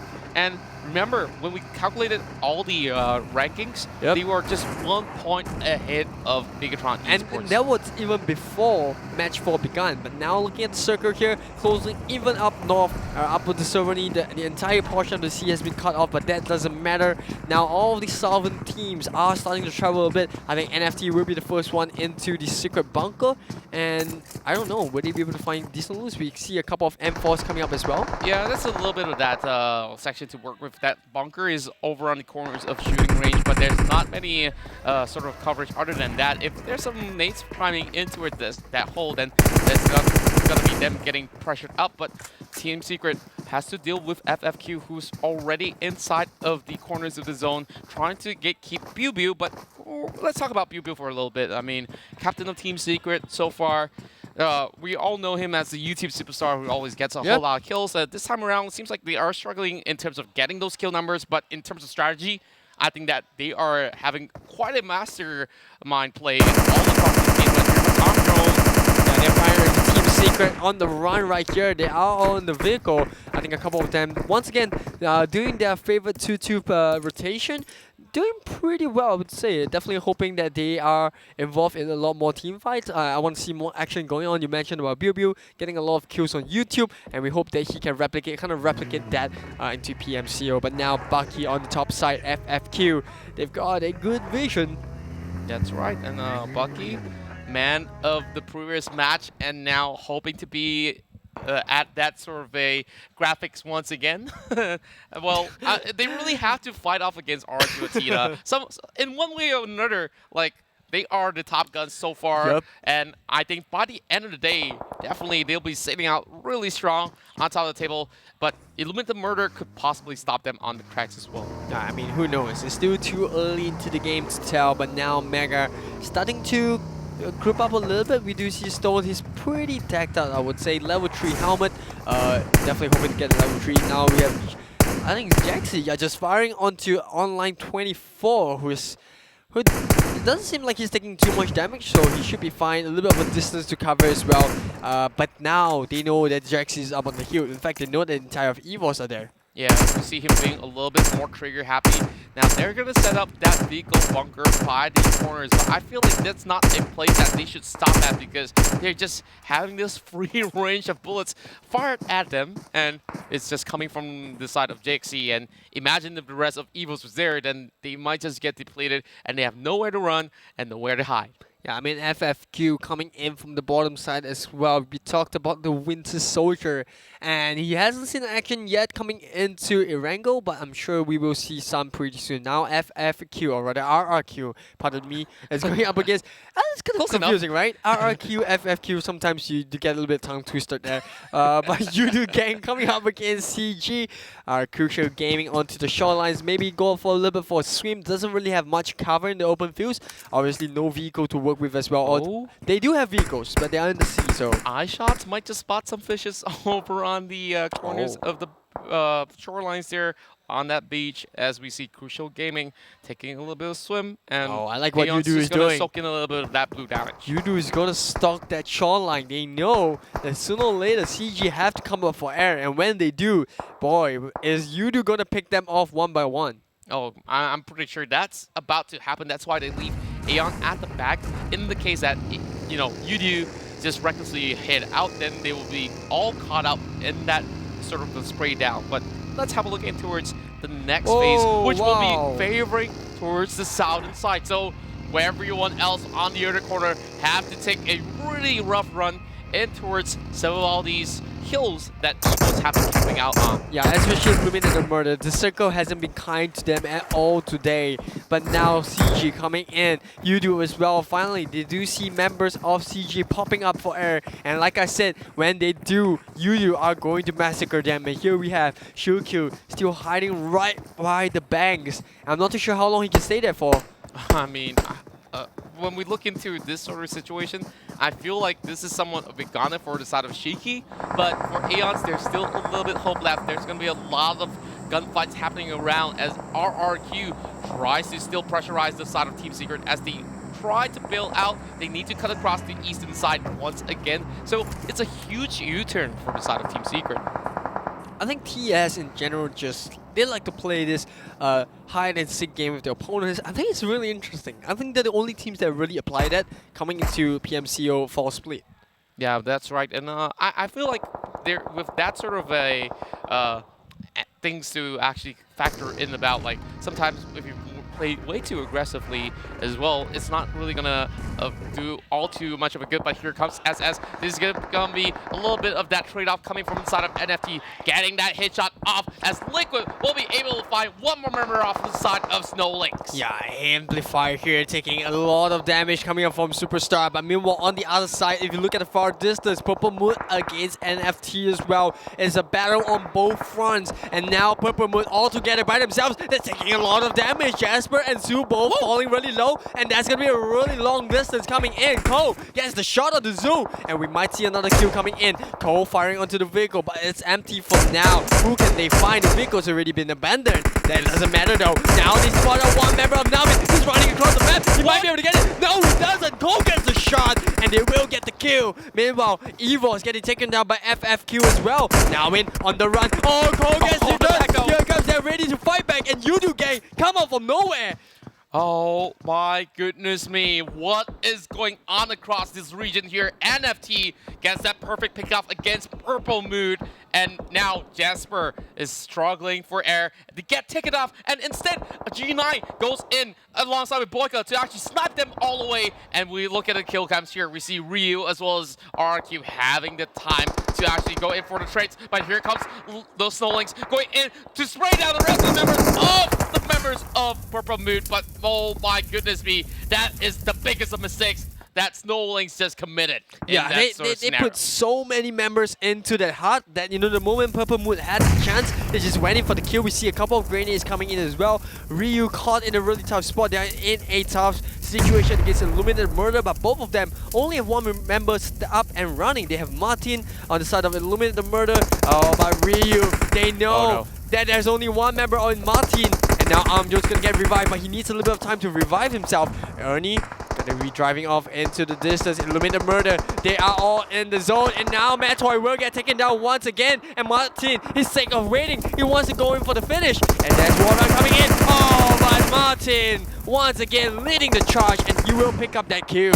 Over the back though, it's gonna be Drone trying to take them all down. Illuminated Murder is getting depleted. There's only Gunner as well as Martin left, and slowly but surely these members are bleeding out. Warren does not have enough time. He will be biting the dust, but Drone is pretty much well and healthy as Martin will go in, takes two of them down, and Drone says, you know what, I'm gonna back the hell out of here and take this Lucia with me. Yeah, I mean, Ryu, they know when to back off, and Illuminated Murder somehow managed to escape with just that. Like, only one member still standing. Martin managed to revive his teammate in time, and now G9 from RRQ not in a good spot, caught in between EVOS, and then now Oro looks like he's feeling pretty confident. He knows that there's someone within the smokes. That's right, and that member definitely will be G9. G9 getting found out immediately. Foxy tries to take down the guy who he just went one-on-one with inside of Miramar, and he's not gonna let him go. Well, G9 still survives. Aros is locking his eyes onto him, and now finds Hugo. And my, oh my, that's gonna be a big blow as Pubg instead will be able to take down RRQ's G9. Yeah, I mean, that is a big loss to RRQ, the man. And now we're gonna see FFQ play a little bit more safe, spread out across the distance. You see Bucky right there, you got F1 as well. Meanwhile, we have EVOS onto the long side. And Team Secret, they must be feeling good about this. They've got the building in their favor, and they can look at all this fight that's happening in front of them. I would definitely agree, and there's not much of those sort of walls that you can have. But Matoy, after getting revived, he finds Bapoy and FT Esports losing one member off. Then here comes Stone, dealing onto Martin as well. But bigger, it's a three-way, four-way battle between all these teams as Mega will be able to find Goddard. And oh my goodness, look at the kill feed. And all these guys are struggling to even get into the next phase, as some of them are right now outside the zone. AROV Esports not going to be having too much of a great time there, as we see Cole just stuck by the corners of the rock. NFT, they lost that sort of ground. Oh, Mega! They're trashing right in. They're coming into the fight hot as well. They know that all these members are caught up between the outside the zone. AMPLFY in specific, but Online 24, somehow they managed to find a safe passage inside. But FFQ is on the higher ground. Illuminate, oh, the grenade will come in. And somehow, out of nowhere, AMPLFY will bow out. AMPLFY will be able to get a little bit at least, but Mega Esports, this is their time to shine because Illuminated Murder is out of the picture. Same goes to RRQ.ATHENA, and now stopping down below that broken vehicle. It's liquid with one dollar of health left. He gets it, and he didn't even need to zoom in. Yeah, wow, Mega from far. Online 24, we talked about Mega Conqueror being dominant in day one, and it's not over for them yet. They're here to stay, and they want to show that they're one of the top Thai teams to look up for. Now we see the zone coming up on the outside. You see Bapak Esports in a four-way fight against Yoodo as well. And Trixinity, he wants to fight this one. FFQ on the other side of the screen gets knocked off in 8th place, but the focus is on Tupac. Look at that. He's got a really good view of Gig, and he might be able to find more members here as well. Eye shot coming in. Oh, there we go. There's a little bit of that Foxy action as Bapak gets a little bit of bullet sent his way. There's so many teams from Malaysia still surviving, but EVOS Esports taking one down, trying to fend off against Team Secret. They are having those smokes to work with, but what can they do right now? They're at the edge, and that circle definitely will favor them for now, but eventually Mega will go in front push.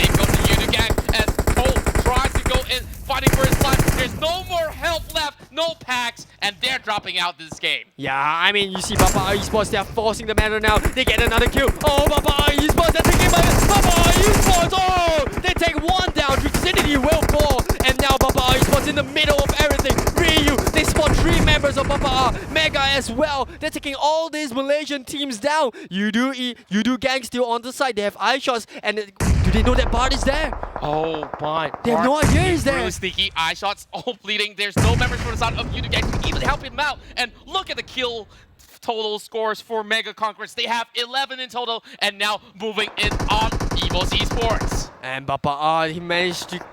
Oh, that's a kill steal. Oh, it was Drone that actually got the kill, but Bob managed to secure the one. Storm coming in, and EVOS Esports, one by one, they will fall, and Jax is on the ground. So is Foxy, but Oro is still hiding inside that smoke. He has absolutely no way to Foxy as well. There's one more members coming in from Mega. He's trying to close the distance. Storm pushing in the rest of the teammates. They fall to speak past Foxy. They're gonna close this one up, and now they want to find one more. Jax is right behind it, and Oro, oh, the side gang comes in, and EVOS, they don't want to go out without a fight, and Mega gets taken out. Pubg will fall as well. The grenade comes in for Rothfire, and Mega Conqueror.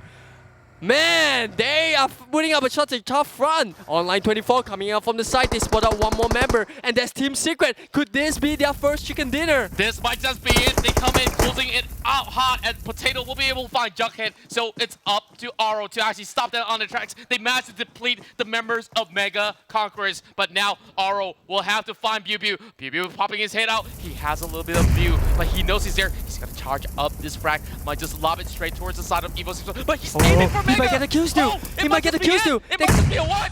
Oh, it's a little bit far. short. From our distance, it looked like it was gonna land on them. But Mega, they're not in a really good position as well. Oro gets taken out, and Team Secret, they are popping off. Bill gets one kill onto Oro. Yoodo Gang, they try to make their way into the zone, but it's a little bit too late. Team Secret, they are running riot. They're killing left, right, and center. Mega Conqueror, they try to put up a fight, and Stone gets taken out by Bill.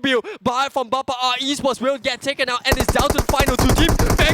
Mega Conqueror, they try to put up a kill, but Bill, you talked about those YouTube kills, and now he's doing it in PMCO, and now Alex is closing the distance. It's a 4v1, and he might be the first kill. Team Secret, they're slaughtering every single one of them. It's down to a 1v1 now, and looks like we got Online 24 hiding right behind the tree. Alexer taking so much damage. Oh, Online 24 still up and running. He spots out Alexer. Does he close this one up? Still Potato at the back. He's rescuing Bubu, and Sinbi giving him information. They know where he's at. Sinbi will be taken down, but now it's a 2 versus 1. Lobbing that nade straight towards him. It's a Molotov, burning his health. Can he survive? It's a little bit too much, but here comes Potato trying to close in. 1 down of health left, but Online 24 still survives. And now between him and Potato, he's trying to get his way in, but he will get knocked out. It's gonna be a 1v1. Oh my goodness me! Mega Conquerors are still alive. Online 24 just gonna heal himself up. Potato, they are more than happy to throw themselves at Online 24. They know that they got the zone to play with, and now they have no idea where Pew is, but they know where Online 24. So if you play this one out, right, what we're gonna see is Team Secret play this one a little bit safely. This one's on Online 24. He's gonna spray right through the grass, and Team Secret, they're here to make a statement. Oh my goodness! Team Secret will get their first winner chicken dinner of PMCO. Oh, I've talked about Bubu, and it was asking him, you gotta get those kills like you do back in YouTube, and now he's the one to take that chicken dinner to Team Secret's head. And at that very final moment, we saw Mega getting all lives away because Aro, the only surviving member of EVOS Esports, just got all of them knocked out. It was such a huge turn of events, and now Team Secret walks away with the final chicken dinner of day number 3. Man, the Malaysia fans must be jumping for joy. I'm jumping for joy as well. This Potato is a Singaporean. But what was that in the last circle and all that mess? You talked about Vivo, right? You talked about the YouTube kills. You were saying like he's the star of Team Secret, the leader of Team Secret, possibly the shot caller as well. And it came in the final fight. Team Secret were just killing left, right, and center. They are the sleeping giants of Malaysia. And we haven't seen much action from them, but in that final 10 seconds or a good 5 minutes, they were dominant as hell. Yeah, I mean, you really got to give it out to these guys for putting out that stellar performance, but not only that, give it up to Mega as well, because Mega Conquerors, they got those double-digit kills on their hands, and at that very final breath, Online 24 takes out every single one of these other members of Team Secret, so imagine still walk away with that 3 points, took out EVOS as well, so there's just so many things that happens across the regions of 70 as well as shooting range, but this is such a fight that we saw from all those teams, and they definitely showed up, even like the teams that haven't really got those chicken ears. And Mega is one of these guys that didn't get it today, but the other day they looked pretty much solid with that 2 chicken leaders already in the bag. I mean, we almost saw a Bucky moment coming up for Online 24 against Team Secret. I mean, he took out Pubg, yeah, I think he took out Potato as well, and then somehow, I don't know, like Team Secret out from nowhere. Like I said, you know, they like to play this 2-2 formation.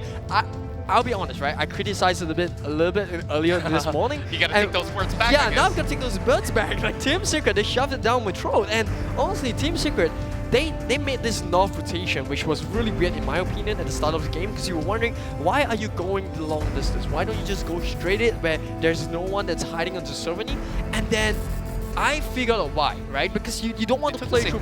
Yeah, you don't want to play against RRQ. You don't want to go right straight across where Illuminated Murder could be. Obviously, we talked about RRQ traveling one of the longest distance. I think the only other team that traveled as far as them was actually Team Secret themselves. Well, they were starting off inside Yasnaya, Pollyanna, and then they moved upwards towards the side of Stalber, and lucky enough, they didn't lock horns with RRQ.ATHENA as well, because RRQ was actually coming across the northern side of Stalber, and eventually they managed to squeeze their way across by heading back towards the south side, climbing all the way back up. Now, enough of all these sort of discussions here, because we've already got those scores tabulated, so without further ado, let's unveil Match Force score lines here as we see the rankings. Starting off, we have Snowlings, who picked up pretty much of a fight with a couple of teams here, but dropped out a little bit way too soon, alongside with the side of CG over 15th place. Superstars here not really getting too much, also walking up with 1 point.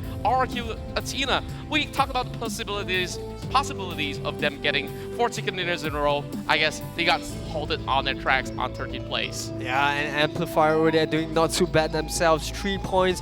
Definitely hoping for more, but hey, you gotta take what you can. Now, AROV coming in at 11th place with 5 points. FFQ and Purple Mood both with 6 points. Now, let's take a look at the upper bracket, or rather upper table of this game. We're gonna see Illuminate the Murder with 6 points as well. EVOS Esports not too bad, 7 points. Ryu with 9 points as well as NFT. And now we're gonna see in 4th place Yoodo Gank with 12 points. Just 1 place above them, we have Bapak Esports with 13 points. And Team Secret, even though they've got the chicken dinner, they only came in 2nd place with 26 points. Wow, Mega Conqueror, 1st place despite not having the winner with a chicken dinner. They got 30 points because of those kills. That's right, that's what I've been raving about. Stone Online 24 played out perfectly, and the moment I speak about Stone, he is the man of the match for game number 4 here, with a total of 6 kills and a damage output of 1009. So this is some huge stuff coming out from the side of Mega Conquerors as they manage to walk away with the biggest point lead in this game itself. And let's have a look into today's tabulated rankings once again. We're gonna have Crucial Gaming all the way at the bottom with only 9 points. Rough day for them. We're gonna have LYNX with 15 points coming in 15th place. And then we have 14th place Yoodo Gank with 19 points, just 1 point above them. We've got Superstars with 20 points, AROV with 21 points, NFT with 25, and both Purple Moon and AMPLFY as always with 26 points. That's right, and with that being said, Purple Moon are just slowly climbing all the way back up. Ryu now coming in with 36 points in total by the end of the day, is starting out pretty strong over on the top 8 spot. Illuminate the Murder on 7th with 41 in total. Haven't really got themselves that chicken dinner today. And Team Secret, after that chicken dinner, they walk away with a total of 43 points. Up above them, only 1 point of a lead is EVOS Esports on 5th place. FFQ 2 points ahead. And now over on top 3, Bapak. Well, they are kind of like that low-key guys that have been picking up a lot of great position as well as kills. And MGC comes out in second place with 52 points and a perfect 100 points, ending it real strong at number 1, RRQ.ATHENA. Yeah, I mean, they definitely hope that they could have achieved a lot more in match number 4. But hey, not too bad for one single day, 100 points.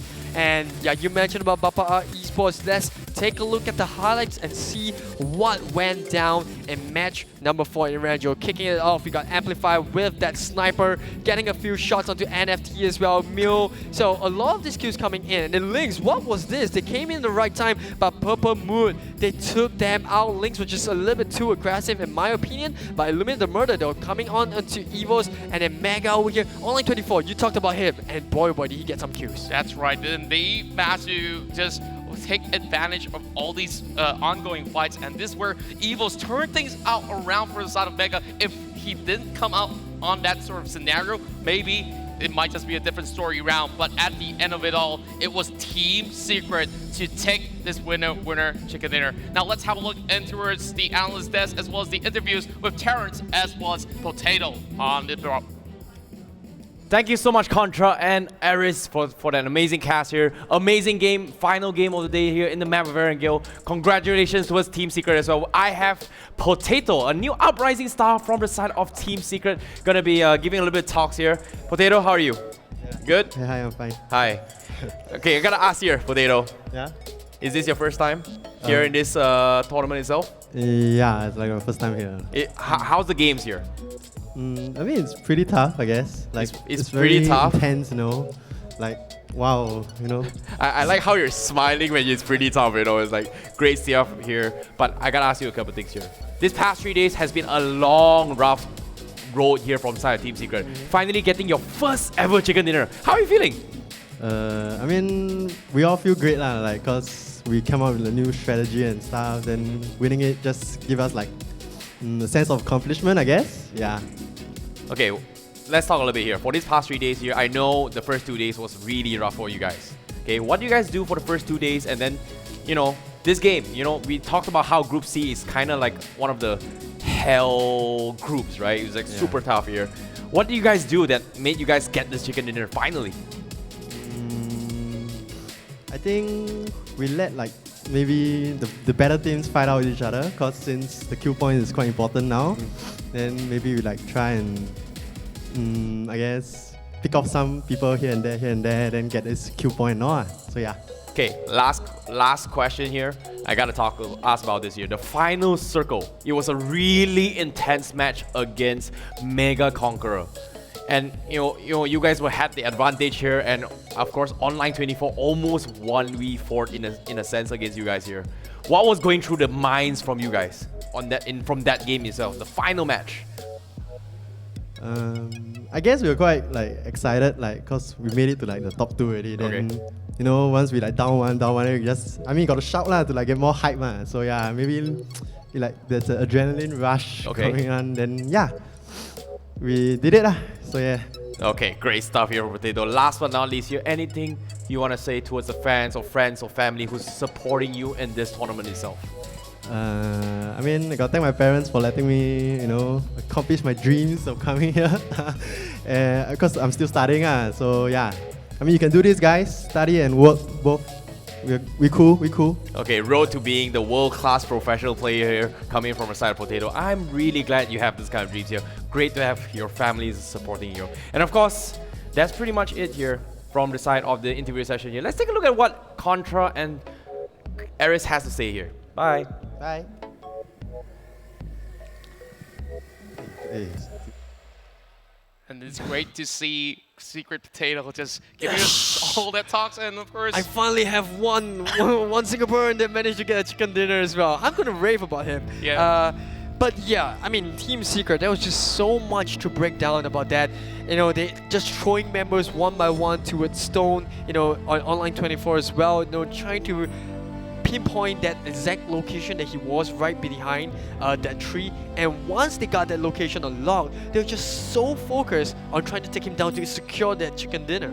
That's right. And speaking of chicken dinners here, they managed to secure that with a great solid teamwork coming from inside of Team Secret. And today we've already seen 3 chicken dinners in a row for RRQ.ATHENA and the final one in the hands of Team Secret. So we're gonna wrap all that up. So winner chicken dinner, it's all being snatched all the way up. So all these matches have already been finished, and let's congratulate them once again for picking some amazing players to actually show off all their skills. And of course, we'd like to thank Tencent Games, PUBG Corporation, as well as VSPN for making all this happen, as well as our title sponsors Vivo for giving them that amazing phone to be played out. So we still have all these sort of things to actually wrap up with the total rankings. And of course, we thank you guys for tuning all the way thus far. Now let's have a look into the total rankings. Starting off, we have on the 24th spot, it will be Freaking Zoo, still struggling with 28 points all the way down to the bottom, alongside with CG with 34 and 36. We have Box Gaming, who will be playing it out tomorrow, and followed by XForce, which is ranking up a total of 37 points. And then we're gonna see AMPLFY for Field at 20th spot as well with only 42 points. Boom ID coming in at 19th place with 44 points. Superstars, another Vietnam team, at 46 points. We're gonna see AROV from Malaysia at 50 points. We have ReaperKillers with 52, as well as LYNX and NFT all at 52. And Yoodo gonna be the last one on the lower half of the table with 55 points. That's right, Orange Esports.CG on 12th place because they do have Stalker just going guns blazing to rake up a whole lot of kill points right there. Probably over an 11. Not really on their best yet, but tomorrow they'll still be playing, I hope. But tomorrow will be Group A as well as Group B, as we see Bapak all in the top 10 position, sharing the same points with EVOS Esports. So we see a lot of Malaysian flags flying up high with VIP Squad with 72 points as well. And Ryu on to 7th place. 6th place will be Team Secret after that chicken dinner with a total of 79 points. And then talking about flying high, we go to the top 5. We have FFQ with 92 points, and the top 4, Illuminate the Murder with 137 points. Mega Conqueror as well, another Thai team with 145. And Bigetron, they didn't play today, but they must be pretty glad that RRQ didn't perform too well in that last game. Only 150 points, and just 4 points slightly above that, taking up the grand first place spot. For the end of day 3, we have RRQ. 3 Thailand teams out of the top 4, and completing that at 154 points. Now only 4 points ahead of Bigetron. Tomorrow Bigetron will be playing it out, and tomorrow is going to be pretty much exciting. Today we've already got 4 games each, and now heading towards the weekend. On Friday we have Vikendi, Erangel, Sanhok, Erangel, Miramar, and ending up with Erangel again. So 3 rounds of Erangel to actually play out throughout the rest of the day, and it's just going to be action-packed, that's for sure. I mean, honestly, this is a really crazy competition so far. 3 days of intense packed action, and on top of it, tomorrow we have 6 games for you. Remember to tune in on those times. Remember, we are playing on UTC +8 as well, so mark your times on your calendars and don't miss any match. Remember, from the casters desk as well as IC Baby, my name's Aries and Contra with me. We thank you for joining us for today's match. Remember, tomorrow it's gonna be A and B again. We want to give a shout out once again to Tencent Games, PUBG Corp, VSPN, and title sponsor Vivo. And remember, when you talk about beating anyone in the background, it's time for seamless and uninterrupted gaming time with Vivo V17 Pro. And play PUBG Mobile with Vivo V17 Pro, bringing you more immersive, powerful, and outstanding performance. And with that, here comes the glorious chicken here. We're going to close out today, and we will see you in tomorrow's matchup.